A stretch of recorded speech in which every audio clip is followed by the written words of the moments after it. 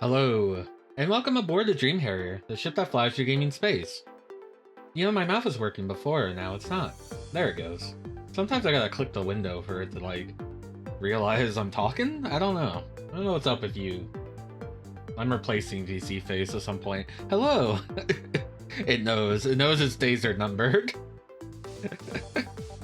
It'll either be just tracking, or it will just not exist.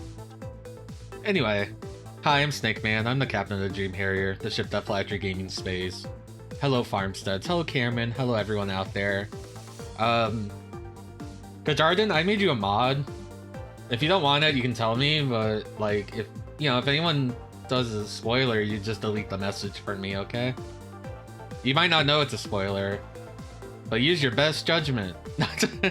Again, you can just tell me no. I'll unmod you. I just know you're usually here and you got an eye on things. I'm sure it'll be fine. Anyway, with an adventure game like this, you know, there's always the worry. There's also the fact I'm streaming in the category. Clark Kenny. It's Clark Kenny. Well, welcome everyone. Oh, okay. I don't know. Do your best. I'll try to do my best, too. Anyway, this is 428 Shibuya Scramble. Like I said, you don't gotta do anything if you don't want to.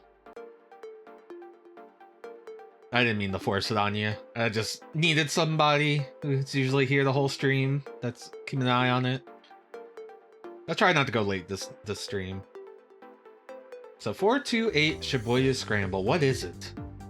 Spike-Chunsoft. You might know Spike-Chunsoft as publishers of games like... Well, you probably know Chunsoft for the, oh my god, the Shiren. Jesus, Mystery Dungeon Shiren games. Also, the original Dragon Quest developers.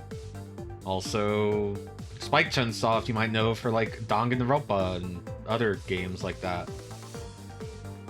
This is a visual novel slash adventure game. I think it's more of a visual novel, but I think it has choices and branching paths and stuff, so I'll call it a Japanese adventure game. Hello, Plombo. You love 428? This will be my first time. So 428 originally released on the Wii in 2008, and it was a huge success in Japan. So much so that there is like a sequel series that's an anime? I don't know anything about it because I don't know anything about 428. I've been trying to keep my head, trying to keep it fresh. This is a Japanese visual novel adventure game that uses photography. It uses photos of real people and places. I think there's a little bit of FMV at the beginning, but I think it's mostly just stills with maybe some like crude animation. But yeah, this was originally a Wii game, only released in Japan. We're playing the 2018 re-release that was put out on Switch. No, maybe not Switch, just PS4 and PC. I'm playing the PC version. Yeah, let's get to it. I don't know much about this. I'm told it gets crazy, and I am hoping. I guess that's the first for me. It's the first visual novel on the stream. Again, it might be closer to an adventure. Yeah, some FMV during some dramatic moments and mostly still photography. That's cool. That's why I didn't include it for FMV February, but it's here now, and I have to boot the game. Let me turn the BGM in this off. The game's unbooted because I don't know. It sits on a menu and I don't know if it has an intro or not. Let's see if OBS can catch it first before anything. Oh, it's loud.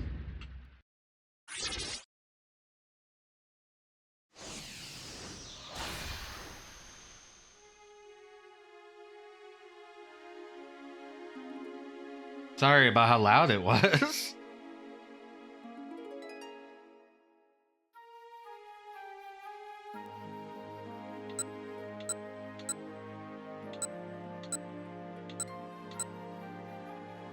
I don't know if this is voiced. I guess that'll be good enough. Controller, Xbox, resolution, this, windowed. You guys can hear my controller inputs. It's because this D-pad is so clicky.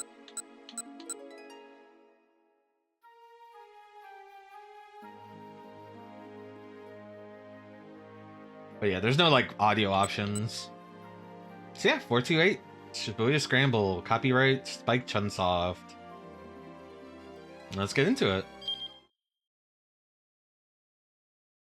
Can I just play with a mouse, or does it have to be a keyboard? It takes a mouse click, but I can't move it. Do you want the guide to gameplay to be displayed? We recommend first-time players select yes. Okay. Now saving. I like that says end and bad. This story is a work of fiction. Names, characters, places, and incidents either are products of the author's imagination or are used fictitiously. Any resemblance to actual persons, living or dead, events, or locales are explicitly coincidental.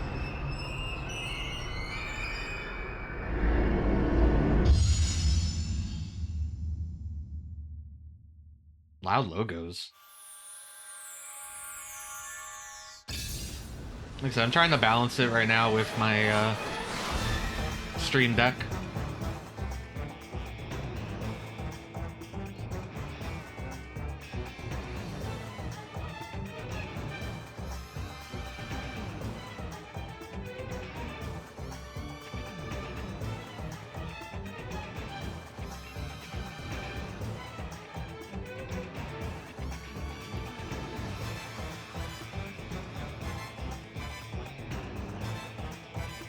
What a bop.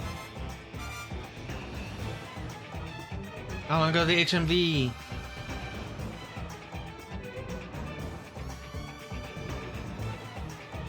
Rooftop soccer field.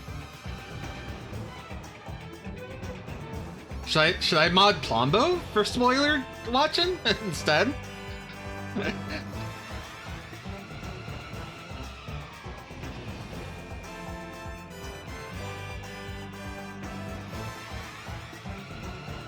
I know. I just know that you're reliable.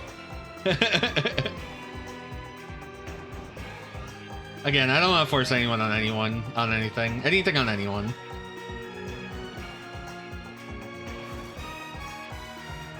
The world doesn't change so easily. I should have disabled Steam overlay. Getting friend notifications during this. It's crazy there's not an option to disable the notifications while having the overlay. I used to keep the overlay off, but then I started playing fighting games again, and you need the overlay to like accept invitations and stuff.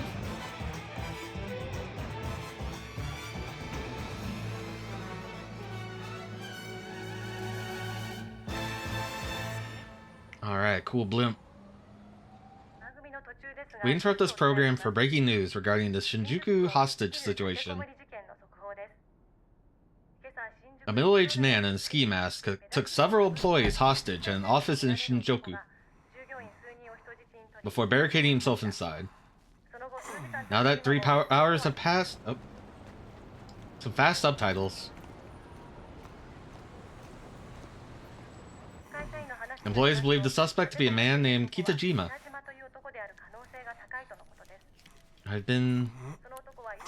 The suspect has prior dealings with another company in the building and is experiencing money problems. Authorities believe this to be motivation for... Alright, do you say I was deceived, Alpha?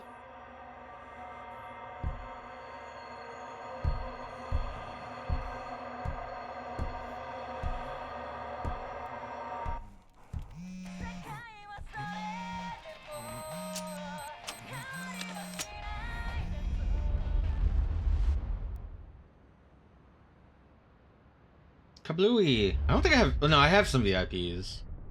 I don't know. I'll think about it.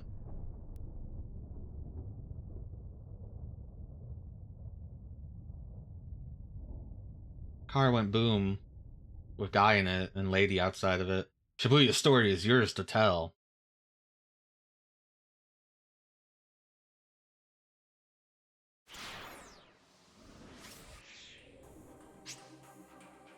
As you play through the game, various mechanics will be explained. In 428, you follow the stories of multiple protagonists at once. Your decisions impact their experiences as you read the story. What does the day hold in store? Their fate is in your hands. Hopefully you can see them all through to the end. To start, you have two characters, Shinya Kano and Achi Endo. Let's begin by checking out Kano's story. What if I want to go this guy? Oh, no, keep out. Alright, it's 10 o'clock, 10 to 11 o'clock. I guess at some point we'll get a time chart so we can look at all the events as they happen. Whoa, cool.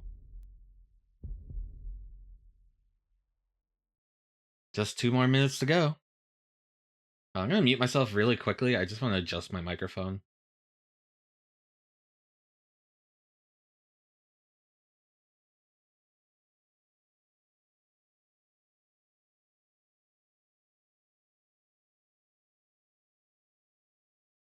It's weird. It like wants to slide. I need a new holder or something. I need a boom arm, to be honest. Shinya Kano noted the time again on his watch, scowling at the slow creep of the second hand. The time was 9:58 a.m. Furrows of consternation creased his forehead. He wasn't nervous, but he knew better than to expect everything to go smoothly. Keeping a level head was proving rather difficult. There was no room for failure. Lives are on the line here.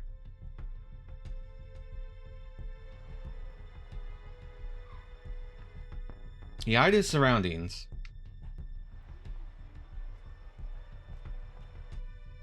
Was the perp really going to show up? When? Where would he be coming from? How would he make his approach?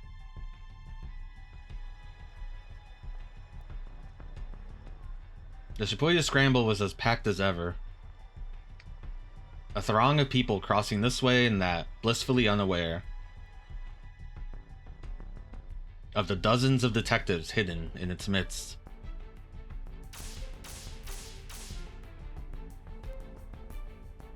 Alright, another minute and a half. Kano glanced down at his watch yet again. A mere 30 seconds had passed. Detective Kano had been with the enforcement arm of Shibuya's criminal affairs section for a year now, but he'd never been part of an operation this big before. He eyed a young woman standing beside the statue up ahead. She was small enough to get lost in the crowd, and she carried a nondescript attaché case.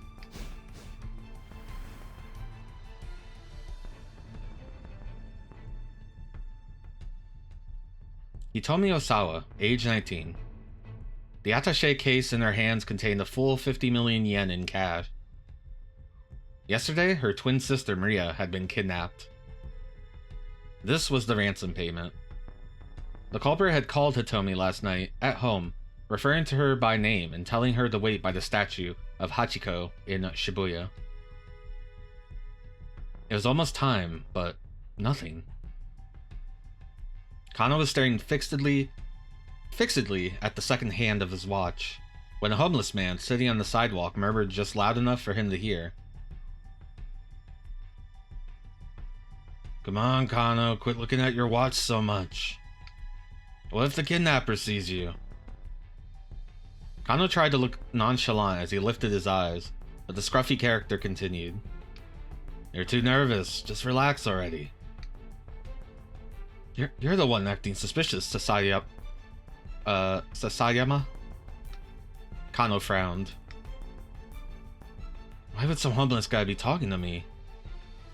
Yuji Sasayama was the senior officer of the Shibuya Precinct's Criminal Affairs Division, 5 years older than Kano. Some words and phrases in text appear in blue. These are called tips. Press X to underline a tip, and then press A. This will let you read some extra info relating to that word or phrase. This is why I'm confused why this doesn't have mouse control, or... Because I figured this was on the Wii, so I figured they just used the Wii pointer. There are tips containing general knowledge, and ones that are 4 to 8 specific. These are marked with a magnifying glass and a 4 to 8, respectively. Alright, let's try that. Official name, Shibuya Central Precinct.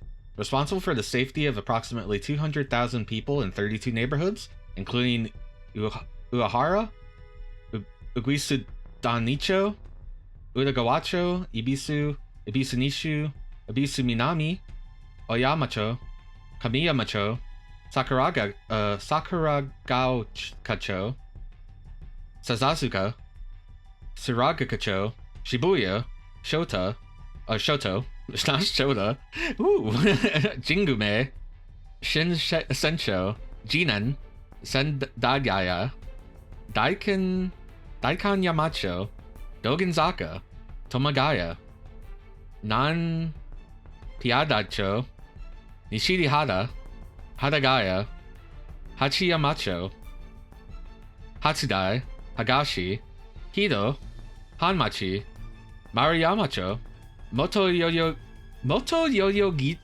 Gicho? That's a great sound of a place.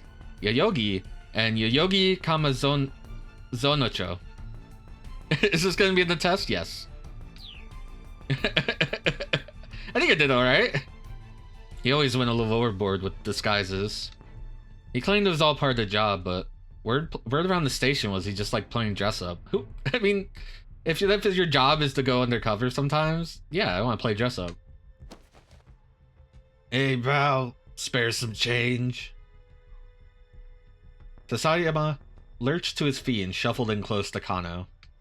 Hey, knock that off. Fittingly for the part, Sasayama reeked pretty badly. He's a method actor. Oh, ain't so suspicious now, huh? He clung to Kano with mock camaraderie, despite the younger man's attempts to pull away. Come on, Sasayama. Cut it out. Sasayama's blith confidence rattled Kano's nerves. Of course, there was good reason for that confidence. This was Kano and Sasayama's jurisdiction, but they were positioned a good distance from where the handoff was to take place. Jurisdiction is a particular region over which an organization or a member thereof has control or authority. Refers here to the areas under the jurisdiction of various police precincts. The Metropolitan Police Department, at the pinnacle of Tokyo's police hierarchy, has vastly more authority than local precincts, but since many officers wind up needing to work with both, the outright rivalry between the two isn't as notable as TV dramas may make it seem. There you go, and you learned something about the rivalry between the local precincts and Tokyo's main force. Sometimes 2 or more tips will appear on a single screen. Press X repeatedly to change which words are underlined. Highlight the tip you wish to read, then press A. Continue pressing X, or press B to return to reading the story. The statue of Hachiko was surrounded by elite investigators from one of HQ's special investigation teams. The statue of Hachiko, a bronze statue of a dog erected in 1934. The dog was famous for loyally waiting for his absent master. Well known as a meetup spot outside of Shibuya Station. Other popular meetup spots at the station are the display car for the original Tokyo 5000 series, commonly known as the Green Frog, and the Moyai statue by the west entrance. So I knew about the statue of Hachiko. I didn't know about the Moyai statue. That's cool looking. Don't know its history, but it's cool looking. Famously, the statue of Hachiko is referenced in Futurama, of all places. HQ. Here refers to the Metropolitan Police Department. The Tokyo Police Section responsible for managing 101 precincts within the city. Japan's largest police organization, in addition to policing Tokyo, has various other duties and authorities for maintaining public order in the capital. Kano as a partner were just there to provide backup if the kidnapper attempted to flee. Look, just try to relax. We'll be fine. Sasayama gave him a wink. A moment later, the radio squawked in Kano's ear. Alright everyone, it's time. Keep your eyes open. The voice coming in through the earpiece was Koji Kuze, HQ's operations director. The individual responsible for directing the investigation in the event of a serious crime.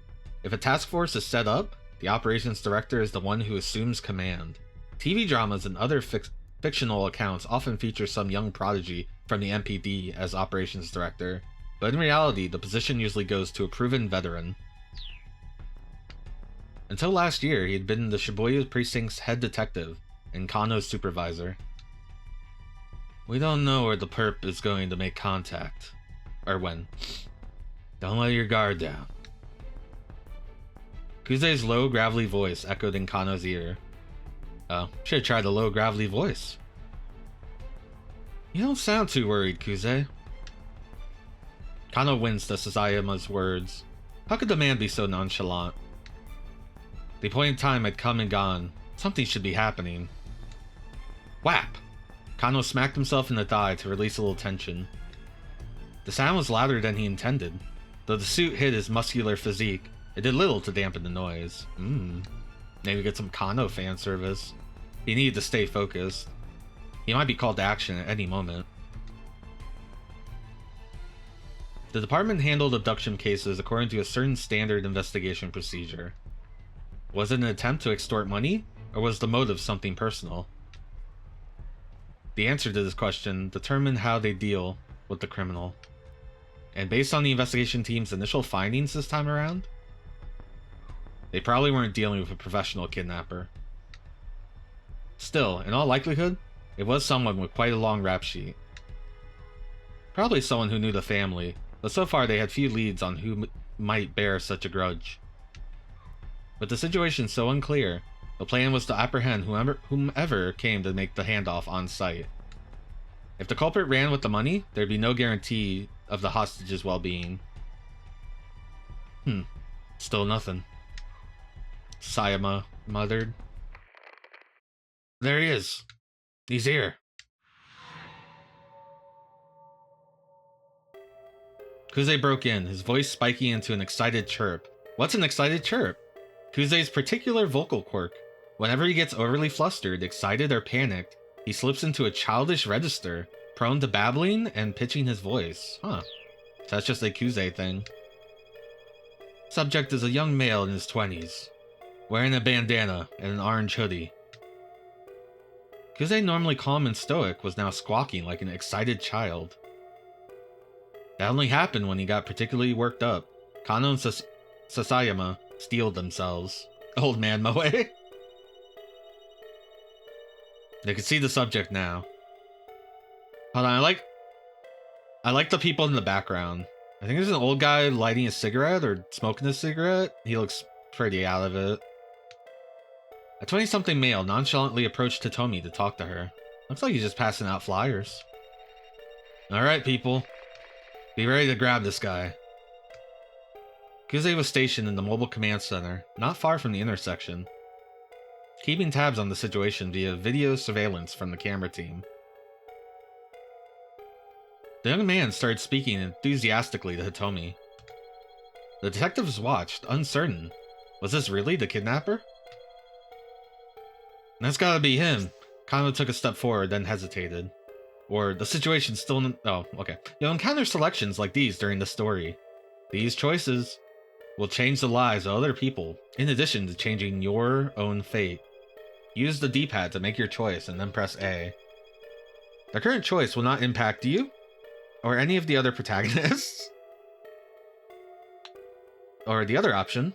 The situation still wasn't entirely clear. You need to get a better look at things. Oh. Press D-pad up to go back and reread sections you've already played through. To scroll ahead through the text you've already read, press the down button. When rewinding, advancing like this, a book will sometimes appear in the upper left-hand corner. Press A while this is being displayed to reread the current page. Okay, I didn't mean to come in here. Oh, but you can just go back. Okay. Life-changing choice. Practice. I think we need more info. Like, he doesn't look like he's the kidnapper. He's not taking the briefcase. He looks like he's just like letting her know about a show he's gonna play or something. The situation still wasn't entirely clear. He needed to get a better look at things. The newcomer held a bundle of letter-sized paper which he showed to Hitomi as he went on talking. He tried to hand her one of the papers, but she pointedly ignored him. Undeterred, the man kept trying to foist it off on her. Hitomi refused to respond, becoming as motionless as the statue of Hachiko behind her. Until finally the man gave up and walked away. See, I didn't think that was her guy. Guess it wasn't him. Kano felt the tension in the moment linger in his spine. Guy must have been hitting on her, Sasayama muttered. What's hitting on her? Please tell me. Succeeding at meeting someone on the fly like this takes a special knack. Looks are also important. Sometimes, of course, the person trying to get your attention out of nowhere is just trying to make a sales pitch for a product or a nearby establishment. At first glance, it isn't always easy to tell the difference. Thank you, video game. I mean, she is pretty cute and all. He had a point. Though, of course, something in Sasayama's voice made Kano brace himself. She's got nothing on me, Chan. What's this music? I think I can make the game a little louder. It was loud in the intro. And it might get loud again, but I think it's fine. How's this?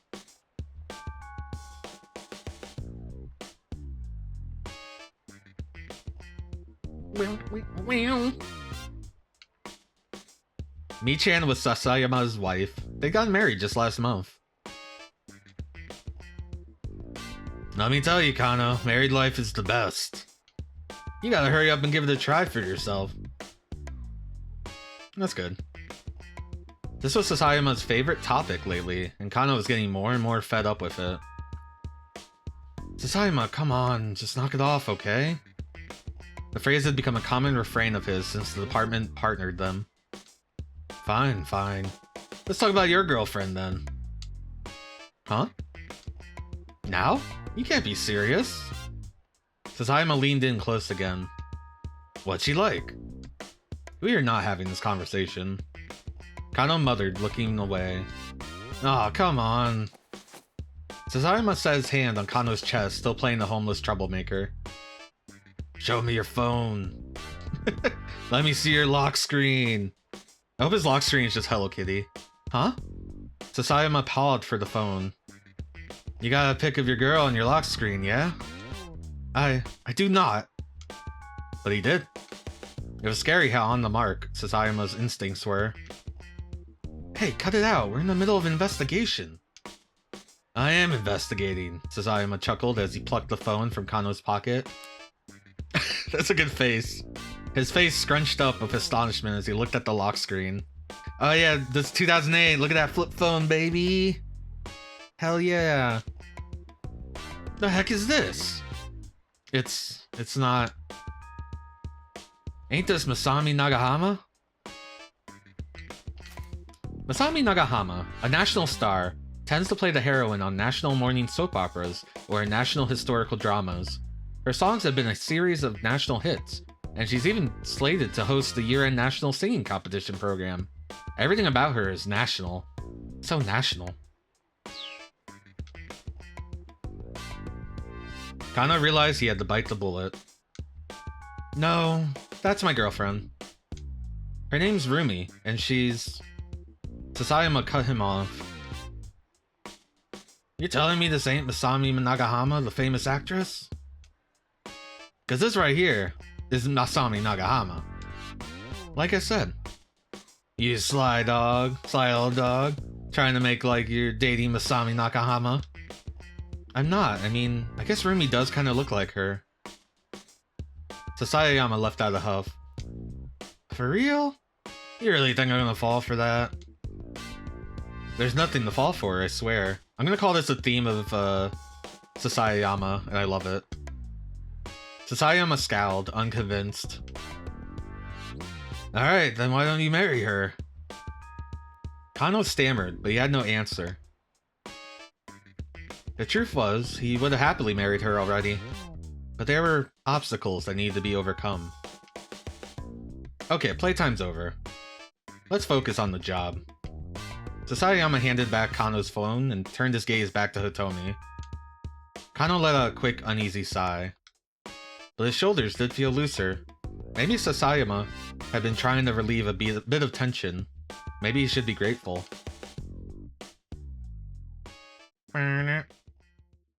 By now, several minutes had passed since the guy with the papers had gone away. He peered at Hitomi. The strain on her face was visible. In addition to the weight of the attaché case itself, the 10,000 yen bills it held weighed close to 6 kilos. Her slender arms must have been getting tired. Still, she refused to set the case down. She wasn't taking any chances with her sister's life. The kidnapping case had begun the day before, at around 7 p.m. This is MPD Dispatch. The Shibuya Precinct is reporting a missing person, believed to be an abduction. In Japanese law, the act of indirectly luring or deceiving someone into the control of a third party is known as kidnapping. Using forcible threats or violence to achieve the same result is known as abduction. Oh, okay, so there's like a difference between the two. Subject is Maria Osawa, a 19-year-old student at Midoriyama Academy, last seen at the LL Diner near campus. A man was allegedly seen forcing her into a car nearby. All officers in the vicinity reported the scene at once. Kano and Sasayama had been working a burglary case in Jingumei's 5th district when they got the call. The two arrived at the LL Diner at 7:15 p.m. At roughly the same time, several other officers showed up to secure the area, blocking off entry to nearby roadways and monitoring the surrounding establishments. Inside the restaurant, Kano and Sasayama, I have trouble with his name, I'm sorry, were met by the girl who'd reported the kidnapping. It was the victim's twin sister, Hitomi. Could you tell us about when Maria was taken, starting from the very beginning? Kano said, keeping his voice low. My sister and I, we were supposed to go to a party together today. Hitomi was trembling, her voice hoarse. But I messed up the time. I showed up right at 7, an hour later than I was supposed to. So Maria had gone alone to the party, a mixer for locals and exchange students. Hitomi, arriving late, had showed up just in time to glance out through the restaurant window and see her sister getting shoved into a car. She described the vehicle as a blue station wagon of Japanese make. Why? Why would something like this happen to her? Hitomi held back her tears, but she was shaking all over. Did you get a look at the kidnapper? Yes, it was a man, middle-aged. There was another eyewitness, Leland Palmer. He identified himself as a lecturer at Hitomi and Maria's school. He looks like a gaijin. I saw it too. It's like Hitomi says. I heard Hitomi cry out, and so I went to the window to look. And his Japanese was halting, as if he hadn't been in the country very long. And I think that maybe the kidnapper was working alone. Leland explained that he'd seen the man shove Maria into the back seat, then clamber into the driver's seat. If he had an accomplice, wouldn't they have been driving? Neither Hitomi nor Leland had gotten a look at the suspect's face. Kano was interviewing others who had been on the scene looking for other potential witnesses when his phone rang. It was Yoshi Kajiwara, one of the senior detectives. Yoshio Kajiwara. We set up a task force for the investigation. Get back to the station once you had a handle on the situation there. Barely half an hour had passed between the time the kidnapping was reported and the time the task force began operation. A task force, roughly 150 people, are working on the case in the Shibuya Precinct's conference room. The main force at work is HQ's first special investigation unit. Additionally, other detective sections, a riot squad, and investigators from neighboring precincts have been assembled. When Kano and Sasayama got back to the precinct station, Kuze had already arrived from HQ. He informed them that a response team had been formed to investigate the victim's home. In a case where someone has been abducted for ransom, it is often difficult to resolve the situation without cooperating with the victim's family. But the family can also be a hindrance in making an arrest. To help guide the family's actions, a response team is assembled and stationed at the victim's home, led by an investigator with the proper training. Kano could feel particular tension in the air. Unfamiliar MPD detectives scurried to and fro around the Shibuya offices. He pulled one of them aside to get a quick update. An hour had now passed since the kidnapping. Police have an abduction. There had been one new development. The perpetrator had made a threatening call to the victim's home. He said the following. Tomorrow, 10 a.m., by Hachiko in Shibuya. Have the sister Hitomi bring 50 million yen. If not, the girl's life is forfeit. I like this guy eating banana. Kajiwara from the precinct was put on the response team, along with the detectives from elsewhere who'd received special training in abduction cases. Normally, a local precinct detective wouldn't have gone undercover in the victim's home. Kuze, however, had decided that having a knowledgeable local was crucial, and had sent Kajiwara along. The detectives disguised themselves as delivery people and movers to make their way inside without arousing suspicion. Arriving there at 8:30. The response team had come prepared to run a trace if the kidnapper contacted the family a second time. The act of pinpointing the source of an incoming phone call. The police are not allowed to do this independently without oversight. They must go through a formalized process that includes securing the cooperation of the phone company. In the past, conducting the trace itself would take time, but nowadays acquiring the location could be practically instantaneous. But there were no further calls.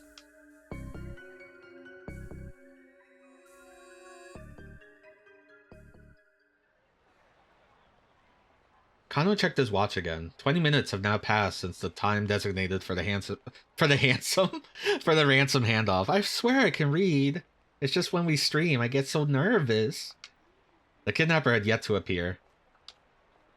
Crap, you think we might have spooked him? The handsome Randolph. He wondered aloud. Hey, stay calm. Sasayama scanned the passing throng. He's just playing with us. Why did this guy even pick this place?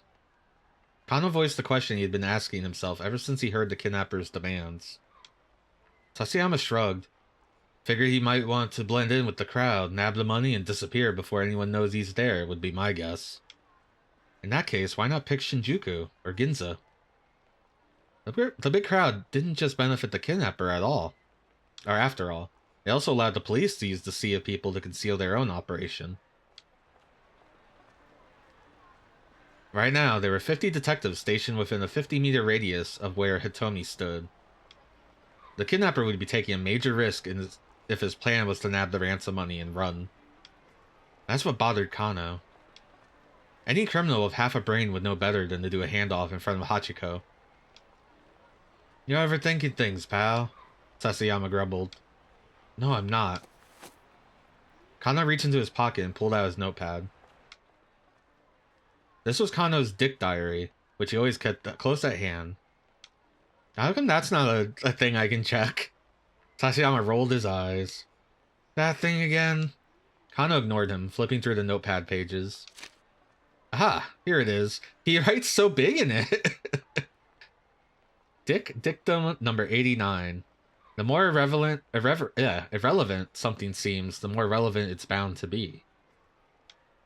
It was a favorite saying of Kuzio Tateno, an assistant inspector from the Shibuya precinct.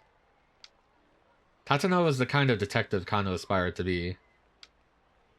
For the current operation, he'd been placed in charge of Hitomi's personal safety. He was in a position to defend her as soon as the ransom had been handed off. Of course, Hitomi hadn't been informed of how much protection she was under. There was a risk that if she acted too secure, it might alert the kidnapper. I think Tatano has the right idea. Sasayama snorted quietly. Maybe, I mean, he's a great detective. Don't get me wrong. But do you know how many irrelevant things there are to consider? Again, Kano ignored him. It didn't matter if nobody else understood. Kano had faith in Titano, as both a detective and as an individual. He had first witnessed Titano's brilliance during the standoff at a financial company 3 years earlier. A man had shut himself in an office, splashing gasoline everywhere and threatening to set the place ablaze.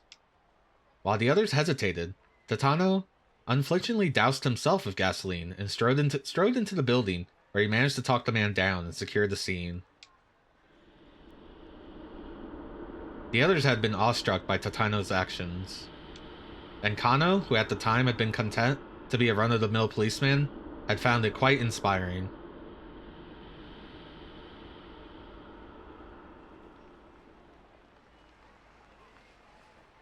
Still, you know. Sasayama murmured under his breath. As great a detective as Titano is, it's not like anyone else in the world has ever heard of him. I suppose not, Kano said. So? Only time anyone ever hears a cop's name is if he's caught up in some scandal or killed in the line of duty. I mean, doesn't really seem fair, does it?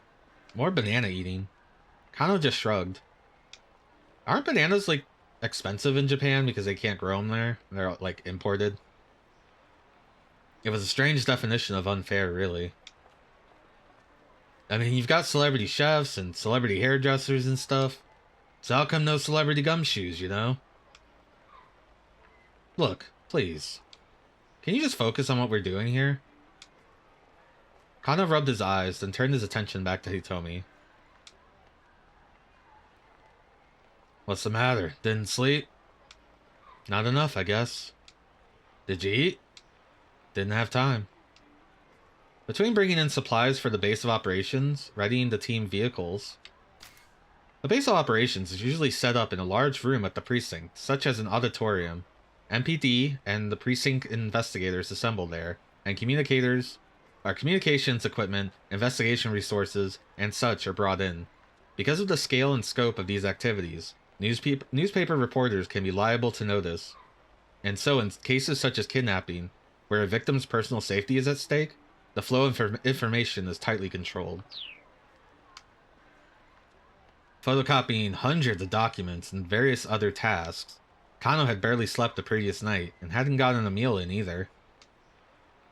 What have you been doing? Sasayama puffed out his chest. Saving up my energy for today. So you were sleeping. Kano gave a wry chuckle at his partner's lack of shame. There he is! Kusei's voice chirped suddenly through Kano's earpiece.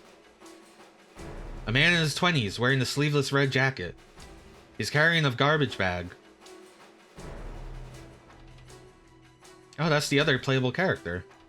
A young man had emerged from the crowd about 15 feet from where Hitomi was standing. He strode toward her, a sinister look on his face. He didn't match Hitomi's description, but Kano felt a jolt of nerves all the same. Maybe the kidnapper had hired some young street punk to snatch the ransom payment. That our guy? What do you think, Kano? Sasayama whispered. Yeah. I think he's gotta be. This was it. Kano swallowed a lump in his throat. He bent his knees, ready to act fast. Blood rushed to his leg muscles, banishing the stiffness that had begun to take hold. Could this be the culprit? Or perhaps... The young man tried to snatch the briefcase from Hitomi, but she clung to it with desperate strength. It was him.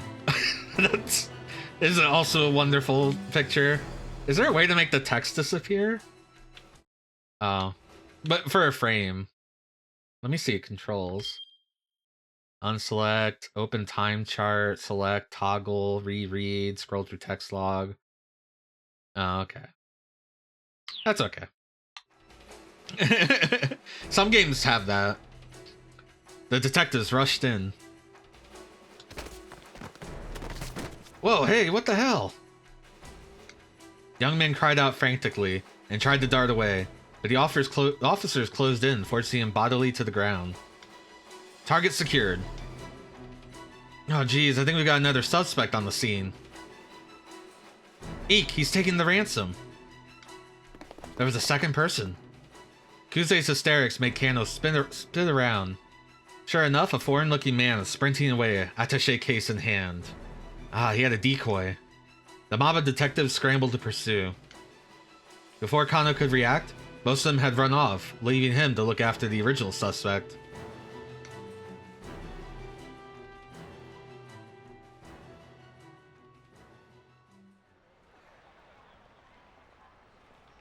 What should I do with this guy, sir? He looks like he's just like lazily leaning on him.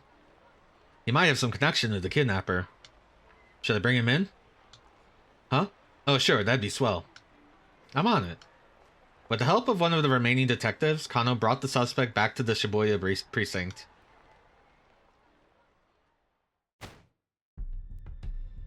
Look, how many times do we have to go through this? Cut the crap. In the interrogation room, the young man who gave his name as Achiendo steadfastly insisted on his innocence. Why'd you try to steal the case? Kano watched Achi's face intently. Like I said, it looked heavy, so I was just trying to help her out. It wasn't inconceivable that a young guy would want to help a pretty girl. But Hitomi had just been standing there, hardly in desperate need of assistance. She hadn't set the case down, so I figured there'd have to be something important inside. An entry from Kano's Dick diary shot through his mind.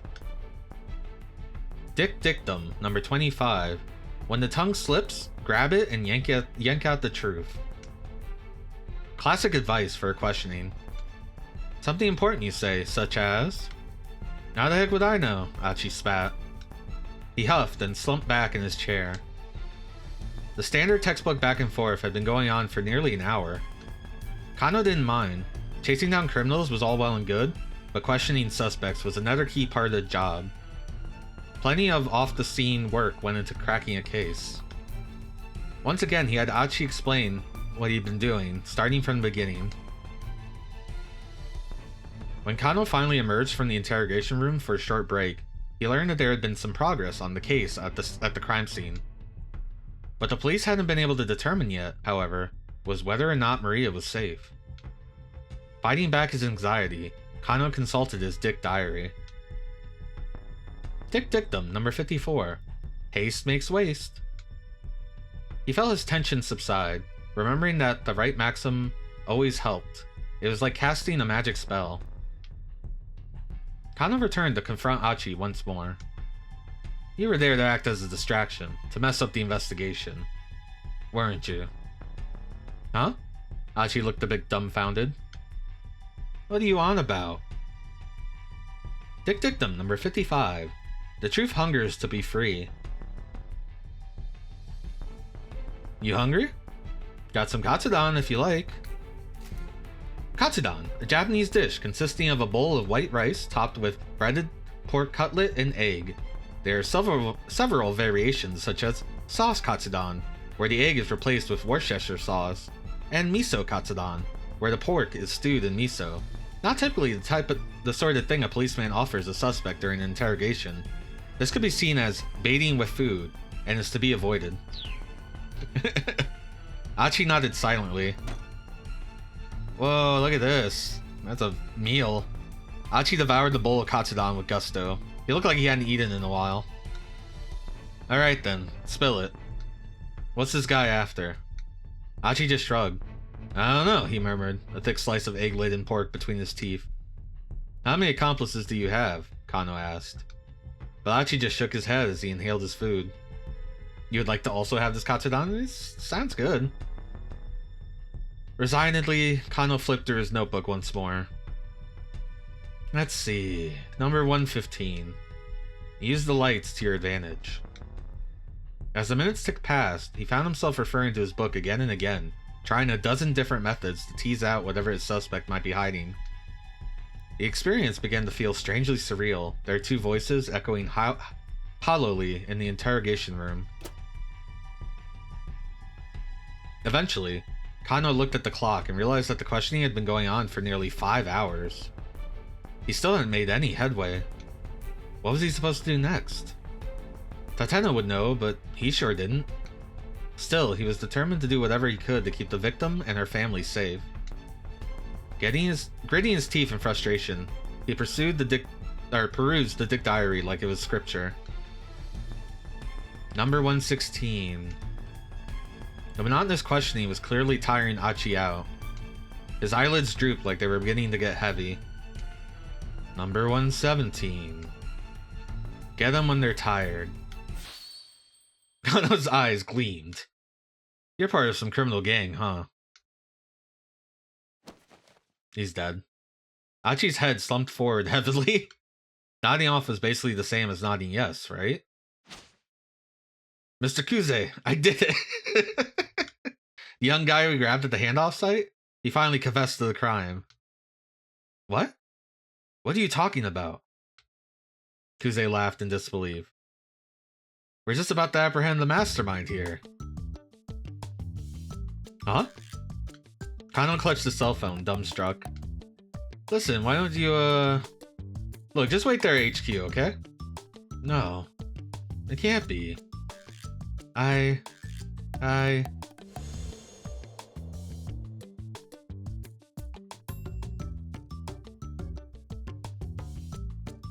After the kidnapping case wrapped up, Kano tendered his resignation.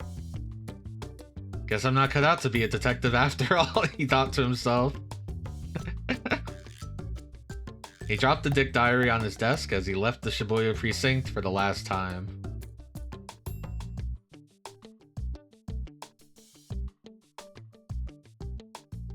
Bad end. So long, Shibuya. Kano wound up at a bad end. However, this does not mean that the choice you made for Kano was the wrong one. One of the other protagonists, Achiendo, has an impact on Kano's fate here. You can avoid a bad end by making proper decisions in another character's story. For a detailed hint, check the tip by underlining the bad end title. Press X, then A. Kano had every reason to suspect Achiendo, but the rest of him turned out to be a mistake. If Achi hadn't approached Totomi, this wouldn't have happened. Try playing Achi's story up to 1030, and make a choice that keeps him from going up to her. If you do that, Kano won't even have a chance to arrest him, and things should play out differently. Well, there you go. There's our first bad end. So what do you guys think of this game? You can now select Achiendo, one of the other protagonists. Let's follow Achi's story for a little while.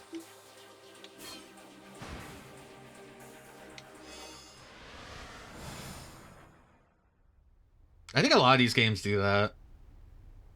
I know what is it? No. Whatever the square one is. Oh, hey! What a badass. Paranormosite, that's the game. Paranormosite starts with a bad end. Achiendo called out at the door to his father's room. Okay, I'm heading out. Sure. His father sounded unconcerned. He didn't even open the door. Sure you don't want me to stay here in the shop? It's not like we're gonna get any customers. Achi grimaced. Yeah, I guess not. A drawer by the front door held a stack of heavy-duty trash bags. Achi pulled a few of them out. Guess it's gonna be that kind of day. He stuffed the trash bags into his pocket, then slipped on his favorite pair of sneakers. The entryway to Achi's home also led into the family's shop. Various pieces of electronics were piled up like so much junk in the tiny retail space. The slightest bump brought the risk of an avalanche. Achi wove his way through the gaps in the appliances like a spelunker exploring a cave. Spelunker should have been a highlighted tip, and it should talk about, like the video game, Spelunker. Achi can only jump from so high until he dies. From Shibuya Station, if you make your way past the 109 building, then up through Dogenzaka, you'll come across an old shopping district.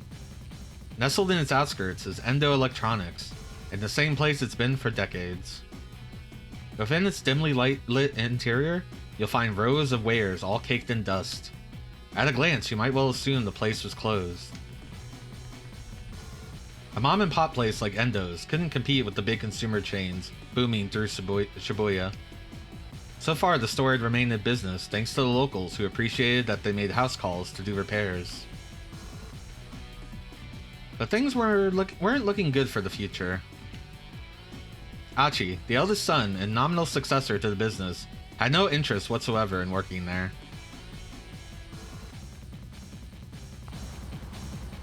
Achi stepped out of the shop and into the sunny morning air. The theme of Achi. The good weather lifted his spirits. Alright, time to do this. He unfurled one of the big garbage bags, which caught the wind and fluttered like a cape. Then he slowly made his way towards Shibuya Station, scanning his surroundings all the while. Is he picking up, like, recycling? Yep. Jeez, this place is filthy. He paused to pick up a plastic bottle that had been tossed on the ground. Then, with a heavy sigh, he slipped the crushed receptacle into his trash bag.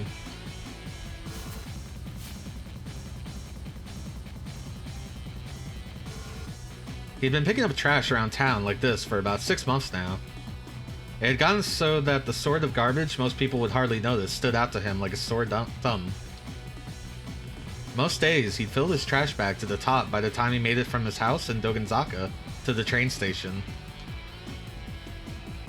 Today, he was halfway to the station when a woman's anxious voice caught his attention. "I'm sorry. I'm in a bit of a hurry here." He looked up and saw a timid-looking woman being confronted by 2 men, one with brown hair, one with black. From the look of them, he guessed that that the men were scouts for some hostess club. He ran into this sort of thing pretty frequently on his trash cleaning walks around town. Another kind of trash to take care of. Achi quickly interposed himself between the girl and the 2 recruiters. "Hey, can you see that you're bothering her?" "Huh? Who the hell are you?" the 2 men glared. "Take a hike, pal." Achi stood his ground. "Look, she ain't interested. You're just gonna have to find some other mark." The hustler's annoyance turned to open rage. Well, listen to you. Got a bit of mouth, huh, buddy?" The brown-haired thug smacked his lips around his chewing gum like a dog worrying a bone. "How about we take this someplace more quiet, yeah?" Someplace more quiet. What this means can depend on the person speaking. To a young woman, let's go someplace more quiet might suggest a cafe or a park. But to a street punk, it might mean an alley where passerbys are unlikely to interrupt. Thank you, video game. The girl stood by uneasily, watching the goings-on. "Hey, take it easy. I'm not looking for trouble." "Is that supposed to be an apology?" "On your knees and beg, pal." The man spat his gum onto the ground. Achi looked down at the glistening wad of gum on the sidewalk. His last shred of goodwill vanished. "You better pick that up right now." What? Did they sell replicas of the shirt? Like how, No More Heroes had some of the shirts? What? Didn't you hear me? Because I told you to get down your knees and back. Achi's hand shot out, grabbing the man by the jaw. Whoa, easy, pal. The other man's bravado drained from his face. Achi tightened his grip on the brown-haired hustler's jaw. Sweat dripped from the man's reddening brow. The man struggled, but Achi just tightened his grip. Gum's a real pain in the ass to clean up after it's gotten stuck to the street, you know. Ever stop to consider that? Wait, are you? The other hustler's panicked eyes had fixed on Achi's chest. Yeah, let me see the shirt. Yeah, oh crap, don't mess with these guys. That shirt, man. The guy's voice was starting to break. That's Mean Clean. A guy with a Mean Clean shirt. Carrying around a trash bag? That means you're... His face went pale. What? Me, Gru? The other man echoed the words through his held-shut jaw, tears welling up in his eyes. Get it right, pal. Achi clenched the man's jaw harder still. It's mean clean. Ow, ow, ow, ow, ow, ow, ow, ow. We're sorry, man. You're Achi, right? Dude, we honestly had no idea. Come on, man, you gotta cut us some slack. He owns these streets. The man scrambled to snatch the wad of gum off the street, stuffing it into his pants pocket. Finally, Achi let go of his companion. The brown-haired hustler's face was twisted up with fear, tears streaming down his cheeks. Gasping out hasty apologies, the two thugs scampered off. Hey, so... A shy smile came to the girl's face. What's a girl? Ryoko Kakanuma, a second-year student at Midoriyama Academy's law school. These hustlers managed to corner her while she was on her way to her part-time job at a cafe. It's a popular plot in trashy e-novels for the main character to fall in love with a hustler like these guys, but such things rarely happen in real life. Thank you for saving me. No, I apologize. Huh? The girl stared in surprise. You'll run into creeps like that now and then, but don't hold it against us. Shibuya is a good town. Yeah, okay. Achi gave her a quick wave, then turned and continued on his way down Dogenzaka. Achi was Shibuya born and raised. He was keenly aware of all the changes the ward had seen since he was a kid. Grocers, stalls, and inconspicuous little side streets, tiny parks nestled between buildings. Achi knew it all like the back of his hand. Trash, human or otherwise, had no place in this town. Not on his watch. This is why Japan is considered so clean, is because of the mean green. Achi made his way down towards Shibuya Station. Throngs of people shuffled to and fro across the scramble. The view shifted constantly from one moment to the next, almost as if the city itself were alive. What? And if the city was a living thing, then Shibuya Station was its heart. With streets like Bunkamuradori and Center Gai serving as the arteries pumping a bloodstream made of people. Today as ever, the heart was pumping that blood to every nook and cranny of Shibuya. And there was Achi, just another part of this great urban organism. Yes, I'm one of the city's white blood cells. Or wait, maybe I'm a red blood cell. Hold on. Is that right? Or did I have it right the first time? Well, red blood cells carry the oxygen, but the white blood cells are what fights like viruses, so you're more like a white blood cell. Oh, the game's gonna tell me this. White blood cells eliminate pathogens from the bloodstream. Red blood cells carry oxygen throughout the body. We're learning so much. Achi was probably thinking of white blood cells. This game is funny, I like it. Emerging from his reverie, he noticed a rather conspicuous young woman standing by the statue of Hachiko outside Shibuya Station. Oh, she's totally my type. Oh, wrong button.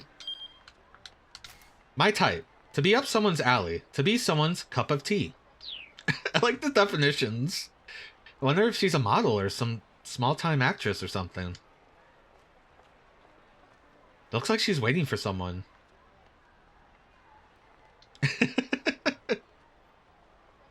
Probably another guy. Dang. Good looking as she was, there was no way she wasn't already taken. What kind of guy scored a girl like that? Probably the rich-ass CEO of an IT company or something. Crouching down to tie off the trash bag, he continued gazing wistfully at the girl. Then he noticed something peculiar. She was carrying an attaché case, the kind a businessman might use. It was a large case and apparently so heavy that she was struggling to hold it despite using both hands. What kind of person makes a young lady lug around something heavy like that? You have reached the decision point. Let's have Achi not approach Hitomi. Use the D-pad to select an option, then press A. Hachi figured he'd offer to carry it to her. But first, I gotta dump this trash. He looked around to see if there was a garbage bin nearby. But what if he did take it?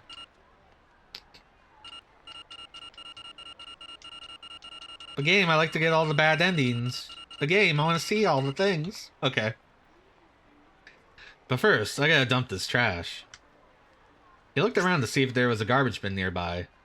Now Hachi won't approach Hitomi, which means he will avoid being arrested by Kano. At the same time, Kano's fate will also change.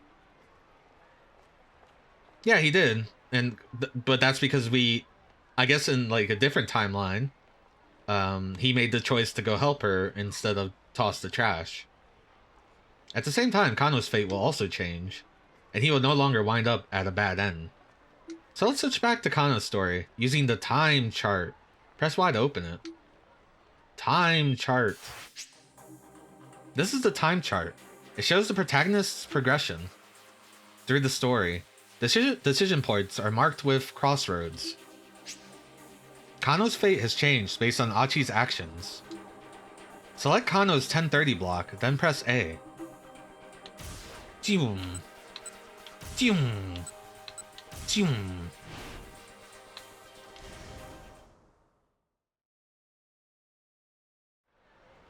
So I think this game has 5 characters that you're switching between, so it might get pretty advanced. I suppose you could call it that. Kano gave a wry chuckle as partners lack of shame. I don't remember what they were talking about. There he is! Kuze's voice chirped suddenly through Kano's earpiece. The man in the black coat. He's not Japanese. Looks to be in his early 30s. Previously, Hachi got mixed up with Kano and the police. But now, another man has appeared instead. By changing what Hachi did, you've also changed Kano's story. A foreign man had emerged from the crowd about 15 feet from where Hitomi was standing. He made his way towards her, his expression blank. He didn't match the description Hitomi had given them, but Kano felt a jolt of nerves all the same. Maybe the kidnapper was using an accomplice to snatch the ransom payment. Alright, so Sasayama's raised an eyebrow. This may be our guy. This was it.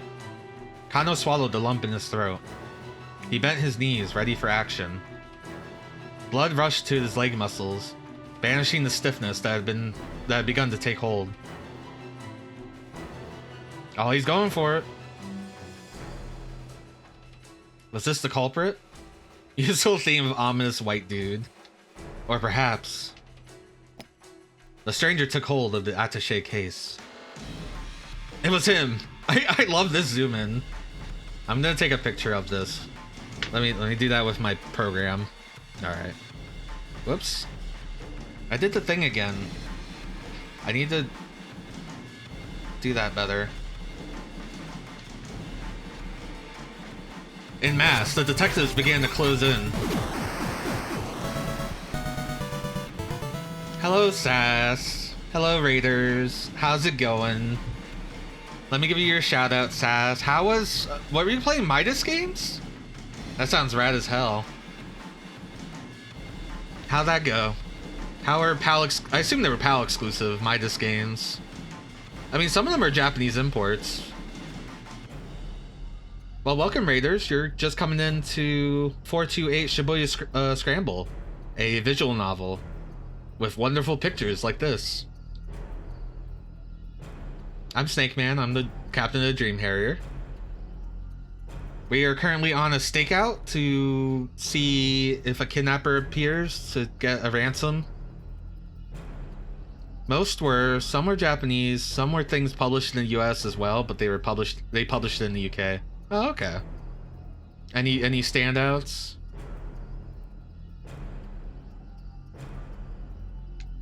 Let's go, Kano. On it. Sasayama and Kano leapt into action. Gubble got published under the Midas logo? That's great. Love to Gubble. I think I said it on Blue Sky. I said 2025 is the year of Gubble. Also the year of the snake. I'm Snake Man. It's my year. I'm Jackie Chan. This is my game. But they never expected what happened next. With the case clutched in both arms, the man veered suddenly, running right towards them.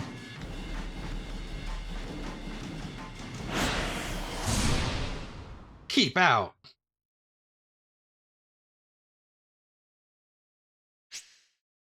Kana's story has suddenly hit a keep out. Keep out refers to a point in the story where your progress is currently stopped.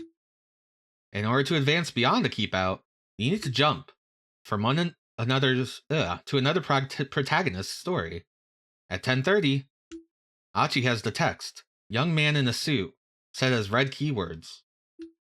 Checking these red keywords will allow you to jump from Achi's story back to Kano's. Now, head back to Achi's story and keep an eye out for that key phrase. Yeah, we're still being tutorialized. Try following the story from Achi at 10:30. Approach the girl? Yeah, so we already did the decision, or we bracket the decision, I guess.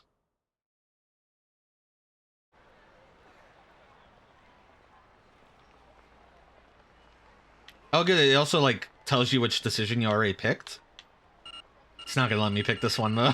It's still tutorializing me. But first I gotta dump this trash. He looked around to see if there was a garbage bin nearby. So yeah, we are jumping between multiple protagonists in this wonderful visual novel with photos. A man had come up beside the girl. He was dressed in black, and he wasn't Japanese. It looked like they were having a conversation. The girl nodded tensely at something the man said. Achi stared. So we originally accidentally arrested Achi as he approached the girl before this guy did.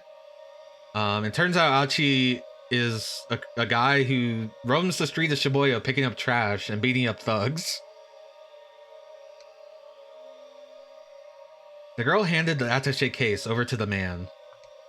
He took hold of it with his right hand and began walking briskly away. Whoa! A nearby homeless man suddenly leapt over Achi and broke into a run, as if he had been waiting for this very moment. What's a homeless man? Yuji Sasayama, a detective with the Shibuya precinct, known as the cosplay detective due to the strange outfits he wears while on stakeouts. He's partnered with Shinya Kano for the kidnapping investigation. I love that we have a name for him as the cosplay detective. I hope we get to see some of his funny costumes. Some words in the text appear in red. Red text denotes important key words that let you jump between protagonists' stories. This will allow you to shift between characters at specific points. These can also allow you to clear out a keep out in another character's story and let you read on. If you come across red text, press X to underline it, then press A. A window will appear allowing you to jump from one protagonist to another at that point, then press A to continue the other character's story after the keep out. Give it a try. Sprinting alongside him was a young man in a suit. We can become that young man in a suit. By performing a jump from this screen, you can advance another protagonist's story past the keep out.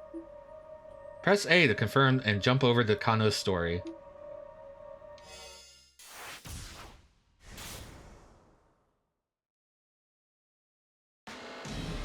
We're back to the screen. This picture, I love this picture, I'm sorry. On it.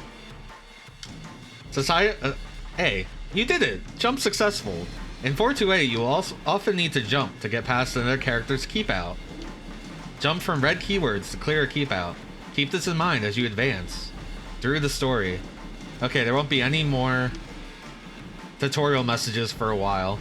If you get stuck somewhere, try changing protagonists or making different decisions to advance. Yeah, this should be the thumbnail. You can now use the time chart and the main menu. From the main menu, you can access gameplay explanations and adjust settings. Press Y to open the time chart, and hamburger to open the main menu. Look, we have the full game now. We can play. But they never expected what happened next. With the case clutched in both arms, the man suddenly veered, running right towards them. What? Catching sight of the two detectives, the suspect staggered to a halt, then bolted off in a new direction. Kano whipped off his costume glasses and followed in hot pursuit. At the crosswalk, the signal changed to red, and the flow of foot traffic abruptly halted. Also banana peel. I guess from the homeless man costume. Just as quickly, hundreds of cars all lurched back into motion. There was no escape for the culprit now. Or so it appeared. The converging cops slowed their pace, confident their man was cornered. Then the foreigner barreled straight into the intersection, dodging between the oncoming cars without any hesitation.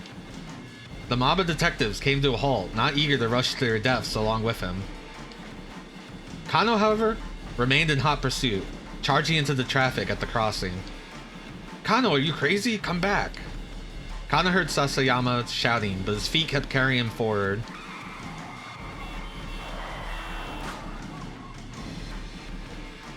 With shouts and sirens echoing all around him, Kano closed in on the foreigner. Just a little closer.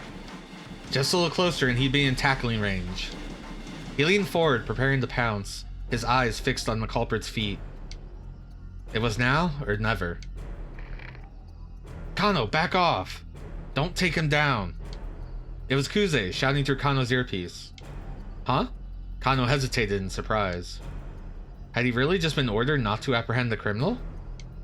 Let him go for now. The real perp is someplace else. Perp is police jargon for perpetrator. Here, Kuze is referring to the fact that the principal offender in the case must be elsewhere. What had happened to the plan? He'd been told that all personnel were to secure the area ASAP. Didn't HQ want them to catch the perpetrator?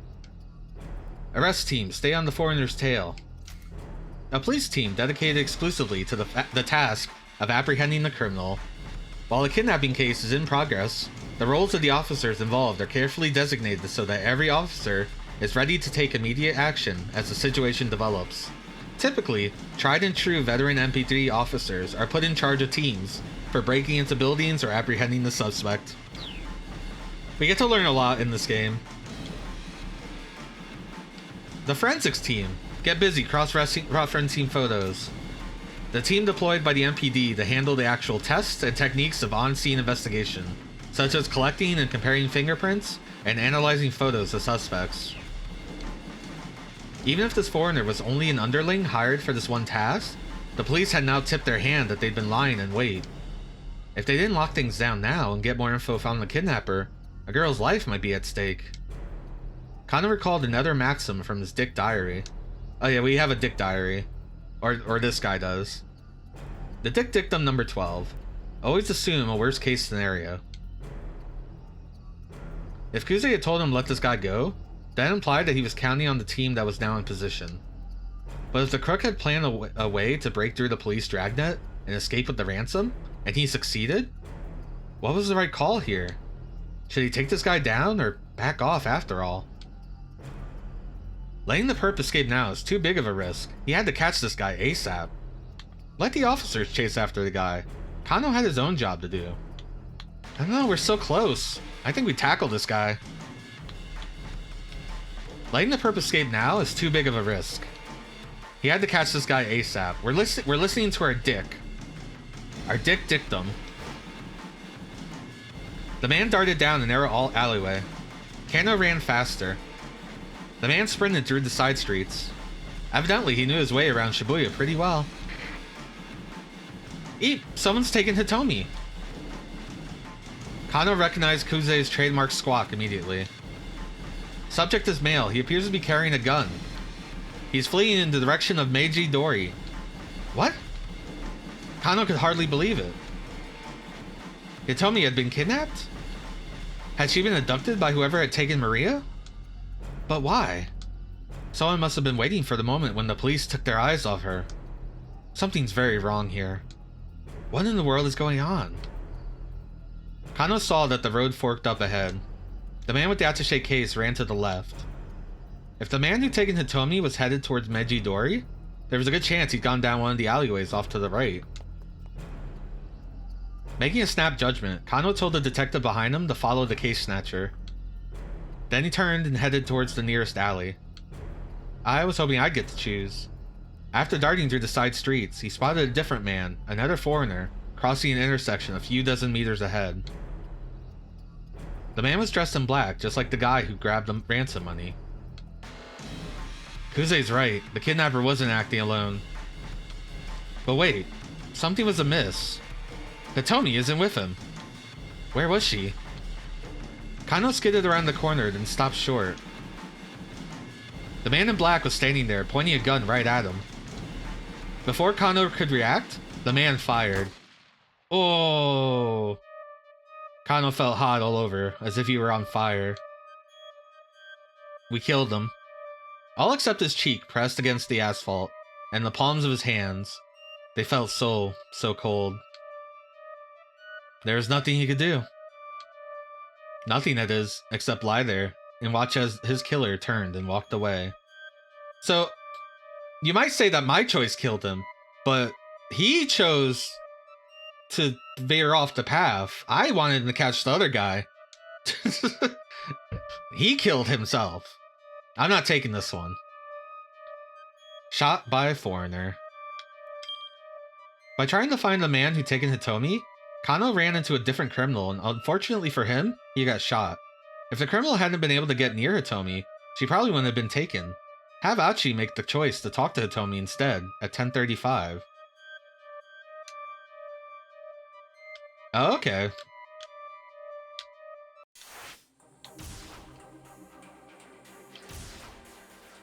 So we chose the other thing, but we actually want the other thing to happen, I guess. Or we could choose differently.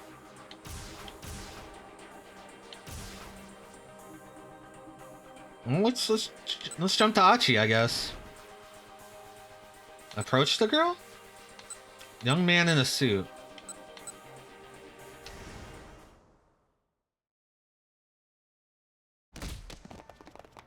Actually, I kind of want to jump back. I kind of want to do the bad choice for Kano. Or for Achi. Because he's got to have his own bad end, right?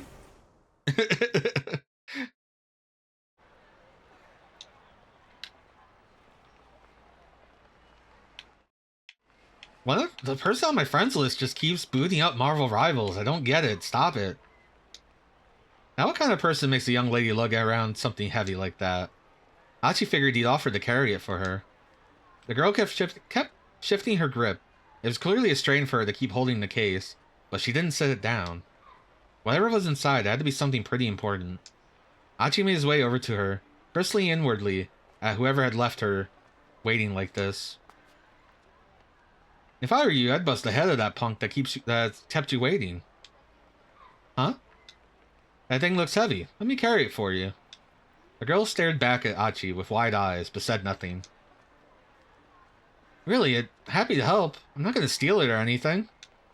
His tone was hurried, and he impulsively reached for the attaché case. An instant later, a group of men descended on him from all sides. Okay, this is also a good face. A good picture. Whoa, hey, what the hell? For an instant, Achi froze, unable to process just what was happening. He tried to run, but the men shoved him unceremoniously on the ground and held him there. They were shouting about something or other, but he couldn't make out their words.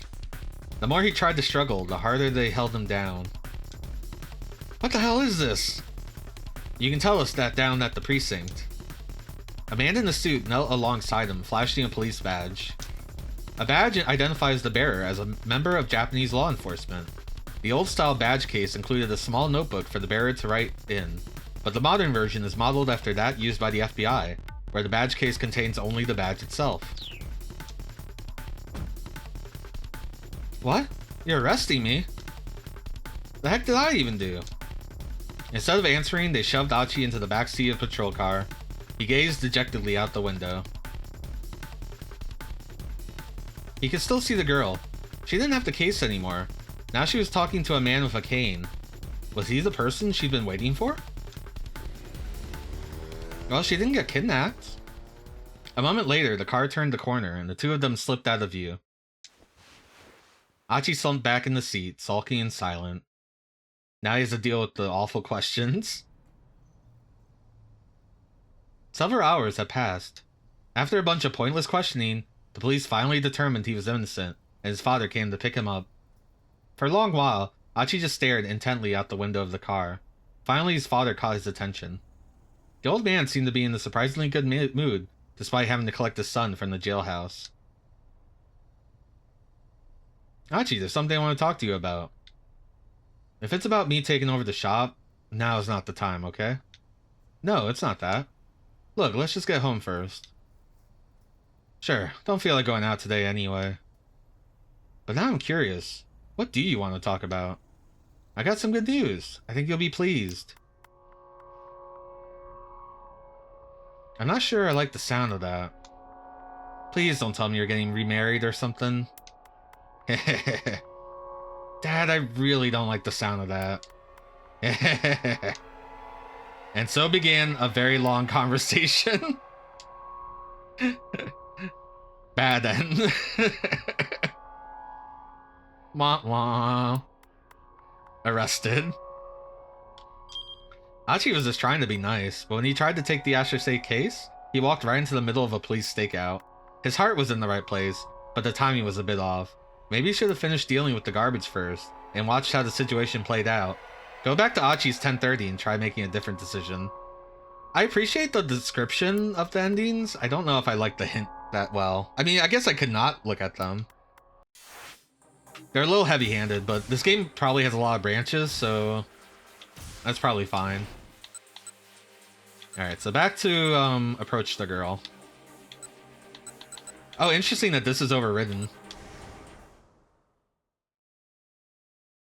It was good music, too. It's good ominous music. So now both choices have been made. So let's dump that trash. I'll just skip past this since we've already seen it. Is there a fast forward?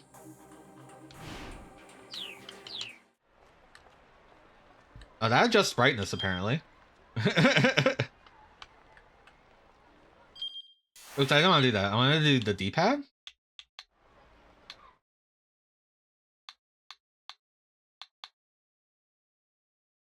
Okay, so we can go back to the here. But we can't... It's in the log, but we can't skip to it. It's fine. The text is pretty fast in this game. Something tells me that's not our boyfriend. The girl handed the attaché case over to the man. He took hold of it with his right hand and began walking briskly away. Whoa! A nearby homeless man suddenly leapt over Achi and broke into a run, as if he'd been waiting for this very moment. Sprinting alongside him was a young man in a suit. Then, seemingly from everywhere, a whole bunch of other guys burst into motion. First one. Then another. A third, a fourth, a fifth. Over a dozen now. What the heck? Clearly something big was going down. Were they after the attaché case? Within moments, Achi lost sight of them all through the crowd. With that many people chasing him, the guy with the case was sure to get caught. But wait, what about the girl? Achi turned back around. The girl was still there. She was staring in the direction that the man who'd taken the case had gone, a worried expression on her face. Achi couldn't shake the feeling that something was very wrong. Maybe he should talk to her and ask what was going on. Another crazy day in Shibuya. They had to be shooting a scene for a film on location. It would probably be a mistake to intrude. Well, I think this would probably lead to a bad end, but I do want to lead. I'll just go on. We can always come back to that. Achi couldn't shake the feeling that something was very wrong. No, I got within the fiction of this world. Maybe he should talk to her and ask what was going on. But just as he was making up his mind, a middle-aged man in a ratty business suit shuffled awkwardly over to her first. Oh, so this is the guy with the cane? Was there something wrong with one of his legs? He was using a cane to walk. Then one of his hands slipped into his jacket pocket. I feel like sometimes you do need bad ends so you can learn things. Like, these games usually let you... You need a bad end sometimes to learn a piece of information. Achi could barely believe his eyes. A revolver? A Colt Detective Special, a 38 caliber revolver introduced in 1927 by Colt's Manufacturing Company. A classic example of a snub-nosed revolver. As the name implies, the weapon is frequently carried by detectives, narcotics officers, and the like for self-defense.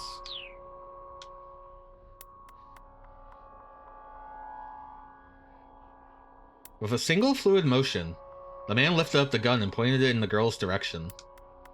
He was aiming right for her head. Oh, hi. Huh? The girl had noticed the man with the cane, now. Seeing the gun pointed right at her, she froze in fear. Achi didn't hesitate. Breaking into a full run, he tackled the gunman with all his might. Caught off guard? Or caught off guard? Caught off guard, the man sprawled to the pavement. But the would-be assassin kept hold of his weapon and quickly scrambled back to his feet. Achi knew he had to act fast. He grabbed the ashen-faced girl by the arm and attempted to drag her away. "This way," he shouted. She just stared at him, uncomprehending, trembling like a startled animal. "Come on, run!" Finally, the girl snapped out of her daze and gave a fearful nod. "The police box, let's go. Let's just get out of here." I don't know, I don't think we can trust the police. That guy has a revolver. He might be a member of the police. Let's just get out of here. Let's just get out of here. The would-be assassin was getting back to his feet. Achi grabbed the girl by the hand. "Run!" Without so much as a backward glance, he led her beneath the railway overpass for the Yamanote line. I know that line, I played it in Densha They Go. They needed to get as far away as possible fast. Their best bet was to head towards the east side of the station. It was less crowded there. It would be easier to run. He still has his garbage. Don't worry, you can trust me. Dragging the hesitant girl behind him, he took off through the crowd. Suddenly it dawned on him that he still held the trash bag in the other hand. You know, this thing's gonna be a real pain in my ass. Achi paused just long enough to toss the trash into a garbage bin as they passed by a park, then took off again. Oh no, he's not. He found the place. Someone shouted from behind. "Stop right there." Achi looked back in alarm to see a stranger charging after them. It was one of the guys from the crowd who had run after the attaché case snatcher. You gotta be kidding me. Now he's chasing us? Whoever he was young and fit and gaining fast. Okay, so this is Kano. Kano's chasing us. Realizing the girl could never outrun this guy, Achi stopped abruptly. Shielding her behind him, he turned to face the stranger.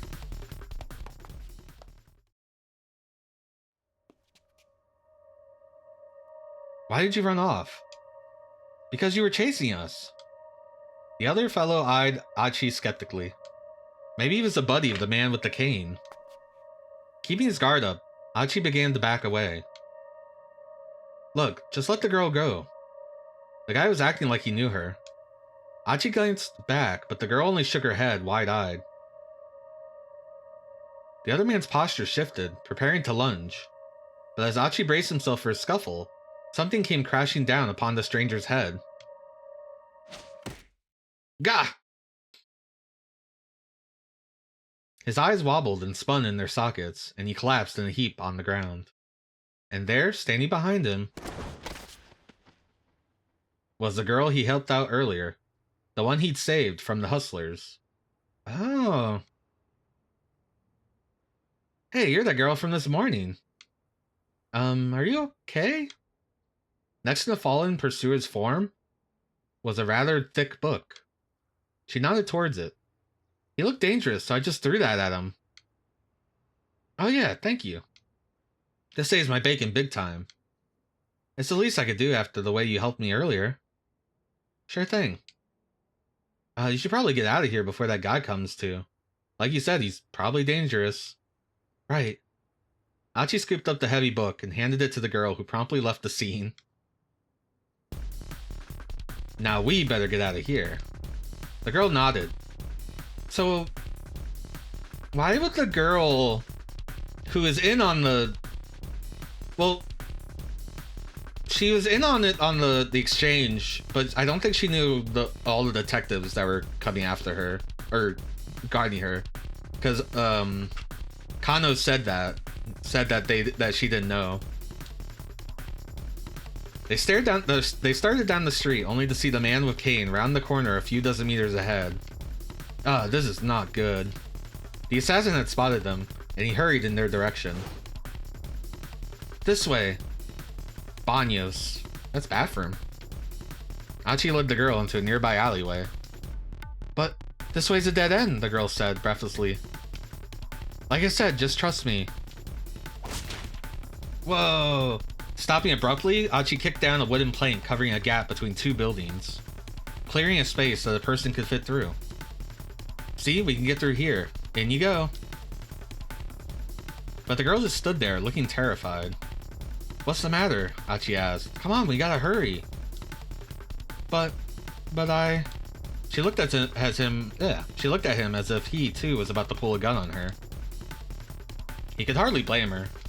After all, he was just some random guy who had turned up out of nowhere. But this was no time for dawdling. The man with the cane appeared at the end of the alley. If they just stood there, he was going to catch them. Okay, sweetheart, hear me out, he said in a rush. The name's Achiendo.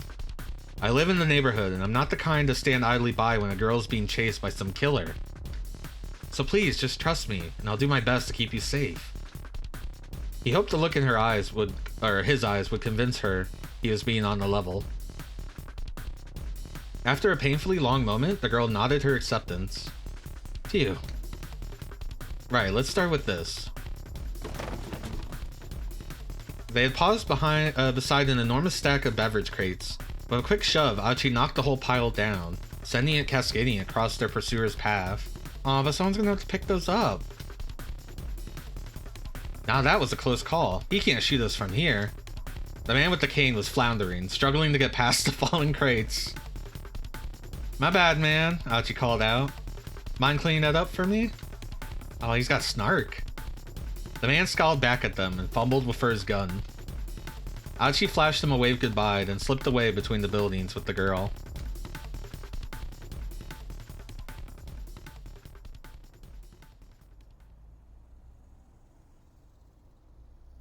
Log Lady. Oh, is that the LL Cafe? The Log Lady? Hurrying down the narrow alley, they emerged onto a side street lined with dive bars and clubs. Assuming the man with the cane hadn't given up, he would probably lie in wait on the path back to the main road. Achi decided their best bet was to try to stay inconspicuous rather than risk getting caught on the move. Guess we can lie low here for a bit, he said. He led the girl to the entrance of a tiny old hostess club. She followed him reluctantly.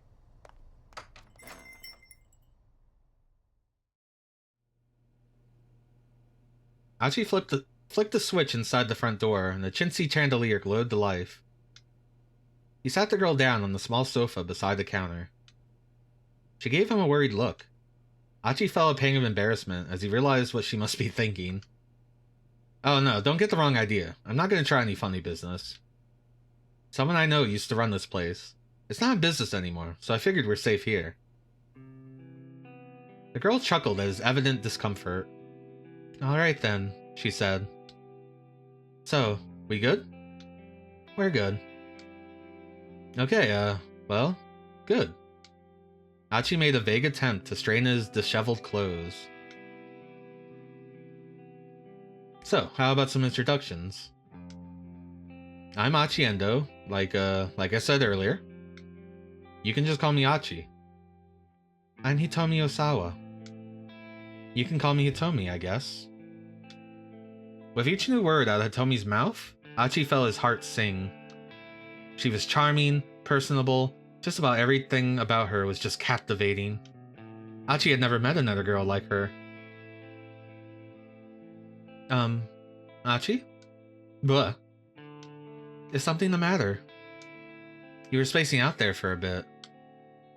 Achi shook his head to dispel his daze. Damn it, this is no time to get all starry-eyed.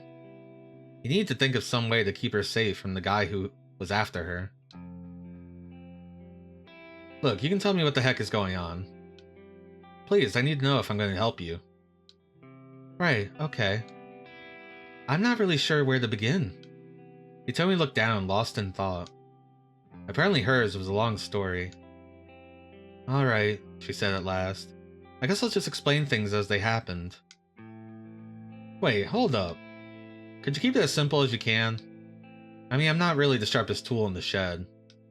Complicated explanations ain't exactly my strong suit. Okay, Hitomi chuckled. I'll try my best. She got comfortable and then started her story.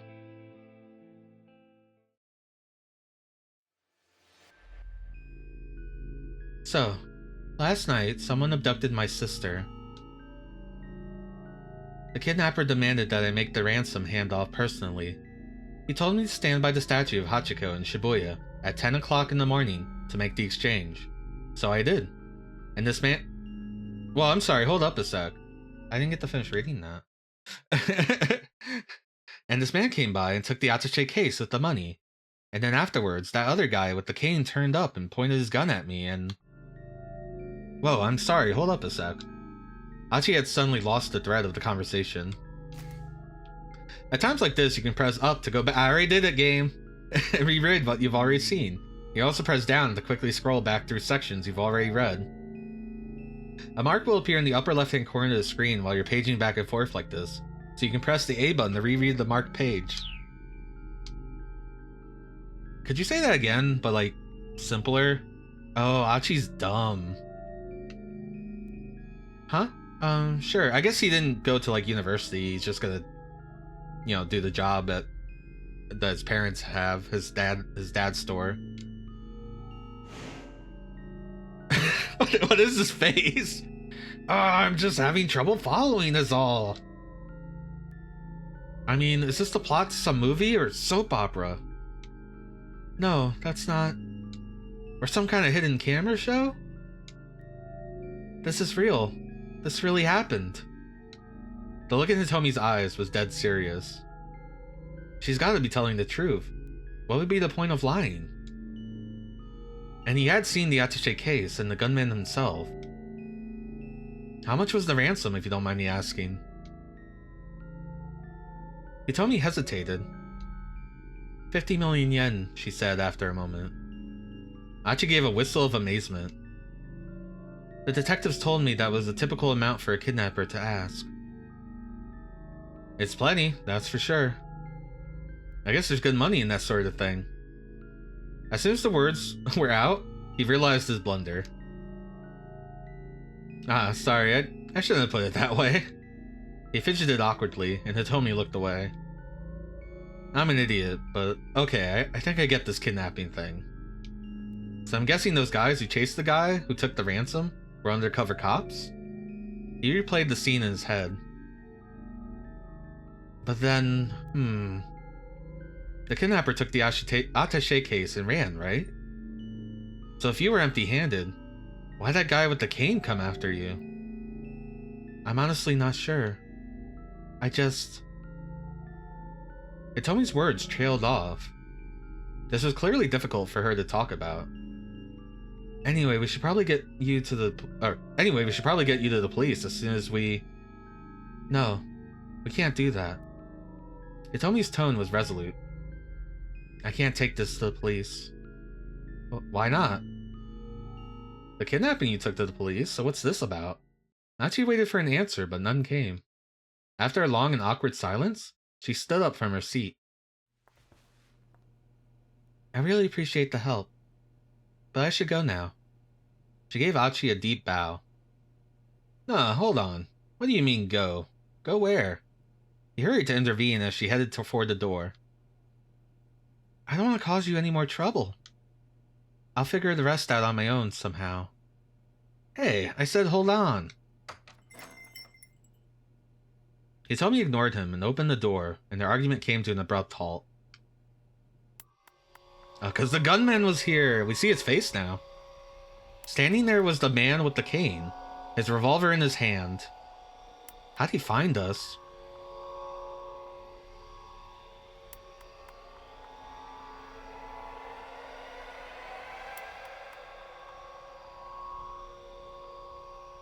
To be continued. Is that like a keep out? Achi Endo's 10 o'clock story ends here, However, Kano's story is still stuck at a bad end. This is due to one of Achi's decisions. Go back to Achi's decision point at 10:35 and change the choice he makes in order to change Kano's fate.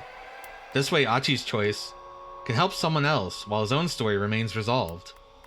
The key to getting all the characters through to the end is to go back and change choices for characters that have already made it through the current hour of their story. Okay. Yeah, so Kano is currently stuck in a bad end, I guess.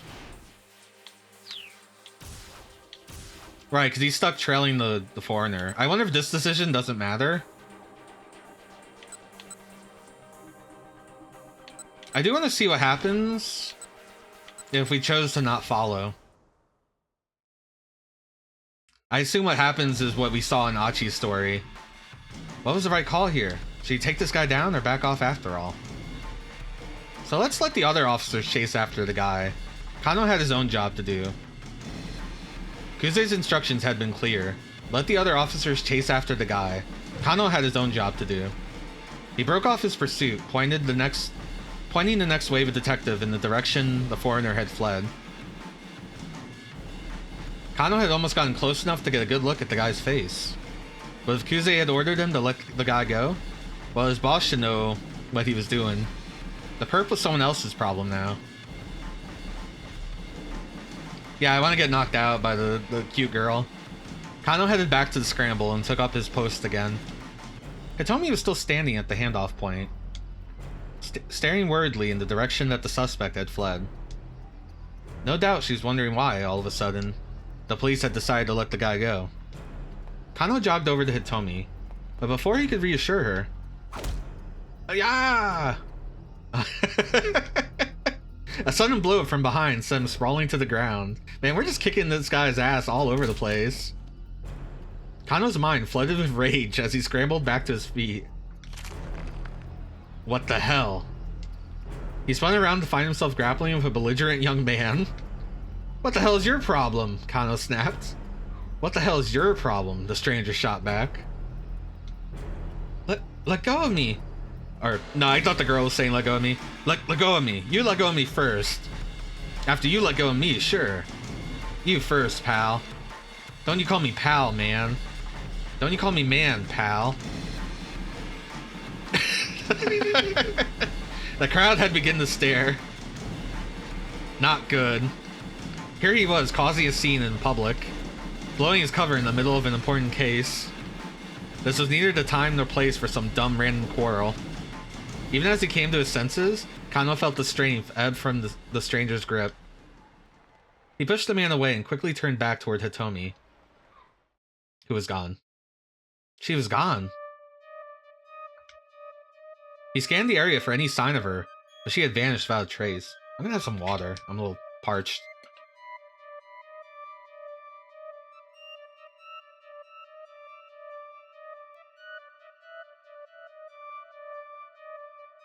Kuze's mobile command center had also disappeared. That makes me more suspicious about the cops. What did I miss? The blood drained from Kano's face. The investigation had left him utterly behind. There wasn't even any signal of on his radio. They must have switched frequencies while he got caught up in the tussle. Kano turned back to confront the troublemaker. He was gone too. He looked so dejected. Kano spun on his heel, searching, but the young man was nowhere in sight. The attaché case, Hitomi, the troublemaker, he'd lost all three. Right out of the starting gate, he'd bungled the entire operation. He should have left Tatano to look after Hitomi, and gone after the attaché case himself. What the hell was he doing? Kano felt his self-confidence ebbing away like water. Maybe it's time to move back to the sticks. Man, this guy gives up so quickly. Maybe Tokyo's too fast-paced for a screw-up like me. He had no idea what to do next, and so he just stood there, frozen. Already drafting his letter of resignation in his head.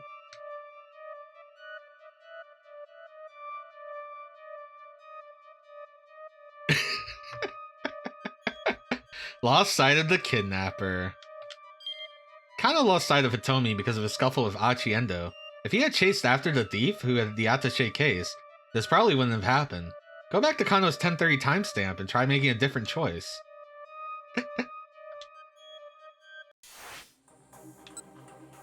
Okay, so I think we need to put Kano on that path again. The way the game handles time is kind of strange. Oh, okay. Oh no, this goes... Sorry, this goes too far back. I want the choice. I guess this is the screen.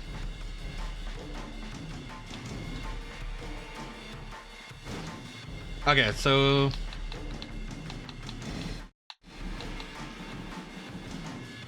I can't... It's weird, I can't go further now. Even though I've already seen this stuff. He does have another choice. Wait, what happened? The man darted down a narrow alleyway. Kano read faster. The man sprinted through the side streets. Evidently, he knew his way around Shibuya pretty well. He noticed two people over by a trash pile. At first, they appeared to be a young couple. Oh, because Achi's done this. This has changed the path completely. That's why I can't scroll forward. Because I haven't seen this.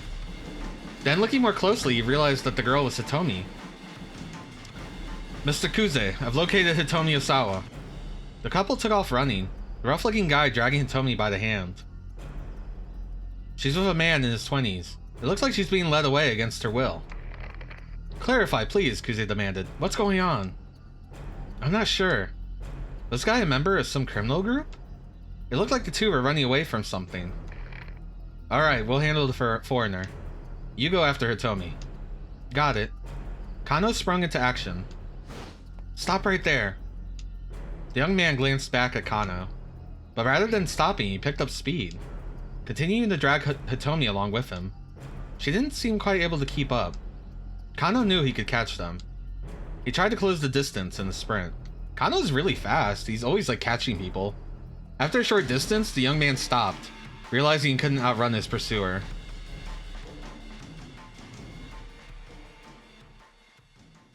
Alright, so this should be where he gets bonked on the head.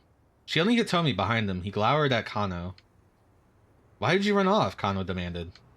Because you were chasing us. A blatant lie. People don't just bolt like that without good reason. The young man, though, the young tough started edging away, keeping Hitomi behind him. Kano followed. Look, just let the girl go. The guy glanced back at Hitomi. She shook her head fearfully. Maybe this troublemaker had warned her to keep her mouth shut. You've got this, Kano. Just don't let them out of your sight. Gah! A sudden blow to the top of his head left him staggering. That must be a heavy-ass book. His eyes spun as he reeled with vertigo. There was a flapping sound and a vague black shape wheeled above him. Was that a crow? Dead. It was the last thing Kano saw before his vision went dark.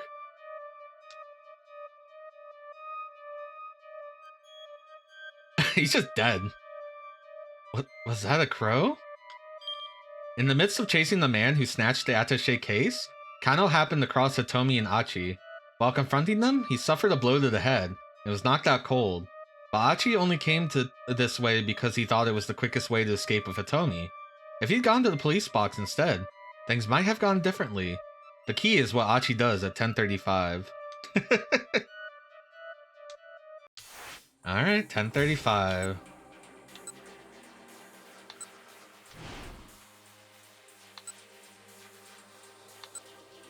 So we took her hand.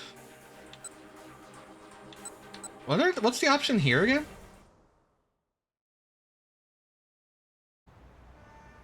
Achi turned back around. The girl was still there. She's staring in the direction that the man who'd taken the case had gone, a worried expression on her face.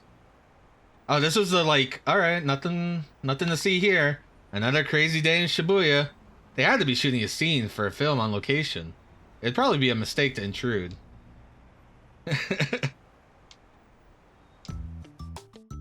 Yeah, I bet that's what this is. Some TV show about kidnapping, the girl has to make a ransom handoff. And there's probably some actor lurking around here playing suave, handsome detective. Hachi gave a chuckle and turned away. I got garbage to pick up. A soothing breeze blew by the wispy clouds drifting overhead. They picked a nice day for a shoe. Smiling inwardly, he resumed his trash-picking mission, wondering what other surprises the day would hold. Oh god. A few moments later, he heard a loud bang and the scramble went into an uproar. Did the guy kill her? And in the other timeline, he just like took off with her, but in this timeline, he fucking shoot her. Huh? Someone blow a tire? People are running from all directions to see what had made the sound. Or maybe they're shooting an action scene now. Hachi was a tad bit curious, but he strolled away from the scramble without looking back. Maybe he'd head out to Yotsuya today to stretch his legs a bit. A neighborhood of the Shinjuku ward in the southeastern part of Tokyo, located approximately 4 kilometers northeast of Shibuya Station. While the numbers 428 in Japanese can be pronounced the same as the syllables for the name Shibuya, they can also be pronounced like the syllables for Yatsuya. Additionally, April 28th is both Shibuya Day and Yatsuya Day, along with Seniors Day. Oh wow. It was best not to get distracted. There was trash that needed collecting.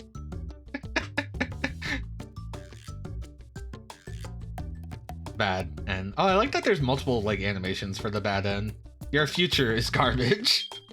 Hachi decided to go on collecting trash because he decided the commotion in the scramble is probably just a TV shoot in progress. He'll probably have a pretty uneventful day, which is all well and good for him, but the girl was actually in danger, as he'd have discovered if he had investigated further. He missed his chance to help her out. Go back and try making a different choice. It's so funny. So wait, if that's happening, then wouldn't this chase change?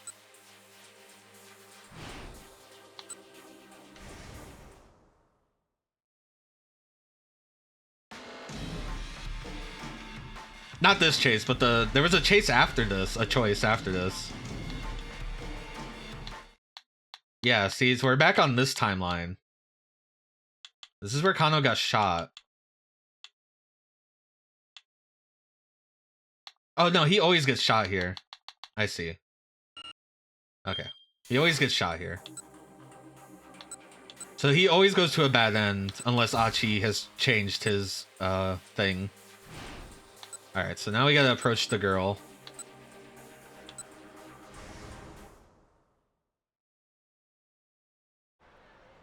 Oh, well, we gotta go back quite a bit. Oops. Okay, so that's when this is when they get knocked over. And this gives me a chance to jump. Okay. So we're gonna go help the girl.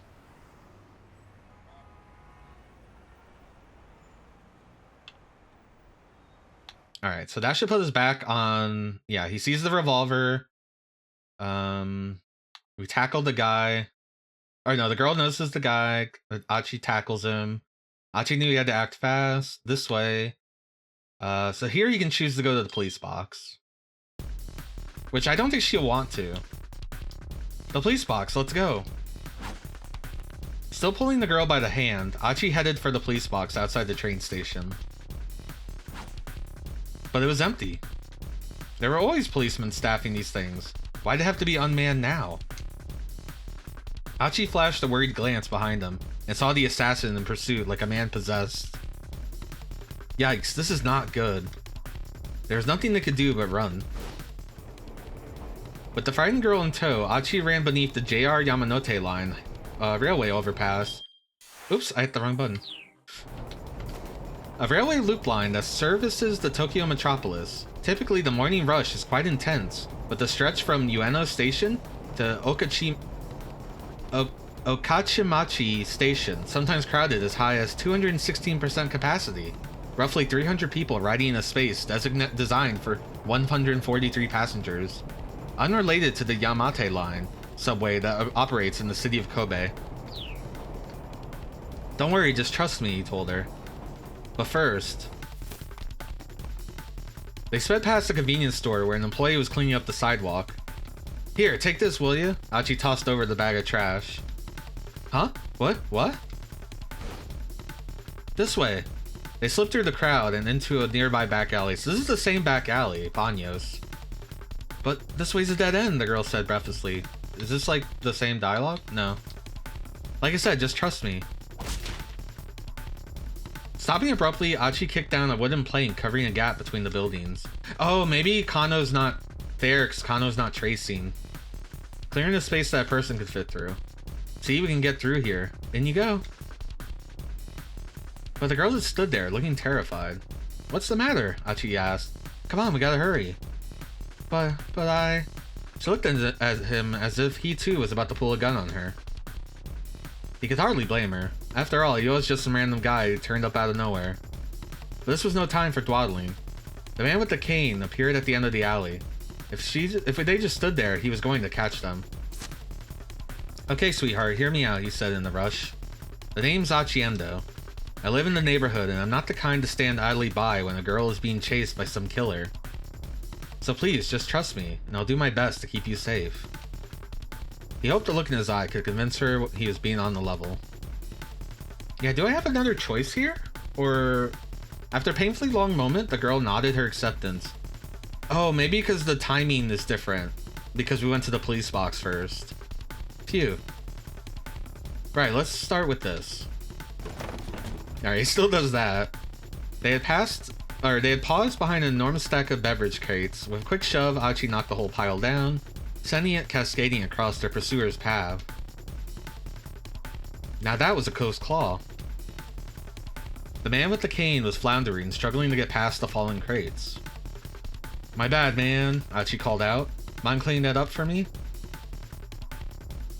The man scowled back at them and fumbled for his gun. Achi flashed him a wave goodbye, then slipped away between the buildings with the girl. I wonder if he'll choose a different place.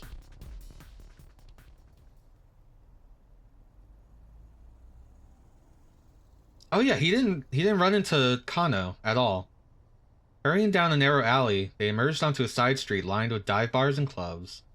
Clubs. Assuming the man with the cane hadn't given up, he would probably lie in wait on the path back to the main road. Achi decided their best bet was to try to stay inconspicuous, rather than risk getting caught on the move. Guess we can lie low here for a bit, he said. He led the girl to an old hostess club. She followed him reluctantly. So we've seen this all, but it is technically different, as we didn't run into Kano, and the time that it took us to get here is different. And since Kano is not knocked out, he might actually show up or something. Achi flicked the switch inside the front door, and a chintzy chandelier glowed to life. He sat the girl down on the small sofa beside the counter. She gave him a worried look. Achi felt a pang of embarrassment as he realized what she must be thinking. Oh no, don't get the wrong idea. I'm not going to try any funny business. Someone I know used to run this place. It's not in business anymore, so I figured we're safe here. The girl chuckled at his evident discomfort. Alright then, she said. So, we good? We're good. Okay, well, good. Achi made a vague attempt to straighten his disheveled clothes. So, how about some introductions? I'm Achiendo, like I said earlier. You can just call me Achi. I'm Hitomi Isawa. You can call me Hitomi, I guess. With each new word out of Hitomi's mouth, Achi felt his heart sing. She was charming, personable, just about everything about her was captivating. Achi had never met another girl like her. Achi? What? Is something the matter? You were spacing out there for a bit. Achi shook his head to dispel his daze. Damn it, this is no time to get all starry-eyed. You need to think of some way to keep her safe from the guy who is after her. Look, can you tell me what the heck is going on? Please, I need to know if I'm going to help you. Right, okay. I'm not really sure where to begin. Hitomi looked down, lost in thought. Apparently hers was a long story. Alright, she said at last. I guess I'll just explain things as they happen. Wait, hold up. Could you keep it as simple as you can? I mean, I'm not really the sharpest tool in the shed. Complicated explanations ain't exactly my strong suit. Okay, Hitomi chuckled. I'll try my best. She got comfortable and then started her story.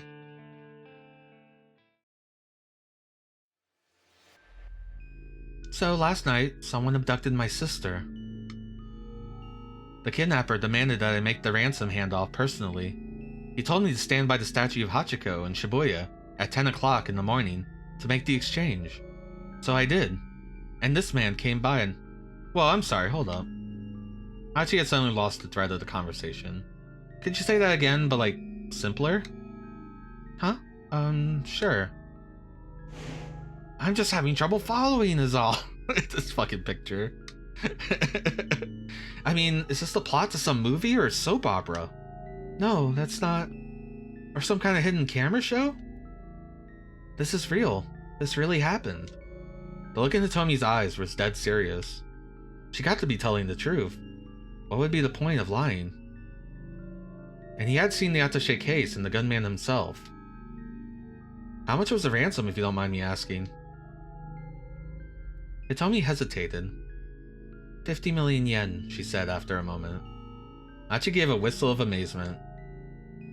The detectives told me that was the typical amount for a kidnapper to ask for. It's plenty, that's for sure. I guess there's good money in that sort of thing. If I'm reading too fast, it's just because we've actually already seen these scenes, but, just let me know.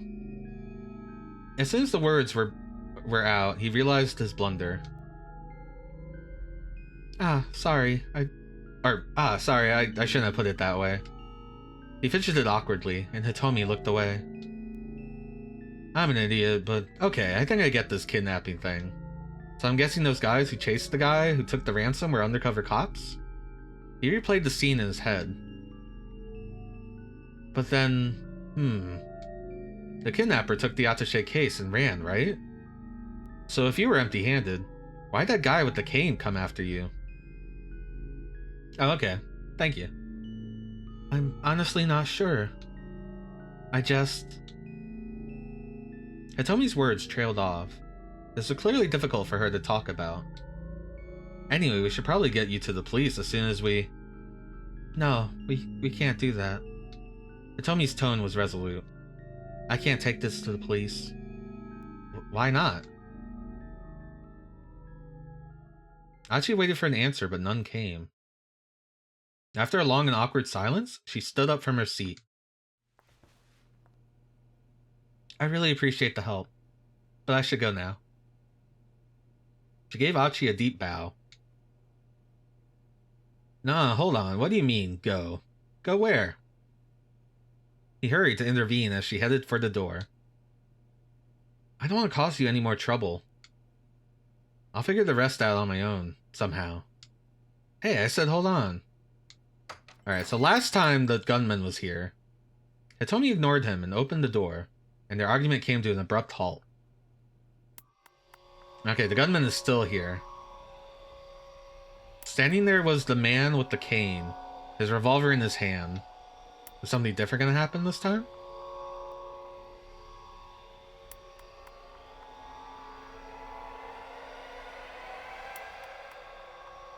Right, we hit this to be continued.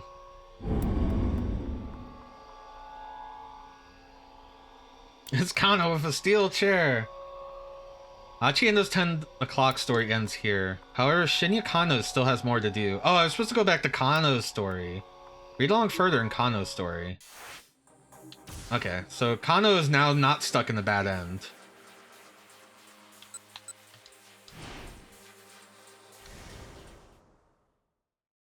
Alright, so other times he'd get shot. But maybe he won't get shot because... I don't know. The man darted down a narrow alleyway. Kano ran faster. Actually, can I skip past this? I can't. So this is counting as new material. The man sprinted through the side streets. Evidently, he knew his way around Shibuya pretty well. The man shot out onto a major thoroughfare, then bolted up a pedestrian bridge. Okay, so this is brand new. We didn't see this. Just where the heck was this guy heading? Halfway across the bridge, the man stopped abruptly. Cautious? Kano stopped as well. Ah, that's a good face. Height, roughly 190 centimeters. Age, 30s. Hair, dark brown. Clothing, all black. A moment later, the man flashed a triumphant sneer, and he held up the attaché case. Before Kano could even yell stop, it was already too late. I mean, it's just money, man. The man threw the attaché case down to the roadway below. Just tackle the guy.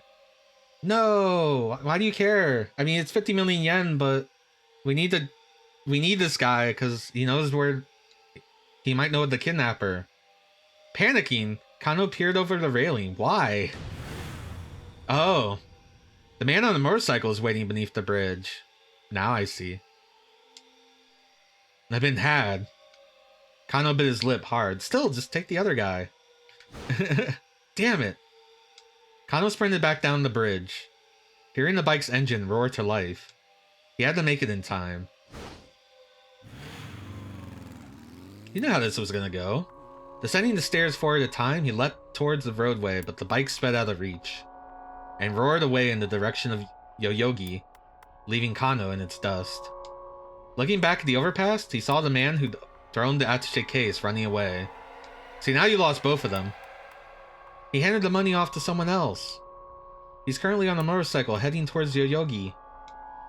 His report to Kuze completed, Kano slumped down in dismay. The cops had played right into the criminal's hands. Now the crooks were getting away and people's lives were in danger. Was there any greater failure for a policeman? Staring off into the distance where the man who'd thrown the case had disappeared, Kano gritted his teeth.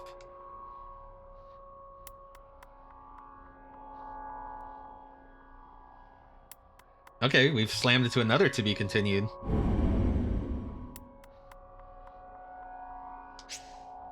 You finished reading both characters' stories for the hour of 10 o'clock. In 428, you'll make your way through all the protagonists' stories in parallel like this. Once everyone has reached the end of a given hour, the next hour can begin.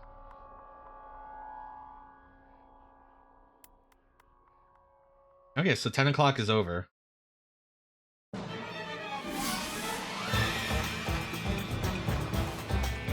Can we drop the pleasantries? Sir, this is a waste of time. We're finally getting to the intro. I've got work for you. It's like totally bogus. What makes any of this my crimes? There's a lot of banana footage. Four, two, eight. Shibuya Scramble, late title drop. That was sick. Yeah, I think these scenes are way louder than the actual game. Well, there we go. This is the end of the tutorial for this part of the story. You can reread previous tutorial messages via the main menu. There's a lot of important info in there, so reread it closely. Now, 428 has reached the 11 time block. You have 5 protagonists available. Whose story will you read first? So we have Kano, who's the detective. We have Achi, who's the guy helping the girl. We have Tama, someone who is in a mascot outfit. Osawa, which I don't think we've met.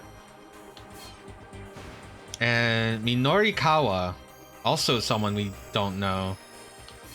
So yeah, 3 people that we have no idea, and then the continuing stories of Kano and Achi. You know, I gotta know about Tama. Look at his dance.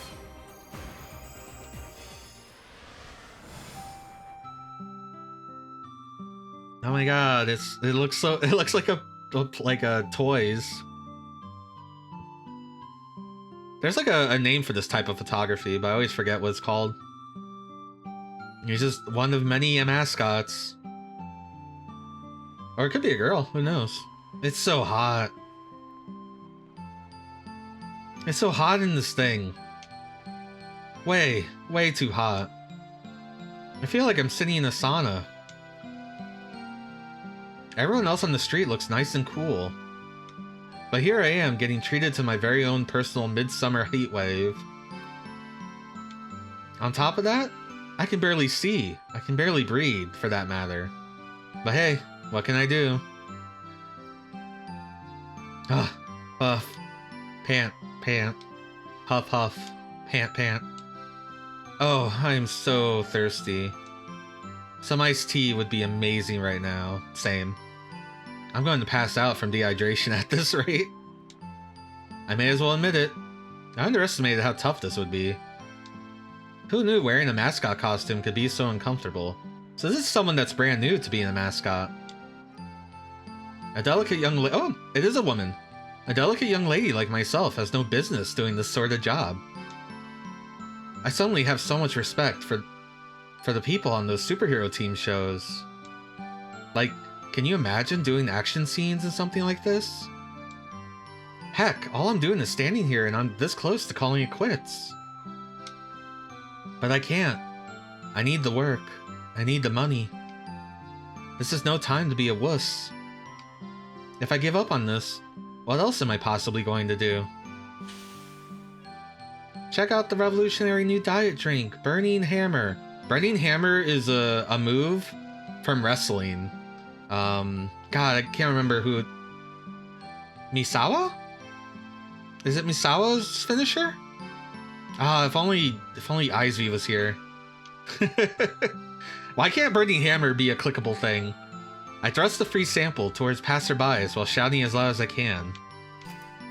A free portion, usually quite small, of a product given out to consumers as a sales gimmick, allows them to test the quality and effect of a cosmetic or health product prior to the purchase, frequently referred to as a trial size or freebie version of the product. In addition to passing out free samples on the streets, some shops also include free samples with purchased products. Please note that simply taking a product without paying for it in order to test it out is theft. Don't do it. You're not the boss of me, video game. Come on, give it a try. Oh, it's no use. People just walk by, one after the other. They avoid looking at the sample. It's been like this ever since I started standing here. What gives? Okay, so she's some kind of raccoon. You'd figure at least one person would have taken a bottle by now. I mean, it's free, but I haven't managed to give one away. If this keeps up, there's no way I'm getting paid. And then the whole miserable experience would have been for nothing. Just drink this and watch the pounds melt away. No exercising or diet necessary. I can hear the desperation in my own voice. Yeah, I would have thought she was a cat based on the whiskers and ears, but she's got like a raccoon tail. Just burn those pounds away. They're giving me cold looks now. They probably think I'm some shyster trying to offload dodgy product. It's that simple. That simple, folks. You just drink the weight away. I guarantee it. Heck, this whole thing reeks of a scam to me too. In other words, it seems extremely dubious or suspicious. The word scam, referring to a type of dishonest scheme, is actually of unknown origin. Several folk etymologies have been proposed, including that it comes from a simple shortening of scandalous misdeeds. But these claims have little evidence to support them. I like that we're getting etymology lessons here too. Losing weight just by drinking some concoction is way too good to be true. But still, free is free. You'd think I'd be able to give one or two away. Hello, Caravault. There's actually a lady in this mascot outfit, and we might also think she could be a raccoon because she has a striped tail. But I'm not sure. The ears are not raccoonish. So maybe it's just a cat with a striped tail. They could have that. It was very raccoonish, the tail. I don't know. We'll have the jury's out. It's not like I'm not trying. Okay, pep talk time. You can do this. Think about the money. Just start with one bottle. Alright, I'm gonna give this bottle away to the next person I see, no matter what. I close my eyes and gather my determination. I just need to get started, and the momentum will build from there. Alright, so it's the cop that's dressed up as a homeless guy, Saya Yume? I already forgot his name. I'm so bad. I'm so bad. It's been so long since we've seen him. And then someone new. Sayayama, thank you. There are two people walking in my direction. Wait, two? Oh no, which one do I pick? If I keep waffling, they're both going to pass me by. I just need to hand this bottle off. Which one of these guys looks more likely to take it? Clutching the free sample in my furry fist, I tried to force it on the businessman to my left. I tried to force it on the disheveled fellow to my right. Well, we know that he's a cop. We don't know who this other guy is. So let's try to learn who this other guy is by giving him a free sample. Yeah, probably not. Clutching the free sample in my furry fist, I tried to force it off on the businessman to my left. Yeah, see, there's the striped tail when she doesn't have any other stripes made me feel raccoonish, but the head is definitely a cat. It's a raccoon cat. Confirmed. Here you go, sir. A free sample of Burning Hammer, the latest and greatest diet drink. Oh. The businessman flashes me a look of utter contempt and makes a point of avoiding me as he slips past. Maybe I should have stuck with Sasayama. Bam. There goes the wind right out of my sails. I wonder how the other mascot is doing about now. There's a sales demo happening today at 1 o'clock at the Nokane building. I wonder if that'll be important later. Nokane building. Huh? Looks like the chicken has handed all kinds of samples. I don't get it. How come nobody's taking any of mine? I'm making up a raccoon cat. New species just dropped. New cat just dropped. What could I possibly be doing wrong? The chicken's just got aura. That's what the kids call it, right? Aura? I look at the clock. It's a little past 11. My morning of wandering around hawking diet drinks is just about over. I'll need to get ready to head over to the sales demo. I'd love to take the costume off, but then I'd have to carry it. The samples I haven't given out are almost too heavy as it is. Just drink them all. What's the problem? Just drink them all. Oh well, I might not have gotten results, but I tried my best. I sure hope they don't withhold my pay or anything. Hey, what gives? You got that many left? The chicken speaks with a female voice. Yeah, I reply sheepishly. Nobody seems to want to take mine. Well, I mean, are you looking for the right targets? Huh? Like groups of girls or bored-looking older ladies. Those are the types you gotta be gunning for, you know? Wow, I hadn't even considered that. Now that she says it, it all seems so obvious. This is a diet drink after all. Oh, we're just dumb. Of course, I'm not gonna have any luck trying to foist it off on random guys. Well, whatever, the chicken says. Here, give me the samples you got left. I hand over my samples, and the chicken dumps the whole lot into her basket. I'll drink whatever's left so they don't find out you didn't pass them out, she says. What a trooper! This is a friend for life, until she dies from drinking all these poisonous drinks. Wait, like, all of them? Yeah, all of them. The chicken sounds pretty confident in herself.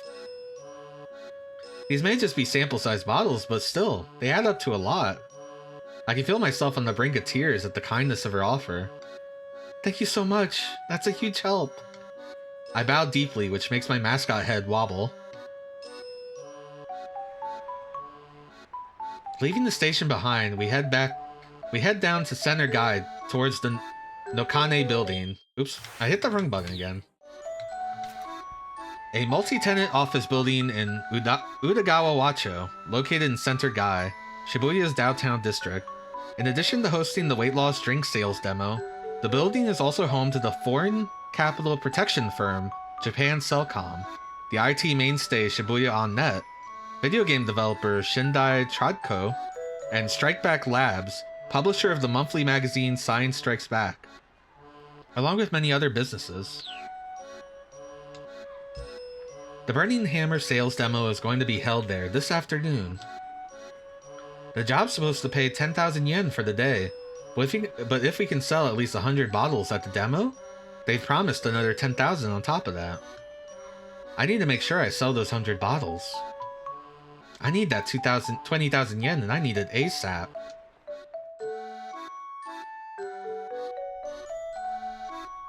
We arrive at the Nokane building, a rundown multi-tenant office complex. We head to the room where the Burning Hammer sales demo is taking place. There are already about 50 seats set out. I wonder how many people the free samples will pull in. A stage has been set up at the far end of the room. That's where I'm going to be standing, sipping Burning Hammer while explaining its effects to the customers. Oh, look at the little plush fish thing they have at the end. Hurry up and take that thing off. The chicken flaps her wings as she speaks. It's kinda early, but come on, let's have lunch. I'm starving. Now that she mentions it, I realize I'm pretty hungry myself. The demo's not starting for another 2 hours. I can't win a war against my stomach for that long. The chicken and I head to the waiting room, where they set out our lunches for us. Chat, is this Yaoi? Or, is this Yuri? Not Yaoi, is this Yuri? Why did I say Yaoi? Mind getting my back real quick? The chicken asks. She arches her back toward me. Apparently she can't reach her own zipper. Oh sure, give me just a second. I tried to unzip the back of the chicken suit, but my own suit's thick fuzzy fingers have a hard time of it. What's the holdup? Come on, I'm roasty in this thing. Hurry up and get it off me. I've almost got it, it's just awkward with these mitts. Oh, we can see that they're like little tadpoles or something. Oh, they're like tadpoles, but they have the ears and the tail from the cat. Finally, I get a hold of the zipper and yank it. Downward.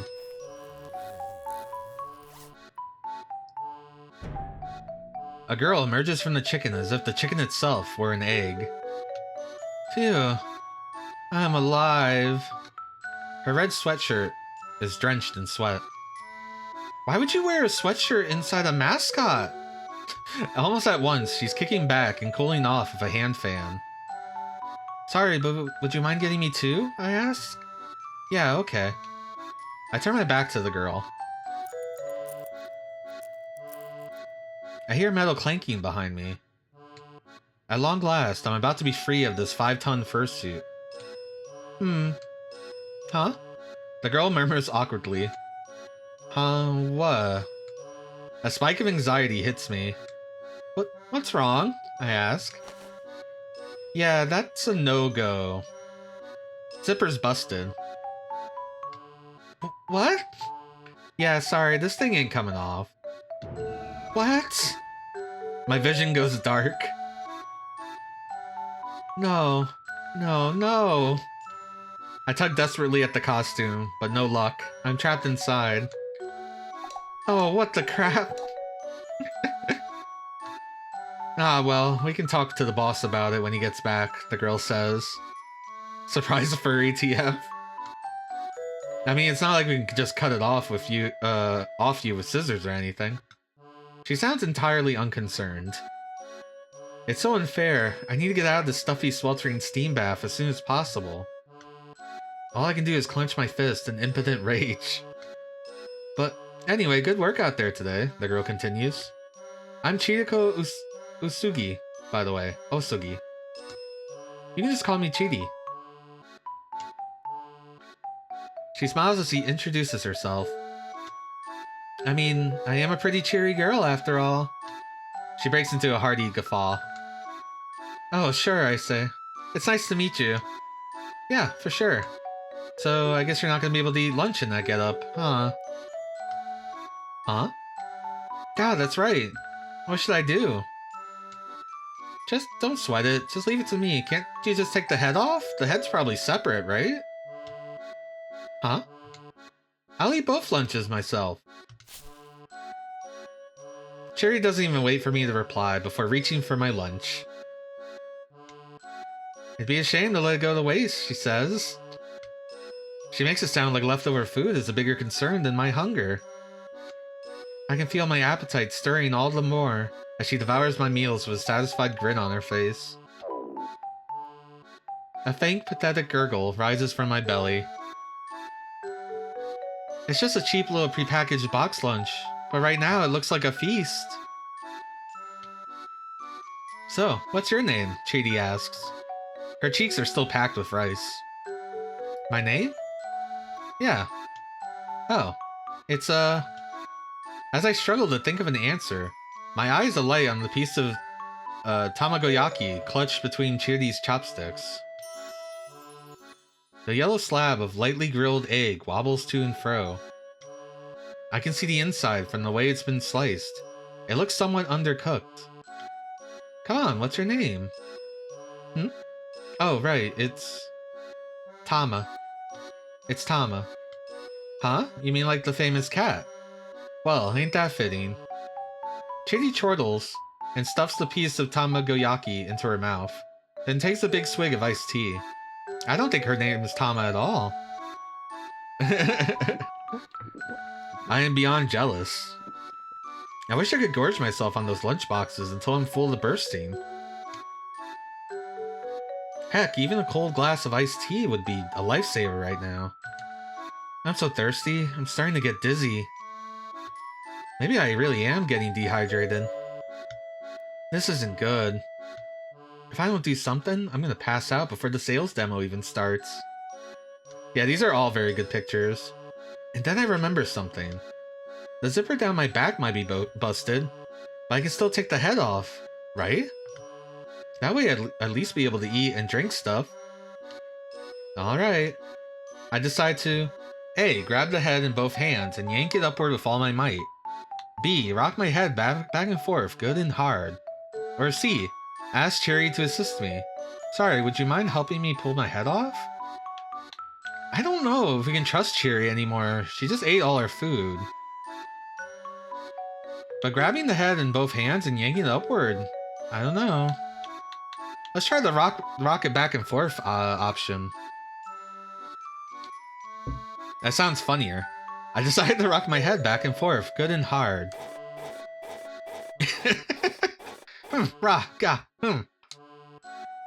What gives? It won't come free no matter how hard I try to buck it off. And to make things worse, now I've got this dull, throbbing pain at the back of my head. Like I bumped my head somewhere. But I don't remember doing that recently. Cherry flashes me a curious look. What are you doing? She asks. I thought maybe I could at least get the head off. I try pulling again, refusing to give up. That ain't gonna work. That thing's attached to the body. I slump forward in defeat, face planting on the tabletop. No. Most folks would have noticed that when they put it on, you know? Well, I didn't. The boss helped me get into this thing. Well, don't let it get you down, Chidi says. Here, drink some of this. She pulls a bottle with a straw from her bag and pours some of the tea into it. In a fever of thirst, I jam the plastic straw through my mascot's costume mouth. Thankfully, it reaches as far as my own. I should have a hydrate too. I suck for all I'm worth. That's a good line.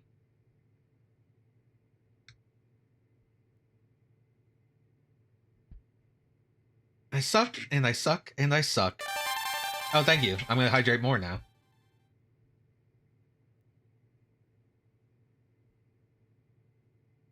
My body rejoices as the moisture returns to it, like rain coming to the desert. And thus, I revive. Actually, it kind of does feel like I'm coming back to life. Oh, thank you so much. I'm never going to forget this as long as I live. Yuri. With tears welling up in my eyes, I clutch Chiri's hand in my fuzzy mitts. Aw, hey, I'm not that kind of person to abandon someone in need, you know? She replies. An embarrassed grin crosses her face. How come you're carrying this bottle around with you anyway? I ask. Oh, that's because I make my own protein juice. What's protein? In Japan, the word protein is frequently used to refer to a powdered health food supplement that contains vitamins and minerals as well as a protein component. It is dissolved in milk or another liquid to create a drink. A protein diet typically involves drinking a glass of this in place of a meal. Drinking it in place of tea would assuredly lead to weight gain. Protein juice? Never heard of it. I heard that if you have protein juice for one of your 3 meals a day, you'll lose weight. So yeah, I kinda need to keep it. Given Chiri's sort of, well, chubby frame, I don't think the protein's been working so great for her. I've been trying all sorts of stuff, but right now protein is totally the best thing for my diet. This stuff, though... Chiri casts her eyes at the sample of burning hammer at the table. It's like totally bogus. Huh? Bogus? That's a surprise. Well, yeah. You gotta exercise if you want to burn body fat, Chiri says. The best way to burn fat is to engage in steady, low-intensity aerobic exercise. After roughly 20 minutes of such exercise, the body burns through its available blood sugar, and the brain sends signals to have fat brought into the bloodstream. This is how fat is burned. Anaerobic exercise, which leaves you panting and breathless, is not effective. She smacks herself on one flabby arm. I mean, there's no way you're gonna lose weight by taking in more calories. Huh? Didn't she just say she was drinking protein juice to lose weight? I kept that to myself. I mean, that'd be as ridiculous as all-you-can-eat Kobe beef, she adds. She shakes her head seriously. I'm not sure about using all-you-can-eat anything as an example in a discussion about weight loss. But again, I keep the thought to myself. But hey, a job's a job, Chiri says after a moment, perking up again. They tell me to sell the junk, I sell it. A sudden wailing comes from the other side of the door. Please, just give me time. I swear I'll get it back to you. What the heck? Chiri says. Is that the boss? I nod. That's definitely Mr. Yanagishita's voice. He's the guy who hired me. Sidling up along Chiri, I very quickly open the door and take a peek inside. Very quietly open the door and take a peek inside. Mr. Yanagishita is down on his hands and knees, begging, while 2 uncouth-looking men glower at him. Just a little more time. That's all I ask, he pleads. Once I sell this stuff, I can pay you back. Oh, he's in deep in the Yakuza, with the Yakuza. Never borrow money from the Yakuza. I see a tiny bottle of burning hammer in his hand. Just a little more, mimics the middle-aged fellow. I just gotta sell this. We've heard enough out of you. Yeah, the younger guy sneers. We ain't giving you any more time, so quit asking. But I really just need a little longer this time. Please, you gotta believe me. From the look of things, this is very inconspicuous. Mr. Yanagishita is dealing with some loan sharks. Though it seems obvious that this term refers to toothy predators of the deep, the word shark in this case actually has its origins in an older Germanic word meaning parasite, or someone who preys on others. The same word gave rise to the terms pool shark and card shark. In the case of loan sharks, though, the initial mental image seems quite appropriate. Now we know where the word shark for loan shark comes from. It's not from the animal. It's from a Germanic word meaning parasite. And the 2 thugs are clearly in no mood for his continued groveling. Chiri and I exchange a glance. It's probably best if we don't go out there right now. But now I'm really worried. Am I actually going to get paid for this gig? That's not sounding likely. As I'm pondering that, one of the men grabs Yanagishita by the nape of his neck and drags him to his feet. That's also a good picture. Come with us, pal. We'll take you someplace you can work off your debts. Say what? Mr. Yanagashita wails. The two men drag him away. Huh. Guess he's gone then, Cherry says. She's already starting to pack up her things. Wait, what are you doing? I ask. Going home. Not much point sticking around. Going home? I mean, the demo sure ain't happening now. Anyhow, it was nice working with you. See ya. Moments later, Cherry's out the door. She's just gone. Now what do I do, I've been left here all by myself. More or less at a total loss. Bad end. I didn't even have a choice in her storyline. It was just a bad end, period. Shift's over. Our poor feline... Okay, so as a cat, feline friend isn't going to get paid now that those debt collectors showed up and dragged her boss away. If a certain someone hadn't told the thugs how to get to the Nokane building, they probably wouldn't have caught Yanagashita. The right decision happens to be at 11:15. But who has to make it? I don't know. I'd have no idea. That is true. I did have that choice.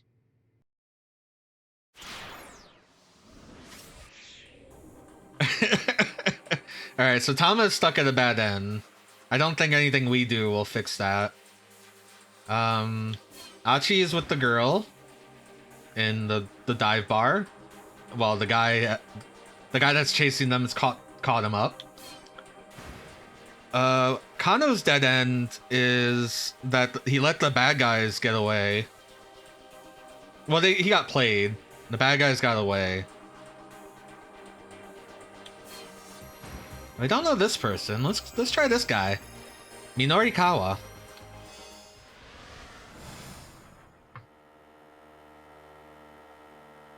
The Super Cub 90 raced down Route 246 towards Shibuya. A motorcycle produced by Honda with an 85cc engine displacement.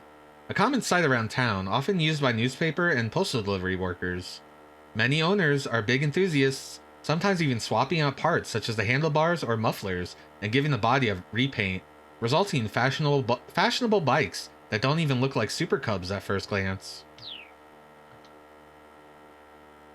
The speedometer remained at a steady 60 kilometers per hour.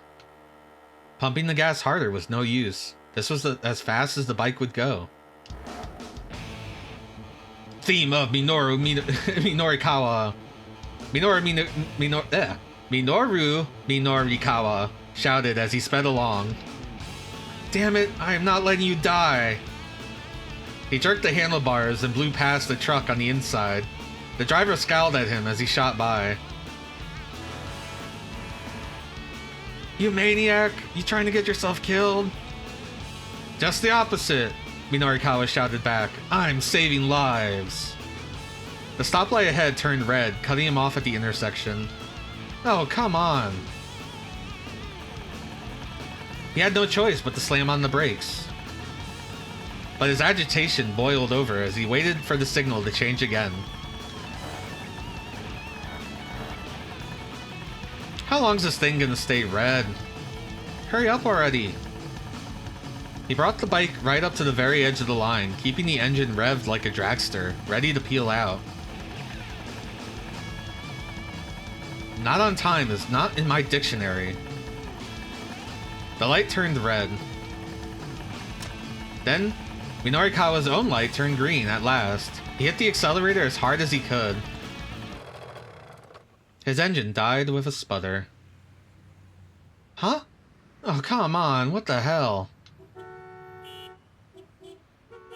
Car horns blared angrily behind him. In a fury, he pulled his bike over to the side of the road.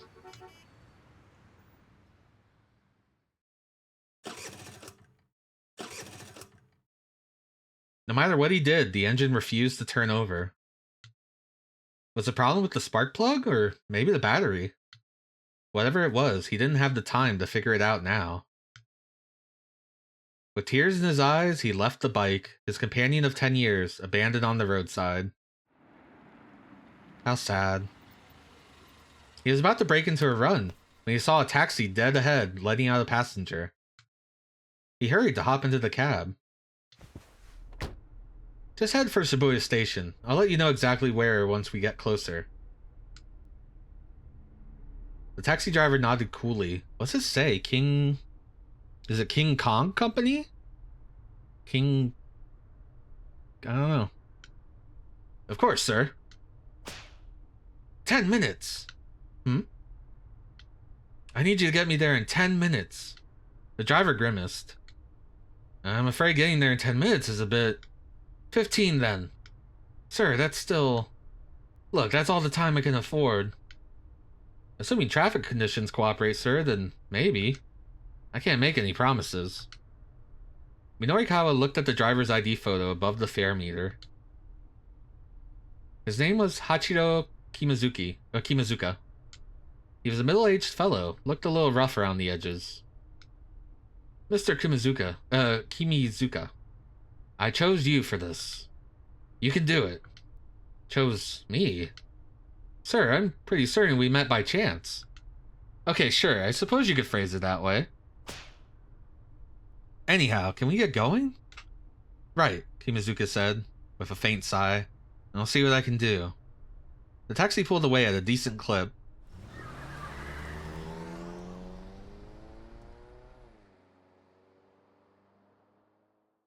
Minorikawa's frantic journey had started 20 minutes earlier. He'd been at home working on an interview piece.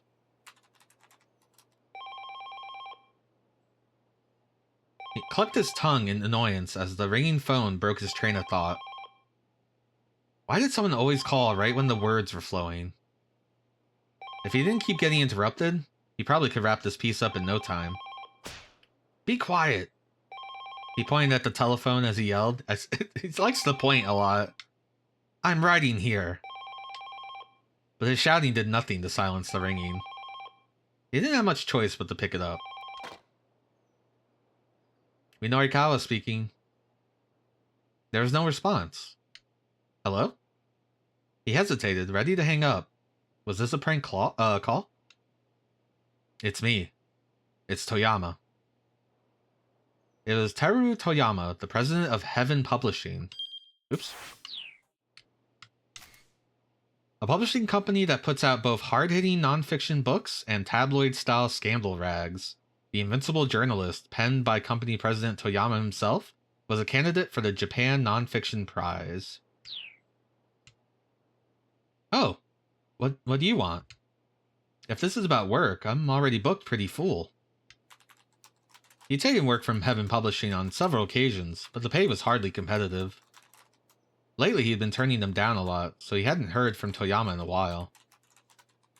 No, this isn't work-related. Then what do you want? I'm kind of pressed for time here, working on some copy. Minorikawa was in no mood to beat around the bush. It seemed like every conversation he had with Toyama went like this. How come I can't select copy? I mean, I know what copy is, but... Seems like I'd be able to...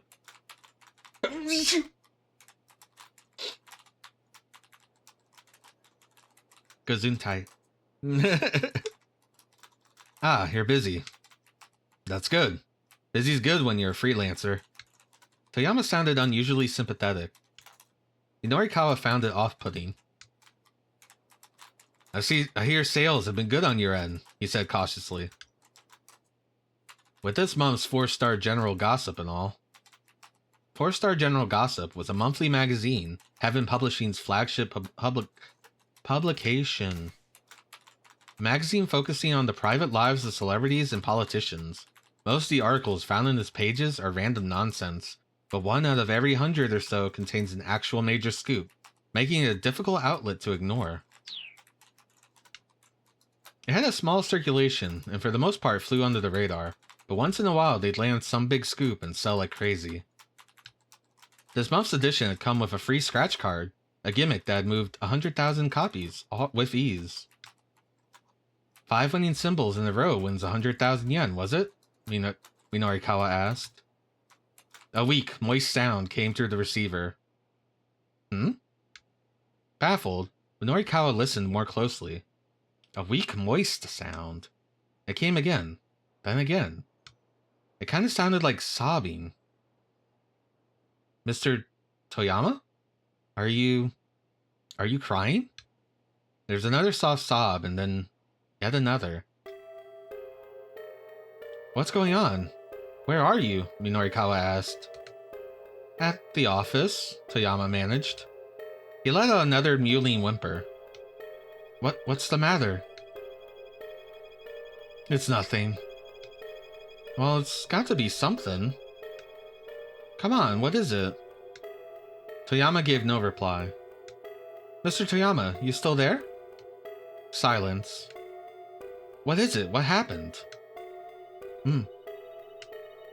Look, doesn't tell me anything. What the hell is going on? Toyama squeaked out a drawn-out whine. Okay, I'm sick of this. I'm hanging up now. Minorikawa was about to break the connection when he heard Toyama murmur. The only thing I can do now is die. The taxi lurched to a sudden stop as the driver slammed on the brakes. Minorikawa pitched forward, his face smacking against the back of the seat in front of him. Kimazuka stuck his head out the window. Careful, buddy, he shouted at someone in the street ahead. You're gonna get yourself killed. Minorikawa blinked the stars from his eyes and saw a man moving alongside the cab. That's our detective friend, that's Kano. The guy grabbed onto the handle of the back door. Please, I need you to let me have this cab. No way, Minorikawa snapped. Just who did this guy think he was? Please, I'm begging you here. Look, I'm in a hurry, pal. Get your own cab. I know how ridiculous this must sound, but please. This is really, really urgent. Urgent? Yes, it's a matter of life or death. Please. The guy did look pretty desperate. Look, I'm sorry, but I'm dealing with something urgent here too, as he points. Then let me ride with you. I'll pay for the whole fare. My entire future's on the line here. The guy sure was persistent. Maybe he was telling the truth. But Minorikawa had problems of his own. Sorry, buddy. It's life or death on my end, too. I gotta look after me and mine. Right. So sorry to trouble you. Finally, the guy gave up and shuffled away. Guess it couldn't have been that much of a life-ending crisis after all. Minorikawa checked his wristwatch. Damn it! That just cost us 5 minutes. I'll try to make it up, sir, the driver called back. The taxi lurched into motion, the engine quickly revving up the speed.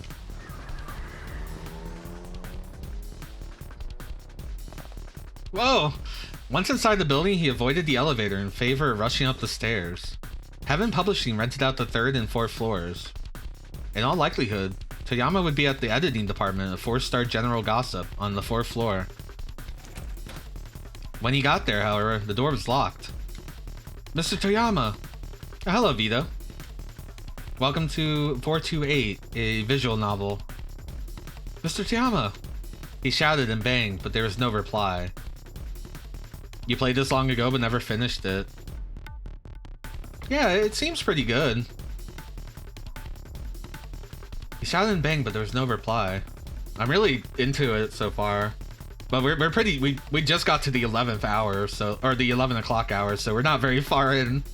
We looked at the person in the mascot outfit, Tama, and now we're checking this guy's story out. He took a deep breath and then kicked the door in. Whoa. The sight as he stepped into the office filled him with horror. He was too late.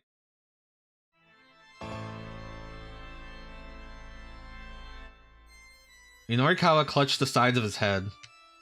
I'm too late. Damn, that's dark. Oh no. If only I'd gotten here a little sooner. Bad end. Just 5 minutes. Minorikawa rushed to Heaven Publishing as fast as he could, but he didn't get there in time to save Toyama. And sad to say, it was really all Kano's fault. Why does Kano want a taxi so badly? Check his 1110 timestamp and the situation might become clearer. So, I mean, Kano... He just saw the actual kidnapper get away with the money on a motorcycle, so he's probably just trying to chase him down. Alright, so Minorikawa is currently stuck in a bad end.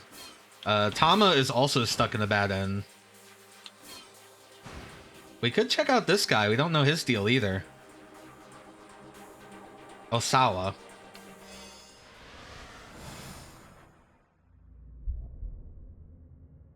Wealth. Status. Honor. None of these mean anything to me. All I want is a peaceful life. To put worry behind me. To stay calm and serene.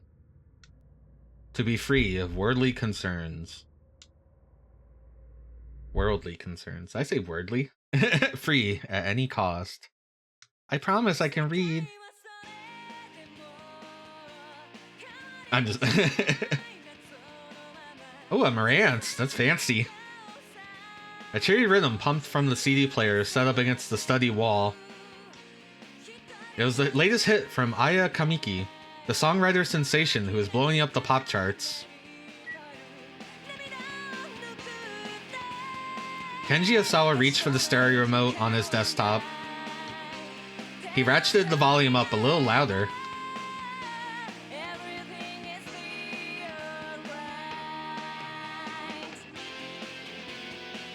He looked like the sort of man who'd be more interested in classical music, but in fact he was a huge fan of the girl rock popular with middle schoolers. Closing his eyes, he swayed back and forth in time with the music, humming his favorite lyrics under his breath. But his movements faltered. It's no use. Aya's voice usually soothed whatever ailed him, but today, even she couldn't help.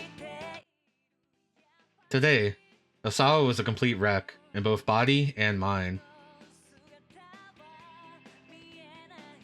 Mounds of paperwork were scattered across the desktop in his study. All of it about viruses and vaccines. It had only been a week since he'd returned from a business trip to his company's branch office in the US, and he was slated to go back in another week's time. There was a truly staggering amount of work he needed to get through while he was at home. He picked up one of the papers, glanced at it aimlessly, then tossed it back onto the desk. Slumping back in his chair, he let out a long, deep sigh. He was in no mental state to work right now. A faint knock on the door barely roused him from his torpor. "Director, may I come in?" It was his vice director, Mamoru Tanaka. "Sure, the door's open." Tanaka came into the study. "I know it's not a great time, but..." Osawa could barely make out his words. He tapped the remote, lowering the volume of the music. Tanaka continued apologetically. A call came in from the lab. They're hoping for a response to the email they sent yesterday. I'm sure they don't need it today. Apparently they do need an answer as soon as possible, sir. I did ask them to give you some more time, but... I see, Osawa said warily. Alright then. Tanaka dipped his head slightly and slipped out of the room.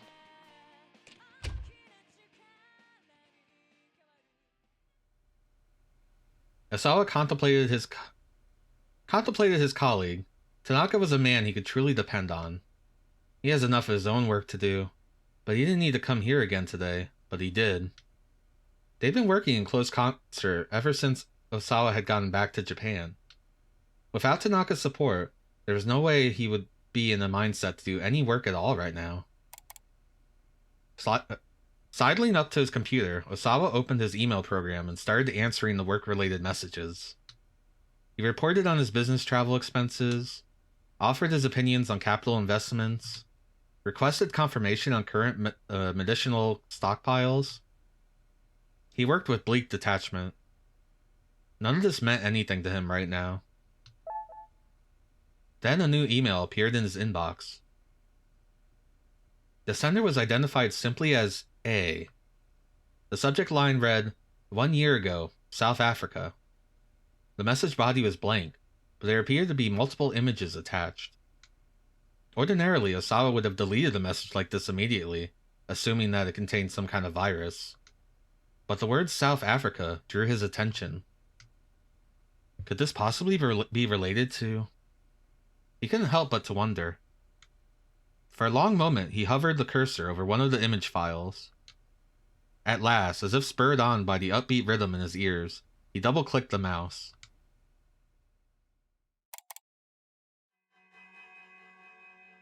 Bodies? What is this? The grainy photograph showed a large room with a dozen or so people laid out in beds. It appeared to be some sort of medical ward. Osawa felt a strange flutter in his chest. He quickly opened another image. This one showed a close-up of one of the patients in his bed. Large red blotches covered his face. A large volume of blood appeared to be dripping from his ears and nostrils. A cold shudder ran up Osawa's spine. What the hell? These symptoms. Osawa opened up the remaining image files. Each new picture showed another of the patients. They all appeared to be teetering on the brink of death. There was no doubt about it. These people were infected with the UA virus. The UA virus. The UA virus belongs to family Philoviridae, genus Uoliki virus. It is a member of the same family as the Ebola virus and causes UA virus fulminant hemorrhagic fever. It is capable of airborne transmission, although an infected individual cannot pass on the infection before symptoms manifest. The U.S. Centers for Disease Control and Prevention have assigned the virus to Risk Group 4, the classification for the most dangerous infectious agents. Ooh. This game takes up some meaning. But how? Questions tumbled through Osawa's mind. His fingers tapped out a quick message. He doubted he'd get a response, but he might as well try. Who are you? Where are these images from?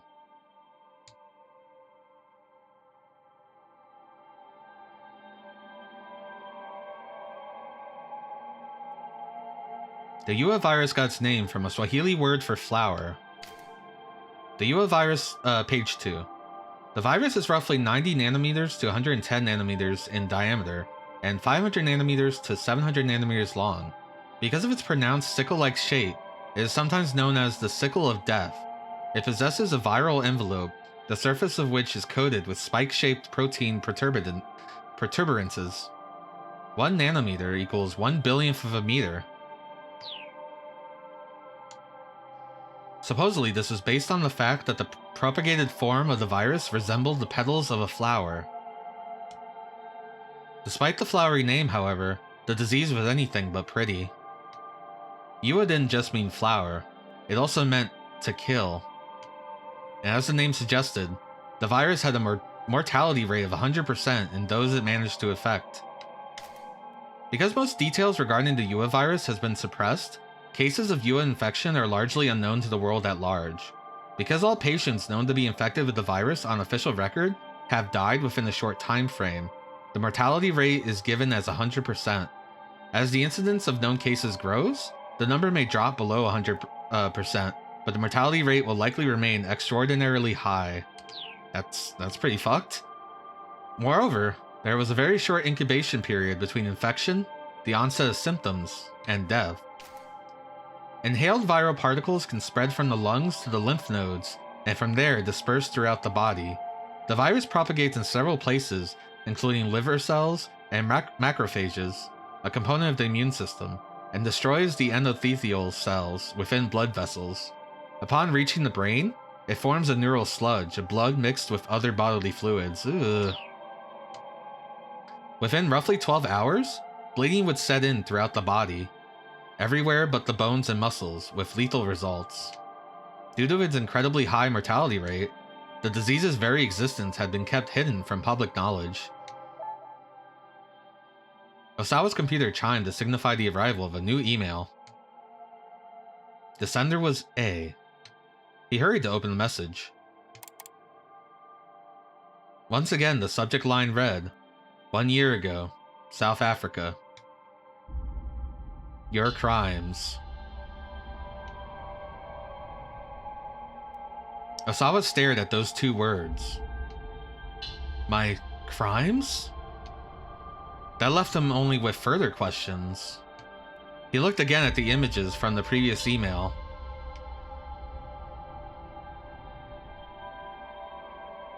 What makes any of this my crimes? He could see that the patient's bleeding was severe. He estimated that several hours had passed since the onset of the disease. It wouldn't be long before their lives were cut short. To feel that agony, that suffering, and then to perish. Am I to blame for that?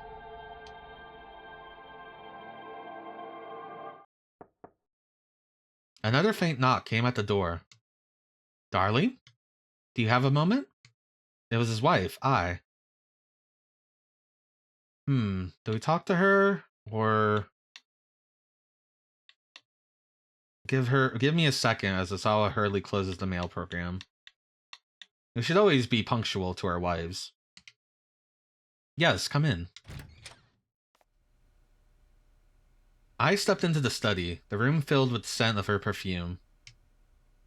Have you reconsidered the whole America thing? She asked. This again, Osawa thought sullenly to himself. Please, he said. Can we not discuss this right now? If not now, then when? You know this isn't a decision to just make on your own. On his latest business trip, a major American pharmaceutical firm had attempted to headhunt him, asking him to join them and be among the top researchers in the world.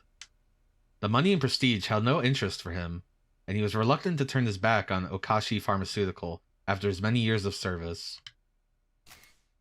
Okashi Pharmaceutical, the pharmaceutical company for which Kenji Osawa works, is a major corporation with a solid sales network between domestically and internationally, and an annual turnover of 1 trillion yen. It holds patents for several medications that are in demand worldwide, and is influential at the Ministry of Health, Labor, and Welfare, and other political institutions. The company employs roughly 7,000 people, including 600 researchers. Nonetheless, he was intrigued by the offer. It would mean the chance to conduct his virus research in a much better funded environment. Virus research, Taking the job would necessitate relocating to the US, however. When he'd mentioned the possibility of immigrating to Ai, she shot the idea down on the spot. Her opposition was understandable. Ai's father, Suguru Makino, was a member of Okashi Pharmaceutical's board of directors, Okoshi's. No way was he going to let Osawa jump ship to another company. Darling, please. I drew closer to him. Think about it from my perspective. If you leave for America, when am I supposed to tell my father? He'd gotten so used to it, that grating whine of hers. Have you considered what might happen to Okoshi if you leave, dear? We can discuss this once all this is finished. Osawa kept his voice as level as he could. You do remember that you're a director, right? I said. You have responsibilities. Stop thinking about yourself so much. With a sour look, I turned and departed.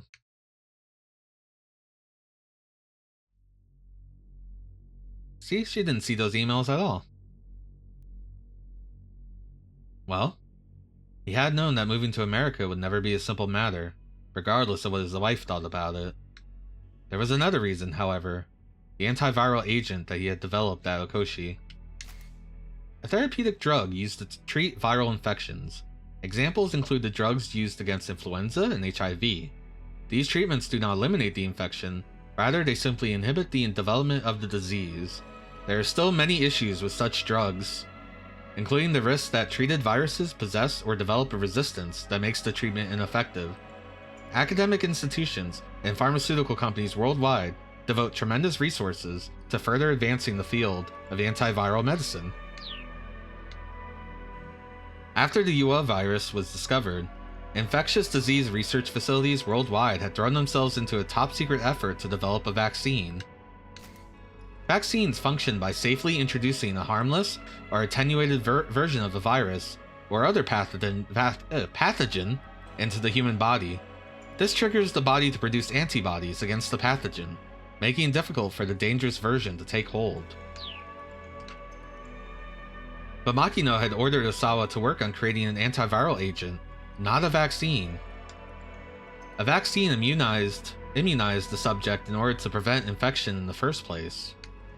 Conversely, an antiviral agent could be used to treat patients already infected. It was so-called wonder drug for combating the virus itself. Creating such a drug was far easier said than done. Developing the antiviral had been a long, arduous road.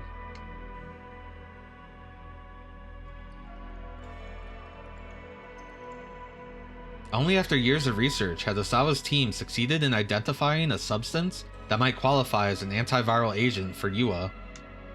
In theory, it was administered during the viral's initial stages. 100% recovery could be obtained. Data also suggested an 80% survival rate for patients treated shortly after the onset of symptoms. But there was a fatal flaw with the new antiviral agent. The side effects on the body were unusually potent. If it was administered in amounts beyond a certain threshold, it was linked to life-threatening complications.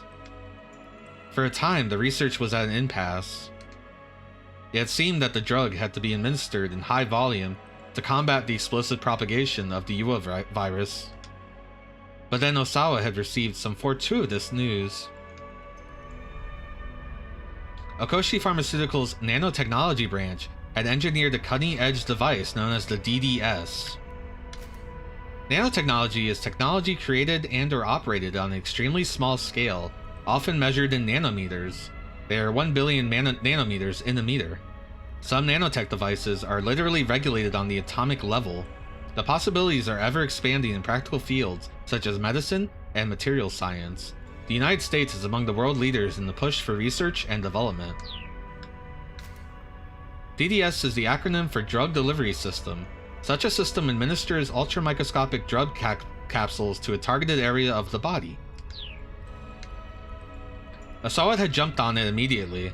By administering his antiviral agent with the nanotech DDS, he was able to use smaller amounts of the drug to quash the UA virus with precision.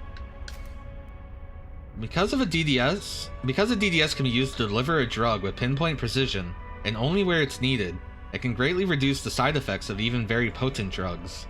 The DDS developed by Okoshi Pharmaceutical utilizes advanced high-tech polymers, which ensure that the capsules containing the drug are fully broken down and eliminated from the body roughly 1 week after administration.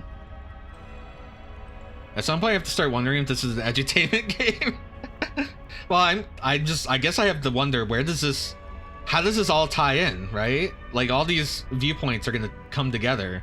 We have someone committing suicide, the abduction angle, the second abduction plan with the other girl, and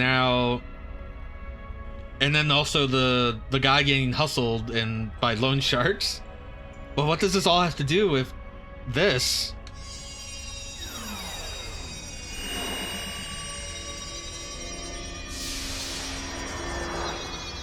Oh, this is wonderful. That was a wonderful video. It's fictional edutainment. The procedure was a huge success.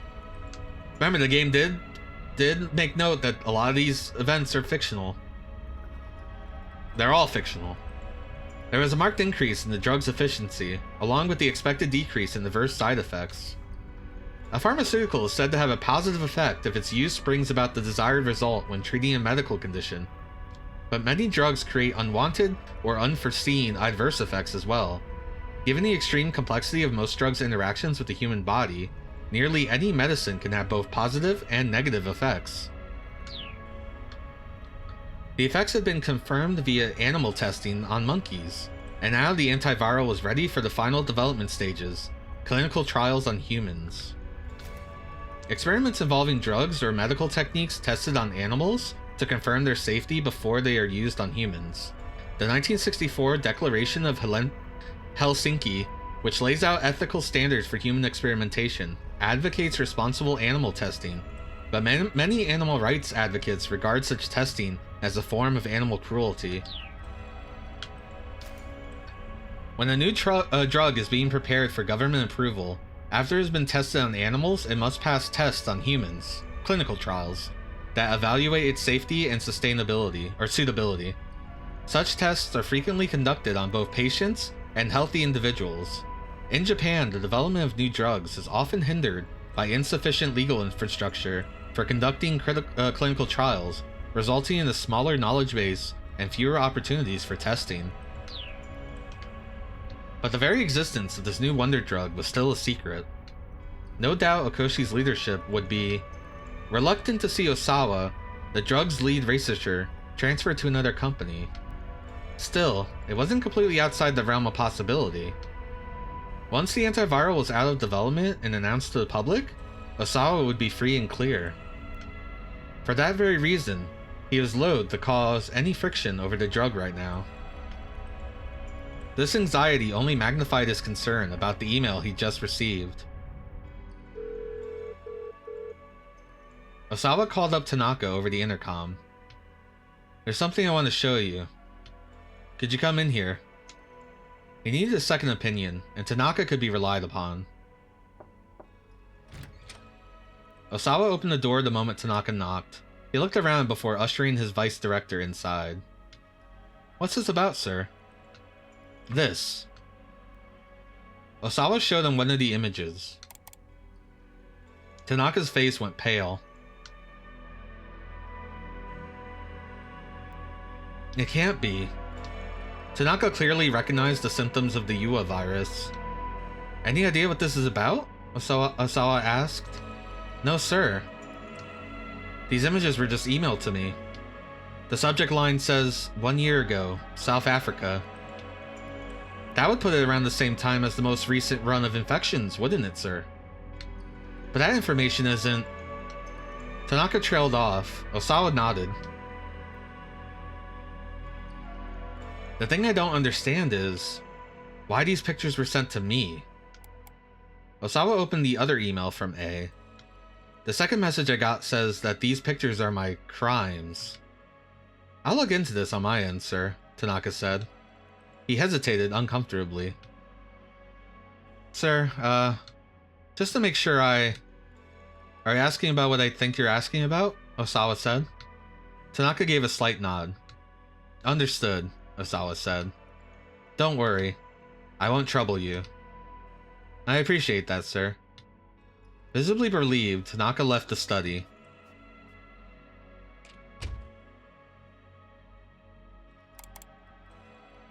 Osawa brought up a folder marked Ua virus on the screen.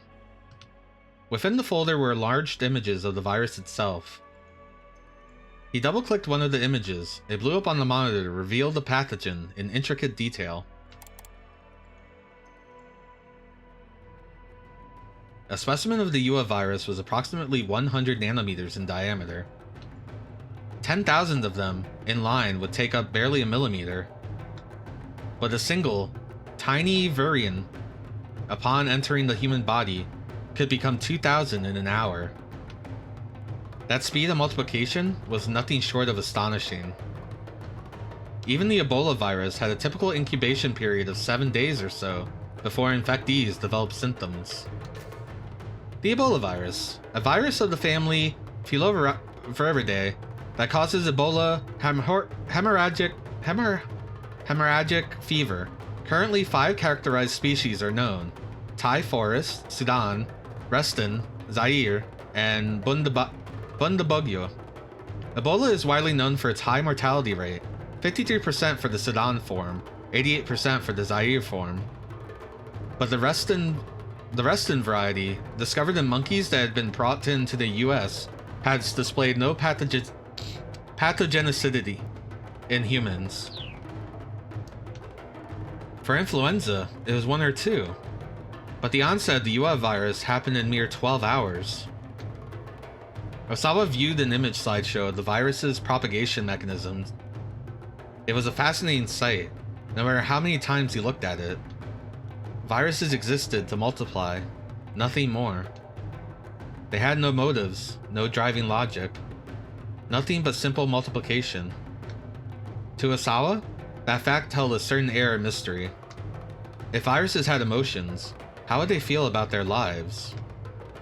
He had thrown himself into virus research in search of answers to questions like that, answers that no man could truly know. His development of the antiviral agent had really been nothing more than another job responsibility. He felt no particular sense of duty to protect people from a killer virus. He was just happy for the chance to play around with Yua day after day. Another email arrived in his inbox. The sender? A.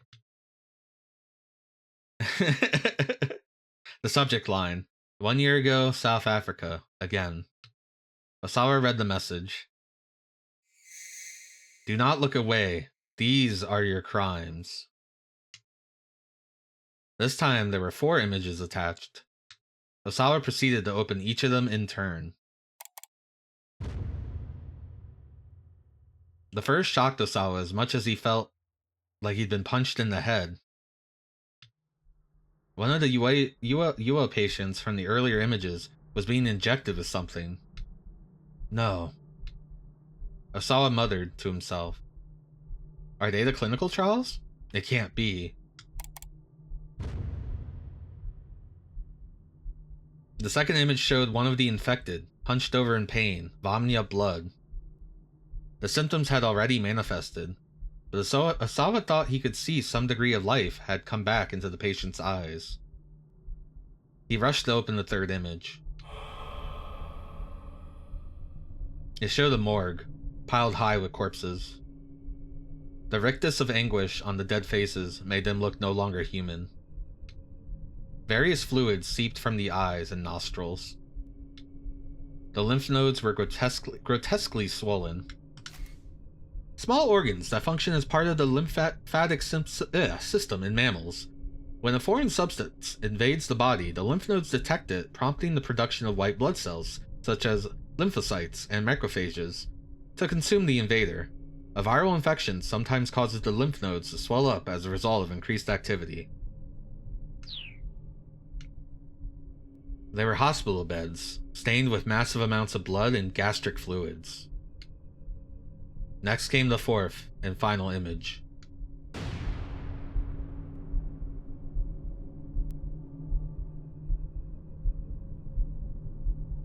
More corpses. They had badges affixed to their chests with various labels. 6 hours passed, 12 hours passed, and 18 hours passed. It looked as if someone had been attempting live trials with the antiviral agent. Osawa didn't consider the antiviral agent ready for release, but that was because his team hadn't conducted clinical trials on humans yet. And there was a good reason why such trials hadn't been conducted. There was no way to test the efficacy of the drug without an infected patient. To run a proper clinical test, someone would first need to be infected with the UA virus. No matter how effective animal testing had been, if the drug proved ineffective on humans, that person would have a guaranteed death sentence. It was unthinkable to run trials that involved such a deadly risk. And yet, as he looked over the images again and again, Osawa became certain. Without his knowledge, someone, presumably someone from Okoshi Pharmaceutical, had conducted human testing with the antiviral agent. The time markers on the corpses in the fourth image were surely there to mark the time elapsed since the onset of symptoms. A thorough trial would test the drug's effectiveness in those time frames. Osawa slammed his fist on the desk, enraged. This was nothing short of a vile human experimentation in the guise of clinical testing. The people responsible could not be allowed to get away with this. There was only one person Osawa could trust to keep this under wraps: his boss, Makino. He reached for his phone to call Makino. but he stopped short as soon as he picked up the receiver. He knew he was in no state of mind to have a calm, reasoned conversation right now. Turning to the CD player, he put on Aya Kamiki's latest album.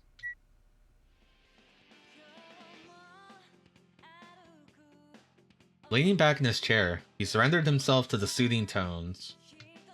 Bit by bit, he could feel himself returning to a calmer emotional state. There had been a time when Osawa hadn't listened to music at all. In fact, he had no interest in the arts in general. Music, painting, cinema. It was only due to a simple coincidence that he found Aya Kamiki. His daughter had asked for a CD as a birthday present, so he swung by the store to pick one up. Since Kamiki's new album had just come out, there was a display for it in the front of the shop.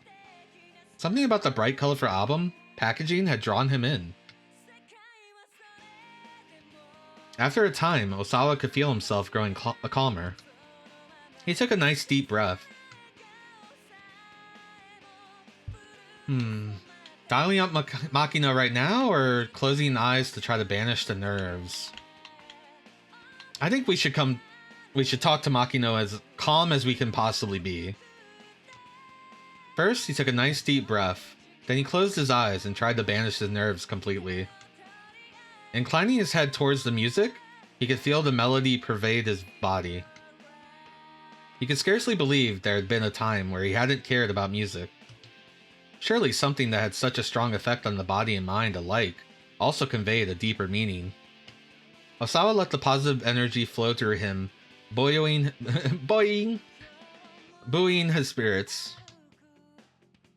At last, when his mood had sufficiently calmed under the music's influence, Osawa reached for the handset. The study door opened, and the stolid-faced man appeared in the doorway. I think that's the guy with the cane, isn't it? No, I don't think so. I beg your pardon, Mr. Osawa. Would you mind coming to the living room for a moment?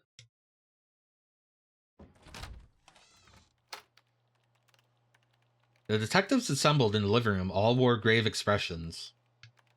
The room was brimming with tension, and Osawa felt it ramp up even further as he entered. What is it? He asked. Has something happened? The man who had come to find him turned to speak, hesitating at first. Yes. It turns out that your other daughter, Hitomi, has been abducted by an unknown party. Okay, so he's the father. I thought they had the same name, but I didn't say anything. But in my head, I was like, once we learned that the family name, abducted. Osawa's mind whirled. What are you talking about? Maria's the one who's been abducted. No, sir, you don't understand. I'm saying that Hitomi has also been abducted in addition to Maria. Don't be ridiculous. The night before, his daughter Maria gets kidnapped, and this morning, his other daughter Hitomi gets carried off when she goes to deliver the ransom? He never heard of anything more outrageous in his life. I hope everyone has a good night's sleep after this. Yeah, just remember, this is a video game. It's fun. We're sorry, sir. A detective was with her, but... The police went on to explain that Hitomi had somehow managed to end up all by herself, and while she was alone, several individuals had forced her into a car and driven off. Oh, okay. I wonder if that has happened after her getting caught at the hostess bar. Hostess club. Osawa could barely comprehend what they were saying. His mind was in a fog. The detective's words seemed to grow quieter and quieter. Osawa's strength drained from his body. His ability to process external stimuli began to drift far, far away. It's not possible. It can't be. Could no one keep them safe? Not me. Not anyone? My girls, Hitomi, Maria. It's not true. This is all just a bad dream. Some kind of sick joke. It's not true. It's not. It's all just a bad dream. It's a lie. It's a twisted joke. Someone made this all up. Stop it. Stop saying this. I don't want to hear it. Don't tell me it's a lie. Oh. Slowly, the ceiling began to spin. I don't want to hear it. Tell me it's all a lie. Tell me it isn't true. Tell me now, please. Tell me this is a nightmare. Tell me, please. Tell me this isn't true. It's not true. It's not. Shut up. Shut up. Shut up. Shut up. Shut up. Shut up. Slowly, the ceiling began to spin. Then Osawa's vision went awash with white. Bad end. The worst case scenario. Osawa had a complete mental breakdown when he learned that not just one, but both of his daughters were kidnapped. But surely there has to be someone who can keep Hitomi safe. She's been on the run with Achi, but just what are they up to? The key to changing her and her father's fate lies with Achi's decision at 11:05. I guess that's who we should check out now.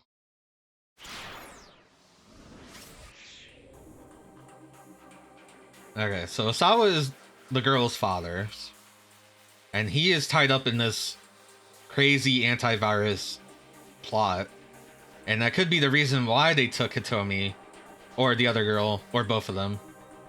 I almost get the feeling that multiple parties are involved in the kidnapping. So currently everyone is at a bad end. I don't think making that phone call early would change that bad end. So let's go check on Achi. See what he can do. Now, if we remember where we left him off, he had just come face to face with the guy with the gun. The man with the cane aimed his gun at Hitomi, his face devoid of emotion. Please, the girl said, trembling. Also, she didn't want to go to the police about this. So I wonder what's going on. Why are you doing this? But the man did not reply. Quickly, Achi stepped in between Hitomi and the gun, spreading his arms wide. Stop, he said in English, one of the few English words he knew. He quickly reverted back to Japanese. Who the hell are you?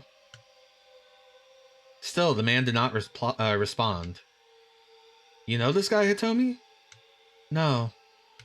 Achi was sure he'd never seen the man either. What are you after? Money? Because if you are, boy, you're wasting your time chasing us.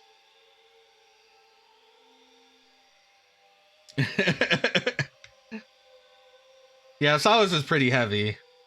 The man furrowed his brow, adjusting his point of aim to Achi's face.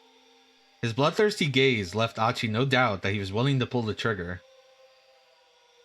Reflexively, Achi took a step back, his foot clattering against a discarded beer bottle. We're gonna get gunned down for sure. Unless we can find some way to catch this guy off guard. It didn't need to be much. If Achi could just distract the gunman for a moment, buy himself the briefest window. Shoot me, then. Go on, do it. He stepped forward as he shouted, hoping the provocation would confuse the guy for just long enough. Oh, thank God. Even as Achi moved, the gunman's attention was distracted for an instant by a sudden sound. The phone in his breast pocket was ringing. Seeing his chance, Achi lunged forward in an attempt to wrest the gun away, snatched up the beer bottle and swung it at the assassin, or grabbed Hitomi and ran. Well, we do have the beer bottle. I feel like if we lunge forward, that the gun's gonna go off and accidentally kill Hitomi or someone. Grabbing Hitomi and running will probably set this guy off and he'll kill us. I guess I'm playing these games backwards because usually you want to get to the bad ends first and then get to the good ends, but I'm doing that like I'm just like trying to solve it in my head. Seeing his chance, Achi snatched up the beer bottle and swung it at the assassin. The man narrowly avoided being struck, but he staggered, wildly off balance. Hitomi! Achi grabbed her by the hand and dashed out of the club. The two sprinted away through the side streets and alleys of Shibuya. Achi began to feel as if they were running some maddening maze. Before long, the two had made it almost as far as Aoyama. Wait up. Huh? Achi, wait up. Achi glanced back at Hitomi. Ah, my bad. Guess we've been running pretty hard. You tired? Hitomi shook her head. No, it's just... I have to get to Dogenzaka. Dogenzaka? What for? What could she possibly need to do there, now? That's where he's from, right? That's what I was told when they handed over the attaché case. The man leaned in to whisper to Hitomi as she reached for the case, or as he reached out for the case. You're gonna do exactly as I tell you. 2 things. He wore a cool, feigned smile, as if this were some casual conversation. First, you're gonna go to Dogenzaka and get in the blue van there. Hitomi nodded wordlessly. Second, you will not attempt to contact either the police or your family in the meantime. Okay, so that's why she didn't want to go to the police box and also didn't want to go to the police and pretended to not know that the detective... Yeah. His chilling tone broke to no argument. Just those 2 things and we'll let your sister go. Hitomi nodded again. The man flashed her a big bright grin. Okay then. Give me the money. A blue van in Dogenzaka, huh? Achi muttered. So that's why you said the police were a no-go. Yes, exactly. Hitomi's voice betrayed her desperation. I wonder if your sister's in that van, then. If she is, then we gotta hurry. The issue lay in how to get to Dogenzaka. They could probably avoid their pursuer if they kept to the streets, only the locals usually knew about. That meant staying off the more well-trafficked routes, like Roppongi Dori, or the stretch between Miyama Suzaka and the station. The side roads south of the station were their best bet. It was going to be a long detour. Alright, come on. Turning, Achi headed back the way they came. After a moment's confusion, Hitomi followed. Achi? There was a note of worry in her voice. Hey, don't sweat it. I actually live in Dogenzaka. See, I remember that. We're heading right back to my old neighborhood. Hitomi bowed her head. Thank you so very much. Hey, it's no problem. I had to head home anyway. Achi gave her a grin, and she cracked a tiny smile of her own. Lady killer over here. Hey, you two. You got a minute? Achi looked around. A pair of men approached her from across the street. So we recognize these people. These were the 2 loan sharks that were hustling the guy with the afro. That is Tama's boss. There's something shady looking about them. Achi's protective instincts kicked in, and he stepped in front of Hitomi. If these guys meant trouble, he wanted to be ready. We just want to ask you something. The younger of the 2 men drew in closer, a sharp gleam in his eye. Achi braced himself. Ask us what? You know where the Nokane building is? The man held up a flyer. It was for some sort of health food sales demo. Come on, man, the Nokane building? You know where it is or not? Achi knew the name. Wasn't that one of the buildings on Center Guy? That was near Dogenzaka, the same direction he was going. No harm in helping a couple lost dudes. Achi pointed them in the direction of Center Guy. I don't like the thought of these 2s following Hitomi and me. Achi pointed them in the opposite direction from Center Guy.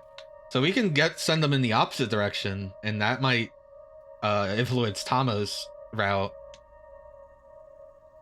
I don't like the thought of these 2 following Hitomi and me. Achi pointed them in the opposite direction from Center Guy. Pretty sure it's that way, he said. Thanks, man. Sorry to bug you. The 2 men headed off towards the main road.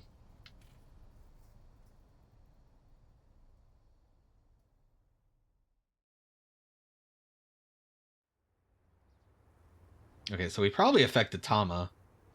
Achi and Hitomi hurried onward, following the sparsely trafficked side streets towards Dogenzaka.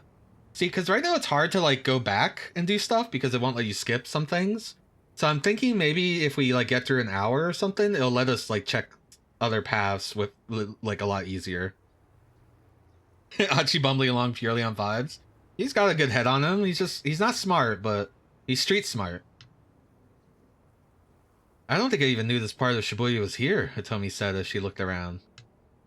Yeah, a lot of people don't. I used to mess around in this neighborhood when I was a kid. The area was a mishmash of rundown residences and office buildings. Almost nobody ever comes here unless they live or work on one of these streets. And check it out, over there, a rare first-hand glimpse of the Shibuya River. A minor river that runs through the Miyamasu Bridge to the Tengen Bridge, depicted in the 36 views of Mount Fuji by Edo period ukiyo-e artist Hokusai. In Hokusai's time, fireflies were collected from the Shibuya River and presented to the shogun, lending the credence to the idea that the river was indeed clean in the past. I know Hokusai, they're in Fate, Grand Order. I also know Hokusai the ukiyo artist. Have you always lived in Shibuya, Achi? Yep, born and raised. Achi bent down to pick up a piece of trash from the roadside. That's why I do this. It just pisses me off to see folks make a mess of this place. He picked up another piece of trash. I don't have a job, so I just pick up garbage every day. Man, what am I even doing? Like, cleanup even matters right now? He told me he took a long, hard look at his face. What? He demanded. What is it? You're a strange one, Aichi. That's so.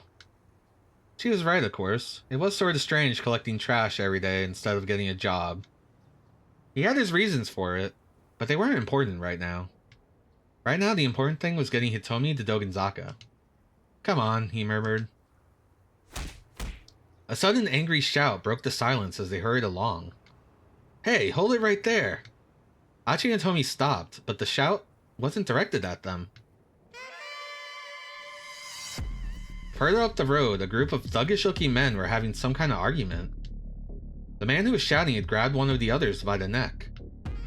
Idiots, and you still got the gall to call yourselves SOS? The Studs of Shibuya? A youth gang operating out of Shibuya, founded by Aichi Endo. Its current leader is Susumu Nishizawa. Studs of Shibuya. The SOS Brigade. I mean, yeah, Shizumu, but the other men standing around looked distinctly uncomfortable. It takes money to run an organization. No, I know, and since it's not like you're Achi or nothing, I thought you could maybe spare some help on that front, boss. Boss, the top dog, the man in charge, the head honcho. Here it refers to the leader of SOS, Susumu. A change in leadership can really shake up an organization. The new boss's personality and disposition are a huge factor in whether the group continues to prosper. The fucking saxophone? The fact that Susumu is being asked to spare some help on the monetary front suggests that he still has things to learn about being in charge. It's like a goddamn stinger from oh god, what's that game called? Ah, why did my brain hurt? I can't recall anything. Deadly Premonition. It reminds me of Deadly Premonition when the zombies come out and this fucking sax music appears. I love the saxophone though. Did you guys watch the saxophone run at GDQ? It looked cool. I don't know anything about the game. I just like the fact that he's playing with a saxophone. Hitomi looked at Achi when the stranger spoke his name. He smiled awkwardly, then turned back to the altercation. Shut your mouth, Suzume barked. How dare you say Achi's name in my presence? Hey, Achi called out. What was that about me? As soon as they saw him, the other men went pale. Achi kept his tone casual as he strolled up to the group. Suzume, you can't just give the guy a beatdown in broad daylight. What's a beatdown? To mess someone up super bad, usually with punches and kicks. I don't know why this definition is really funny to me. I kind of want a screenshot of that. Don't want to shock the upstanding people of our fair city. Hachi. Suzuma glared. Can we drop the pleasantries? Oh, that was in the trailer for this hour. Alright, Hachi replied with the hint of a sneer. You got it, Suzuma. And I like to point out, we're not on a first name basis. With that, Suzuma turned and stalked away. His buddies followed suit, leaving Aichi and Hitomi alone again. Did you know that guy? Hitomi asked. His name's Suzuma Nishizawa. And yeah, I know him. Or I thought I did. Used to be friends way back. Me and those guys were all part of the same crew, but I bailed a little while ago. Aichi fell silent. To his great relief, Hitomi didn't pry further.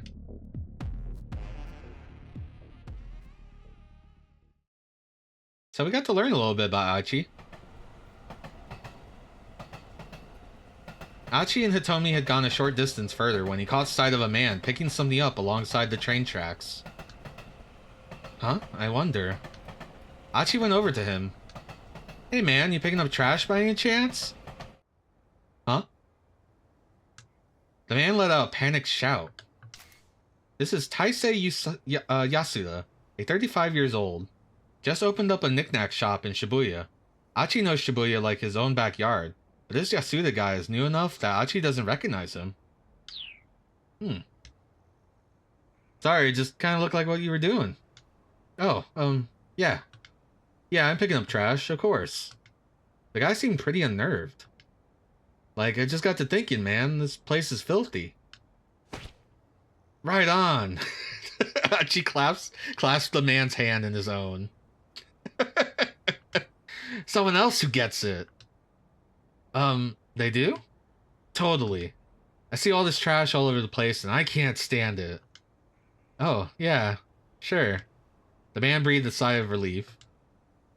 I can't stand it when someone throws something away when it can still be useful. I hear that. That's the spirit. Aichi pulled out the trash he had stuffed in his pocket. Here you go. This is not your trash. Huh? Go ahead, have all of it. The man looked dumbfounded. Usually I go around picking up the trash around here. But I've got a little thing I gotta do today. You got it from here. I'm counting on you. What? Actually, I'm kinda... Great, thanks. Aichi beamed in approval, then rejoined Hitomi and headed on down the street. The man let out a sigh. Fine. You don't have to, man. When he's out of sight, just toss the bag somewhere. It's okay. But don't litter. Toss them in a receptacle. A trash receptacle.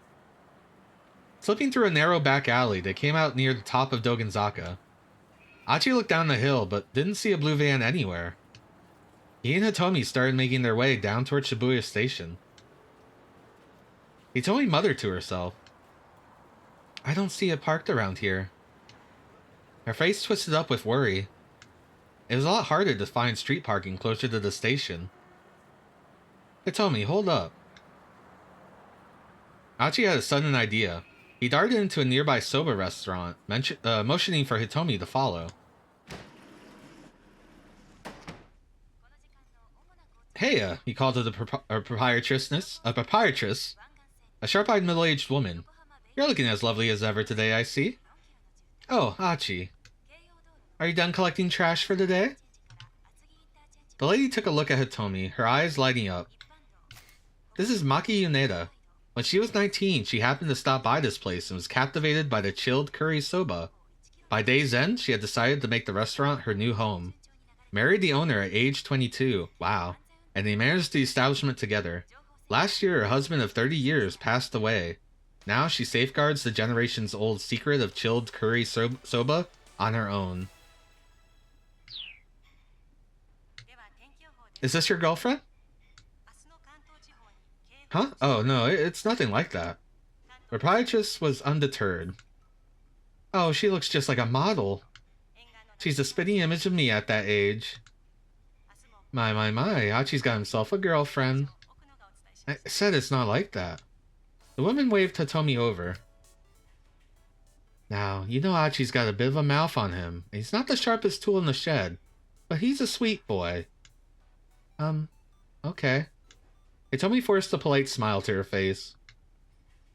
He'll try to deny it, but don't you listen. Has he told you about Suzune? Ma'am, please? Achi jumped in on the conversation. You gotta hear me out.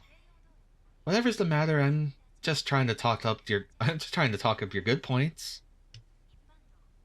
Have you seen a van parked around here? A van? Let me think. Yes, come to think of it, there was.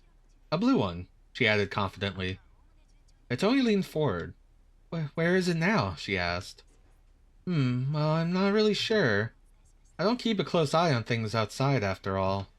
Hitomi slumped. I see. I know it doesn't look it, but I've been quite busy today. The man who makes my noodles came by earlier to settle accounts, and we fought and fought over it. No head for finances, that one. That's his problem, honestly. And on top of that, of course my part-timer Masa has to have today off, honestly. Masa is a first-year student at Midoriyama Academy. That's the same school that the girls go to. A sweet young man who works as a part-time delivery driver for Dogen Hut and sends all his leftover money to his mother out in the country. Lately, however, he's got himself a girlfriend, and he's been sending money back home less frequently. His noodle house job doesn't pay enough to both support his mom and cover his dating expenses, so he's scheming for a way to make it rich quick. Achi frowned. Had she really seen a blue van, or was she just being chatty? All the women who run tobacco shops or noodle houses did seem to have a knack for spotting details.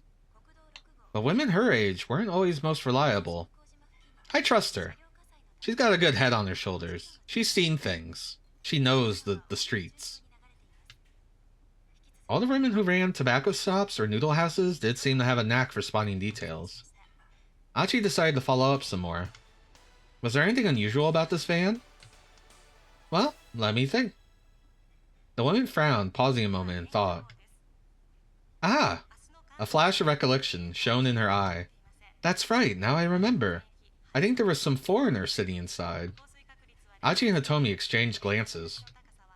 Yes, I'm sure of it. The man who makes my noodles said he saw it too. Was there anything else? Hitomi asked. No, not that I can remember.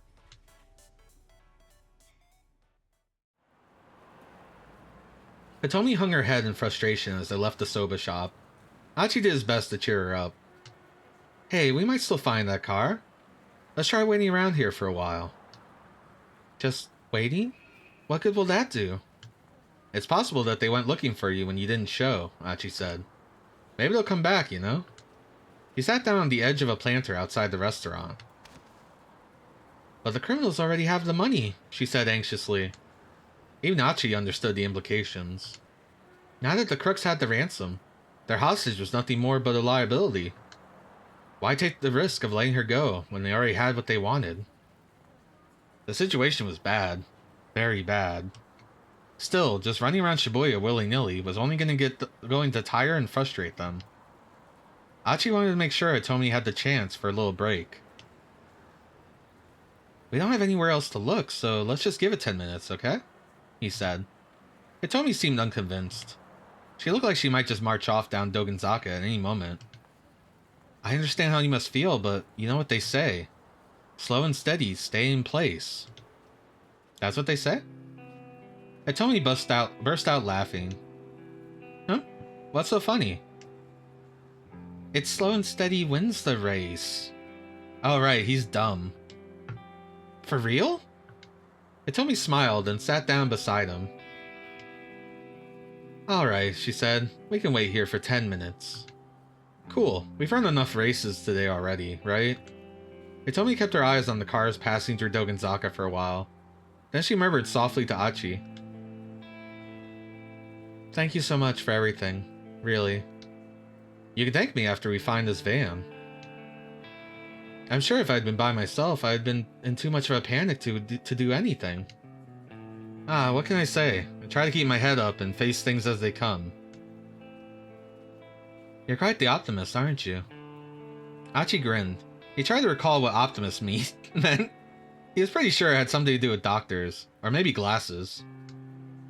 The shy, sweet look on Hitomi's face as she said it, though, made him figure it probably wasn't a bad thing, whatever it was. Cars shifted on by, one after the other, but they saw no sign of a blue van. After a while, even Achi began to grow impatient. This was starting to feel like a waste of time. And then...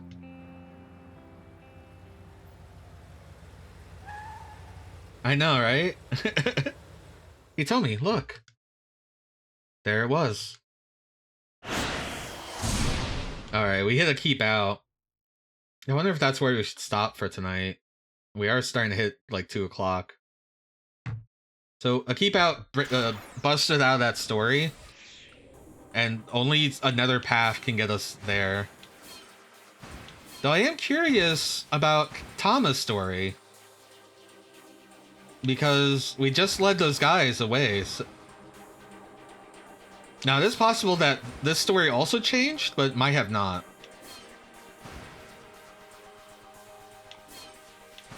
You guys want to see what Tama's up to?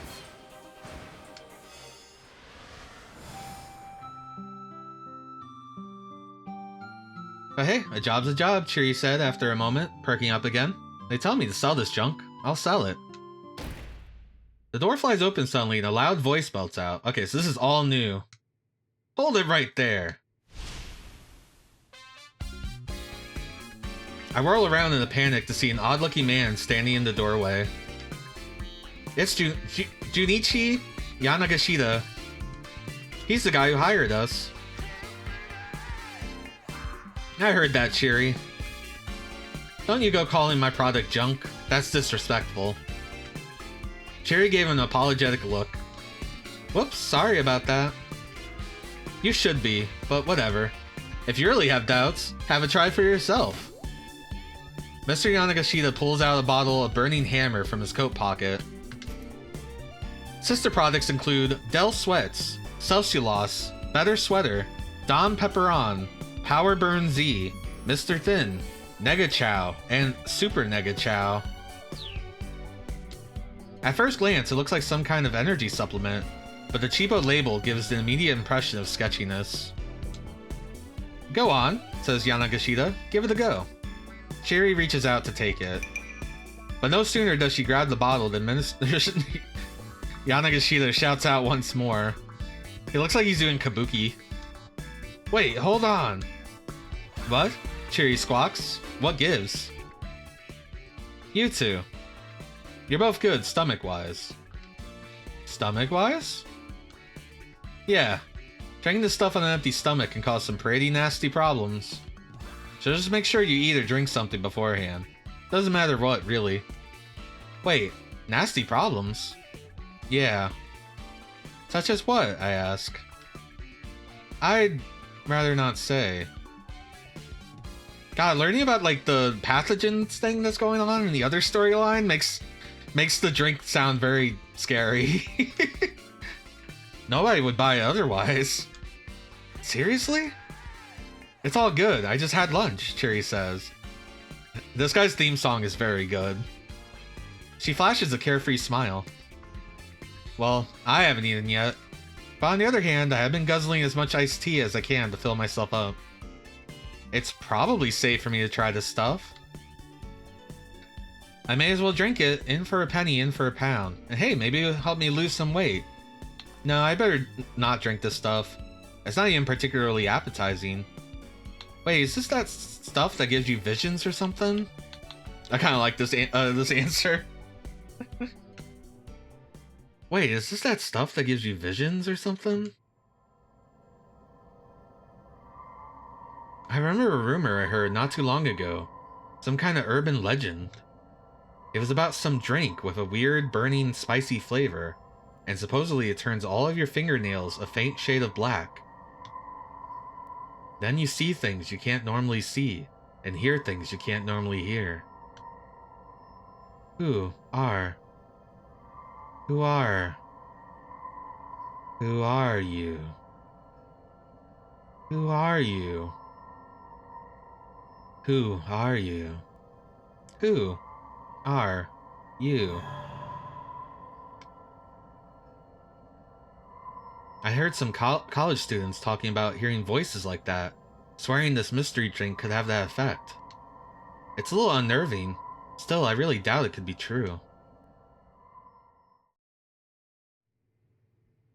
I stick the bottle of burning hammer into my mascot head mouth. It has an unexpected smell, like curry.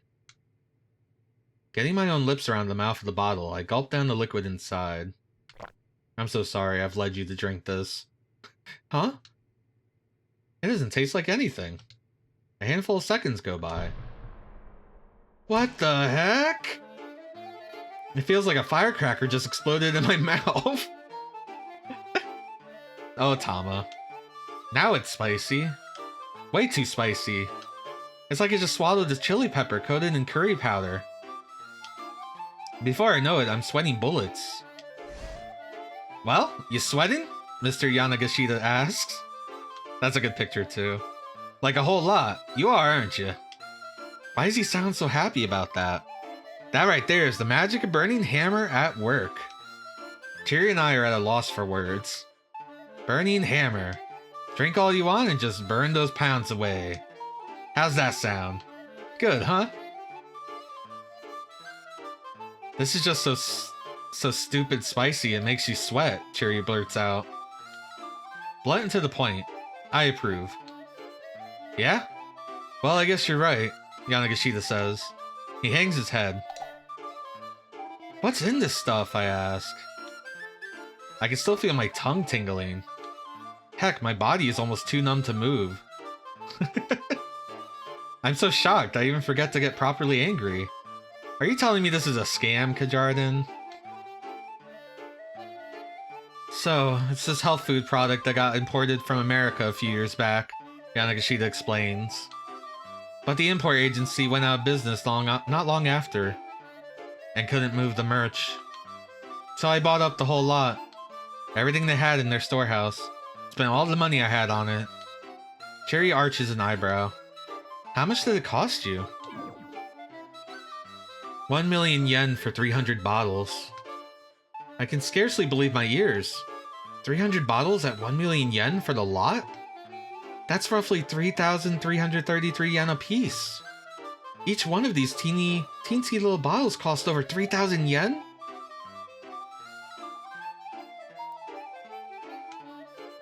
You got ripped off, man, Chiri says. You really think so? Huh? Yeah, you're probably right. He hangs his head even more despondently. This is the sort of thing they'd sell in the 100 yen shops or something. Ouch, Chiri moving in for the kill. 100 yen shops? Really? Mr. Yanagashita lets out the heaviest of sighs. I'm starting to feel pretty bad for the guy myself, actually. Don't let it get you down, sir, I say, hoping to comfort him. But Mr. Yanagashita just lets out a sob-choked sigh. What's a sigh? A sigh is a deep breath, emphatically exhaled, often a sign of disappointment, stress, or unrequited love. Also a way of expressing the anxiety brought on by massive debt. One has no money to give, only sighs. Right around now, Minoru Minorikawa is in the company of someone inclined to sigh this way. Right now, Minoru Minorikawa is in the company of a dead man. Okay. I'll try again. It'll be okay. Whether or not it helps you lose weight, it is spicy, and it does make you sweat. I'm not sure I follow, Chiri says. How much are you selling these bottles for, boss? 15,000 yen per bottle. Selling all 300 bottles would yield proceeds of 4.5 million yen. After deducting expenses such as the cost of the product, rental fee for the venue, pay for the part-timers, and printing flyers, this yields a net profit of roughly 2.5 million yen. It's doubtful that anyone would pay 15,000 yen for a single small bottle, but you never know. There could be a few housewives or young women out there who'd fork out that much in the name of weight loss. A terrifying thought. What? Chiri's jaw practically hits the floor. Mine does the same. No way. Nah, no freaking way. Calling that price point absurd would begin to do it justice. Well, look, selling at that price is my only option. I need to cover my costs. Anyway, please, I need you both to work your hardest. Apparently he's committed to this insane course of action. Okay, Cheery replies. It's more like a sigh than a proper response, but I can't blame her. As for me, I can't even find the words. I'm so flabbergasted. Just sit there and don't speak up. Isn't this just a scam, sir? Nah, I'm gonna let him keep believing. I can't even find the words. I'm so flabbergasted. Hey, I tried to murmur. Sorry, what was your name again? He interjects. Oh, right, I'm Tama. Oh, was it a jump? Oh, right. Oh, the jump was in the... Hold on, the jump was in the description.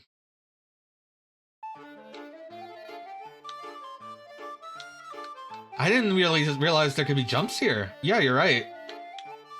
I mean, I would have noticed it from the timeline view.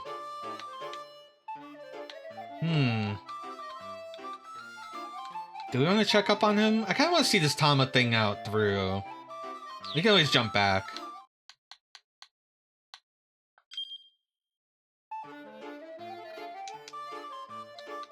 Let's stick to our path.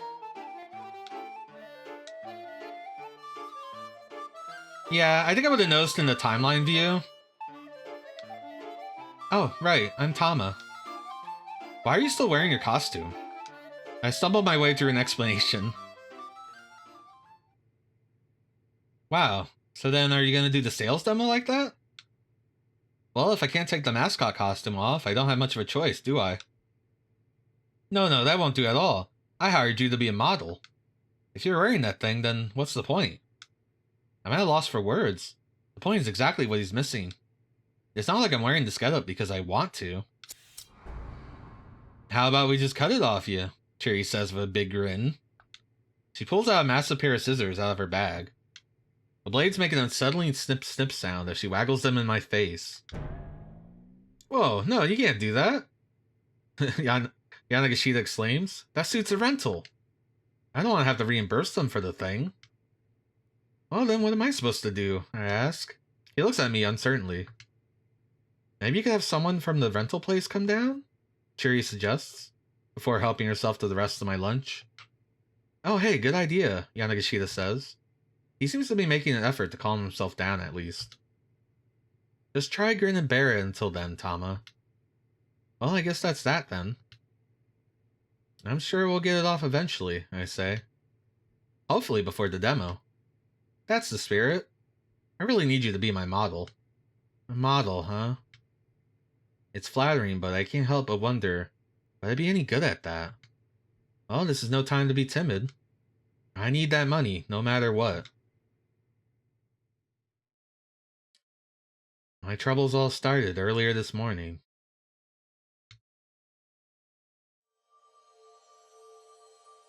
I was at a knick-knack shop on Center Guy. They have a box of Burning Hammer. I'd happened to pass by and I spotted a red necklace on display in the storefront. And I got this weird sensation when I saw it. You could maybe call it deja vu? Something like that. It was as if I'd been drawn to it somehow. This was mine. I was sure of it. I wanted it. No, I needed to make it mine. As soon as I possibly could. That's how strong the feeling was. The price was 40,000 yen. I checked my wallet repeatedly, but I only had 20,000 on me. Nonetheless, I needed to have it. There was just one question. How? Somehow I managed to drag myself away from the shop. Just a few minutes later, I ran into Mr. Yanagashita. Hey, a voice said out of nowhere. If you want, I could pay you 10,000 for a day's work. I found myself staring at this frumpy middle-aged man who was handing me his business card. Managing Director Junichi Yanagashita of Yamato Health Foods Co. Limited. I'm in a real bind here. Need some extra help. He's trustworthy. Would you mind coming with me? Begging you, just one day. He seemed pretty sketchy. As much as I needed money for that necklace, I wasn't going anywhere with some random weirdo. I ignored him and tried to walk off. Please. Please. Yanagashita grabbed me by the hand. Watch it, pal, I snapped. Hands off, or I start shouting for help. Please, it's not like that. Just hear me out. Look, I'm in a hurry. Please. Please. Knock it off. I spun forcibly away from him, yanking my hand from his grip. Oof. Yanagashita whirled through the air and fell into the bushes. Man, you destroyed him. Whoa, where'd that come from? He gasped. His eyes were wide as saucers. You a martial artist or something? No, I think that was just a fluke. The truth was, I was surprised myself at how I had pulled off that escape move. Oh, okay then. Look, I'm sorry. Can you give me a hand? No way. I know, right? It's a fun twist to his injury. No, I mean giving me your hand. My hip's killing me here. Ow, ow, ow, ow. I guess. The least I could do is help the guy get up to his feet. Look, why are you hounding me so much? Please don't be angry. The moment I saw you, I just felt it. You're the only person who could possibly do this job for me. I let out a sigh, but my interest was admittedly piqued. What kind of job? I need a sales rep for a health supplement. I want you to do PR as a dying success story for my product. Just look at you. You have the body of an actress. Sales are going to go through the roof. Well, it was hard to feel too offended when he told me that. The job didn't seem as fishy as I'd initially suspected. Alright, maybe I'm interested, I said. There's just one thing. Yeah, whatever it is, I'm sure I can handle it. I need 20,000 yen as soon as possible. So if the day only pays 10,000... Alright then. If you can sell 100 bottles at their sales event, I'll throw in another 10,000 as a bonus. How's that sound? I certainly couldn't think of any other way I was going to earn 20,000 yen in a single day. This might be exactly the break I needed. You've got a deal. You have my services for the day, I said, bowing my head. Yay! I like her boots. Yanagashita jumped for joy. I like his pose. What about your hip? Huh? Oh yeah, it's better now. All better. Fixed itself just now.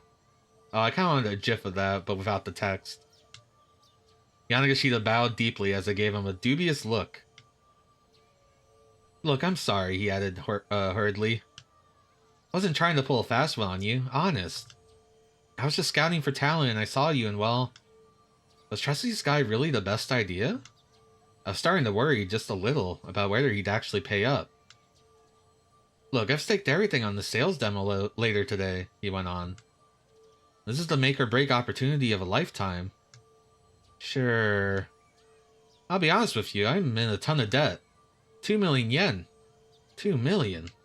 Yanagashita's tone had taken on a feverish intensity. If I don't pay it back by the end of the day, then boy howdy am I up the creek without a paddle. How did you even get into a situation like that? I asked. He gazed skyward, a far-off look in his eyes. Because even if he knows he has no chance of winning, sometimes a man just has to stand and fight. But I guess a girl like you wouldn't understand.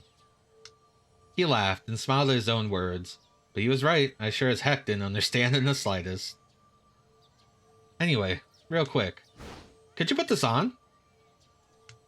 Mr. Yanagashita briskly rummaged through his bindle, then thrust the cat costume out towards me. That's way bigger than his bindle was. What? Here?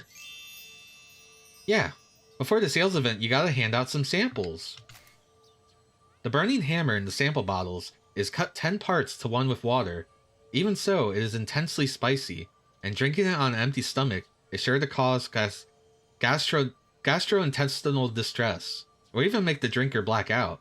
It's hard to believe that a sample of something so dangerous would win over any customers, but you never know. There could be housewives or young women out there who'd accept such a risk in the name of weight loss. Another terrifying thought. The job's already started, you know? And with that, Mr. Yanagashita went about getting me into the mascot suit.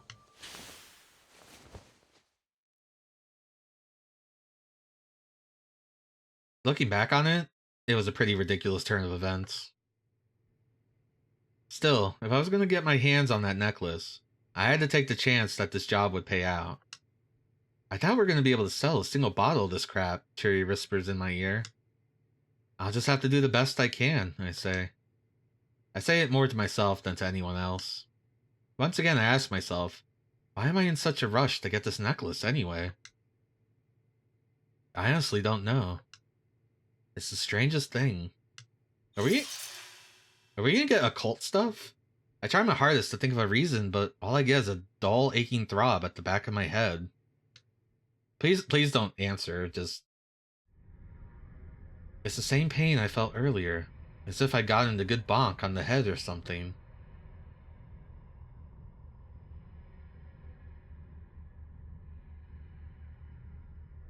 Okay, so we did hit Tama's to be continued point. So I think this is a good place to stop.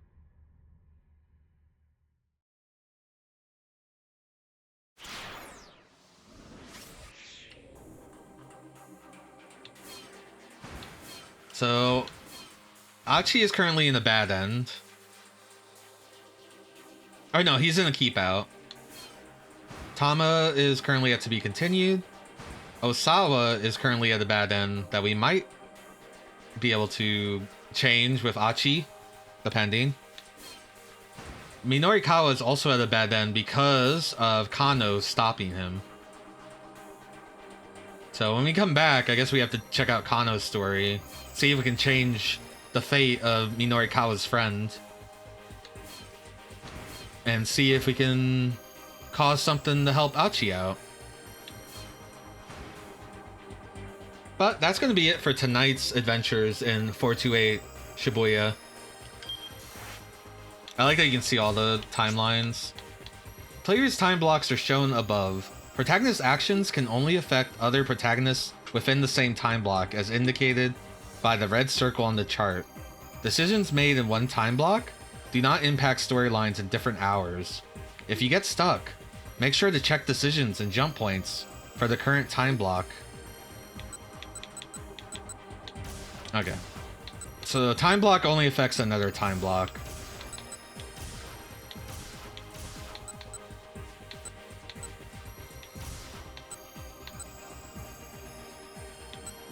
Oh, Asawa's at a jump point. He's not at a bad end anymore, so something must have changed. Maybe our adventures of Achi. Tama's at her to be continued. Though she does have a jump point and she has 2 more points. That might change maybe something. And Achi has a jump point or not a jump point, a crossroads and the keep out. All right. I hit the wrong button. I'm not used to being on the widescreen layout. Yeah, sorry we went a little late. It's 2:18 a.m. here. I need to close this game because it's actually loud in my head. Ah, that feels better. I should have lowered the soundtrack a lot more, at least in my ears. Oh, what do you guys think of it? I know Plombo's seen it before, but I'm having a good time. I'm very intrigued at where this is gonna go. Osawa's story was very, very ominous and very dark. Very dark. And I wonder how much of it ties into the kidnapping. Someone clearly knows that Osawa had something to do with those incidents, though Osawa didn't directly do them. The vibes are kind of weird, not at all kind of the thing I'm used to seeing. Yeah, I mean, I've played a couple of visual novels in the past. But this has its own vibe. Oh, I'm sure. It was a good time. Anyway, I'm gonna call an evening. Let's see who we can raid. You can raid Mr. Raid on doing retro achievements. Cubalt's doing Snatcher, but she might be cut because she only streams for a few hours, so she might be running up. Gamma Chris is like 11 hours in his Gammaversary party. Voxandra is 8 hours into a Super Toho RPG. Everyone's deep into their streams. Heck maybe is like 5 hours into Half-Life 2 Episode 1. Western Style Guy is 2 hours into Resident Evil. That might be a good place.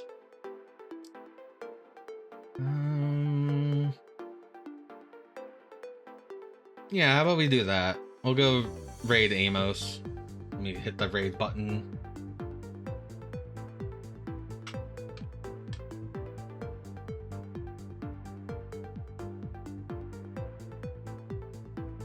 Oh, some good old RE4.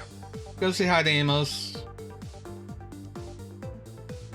He's a really talented GIF tuber. He has a 3D pre-rendered 3D look to him. He's also a Western style guy. I'll see you all later. Good night.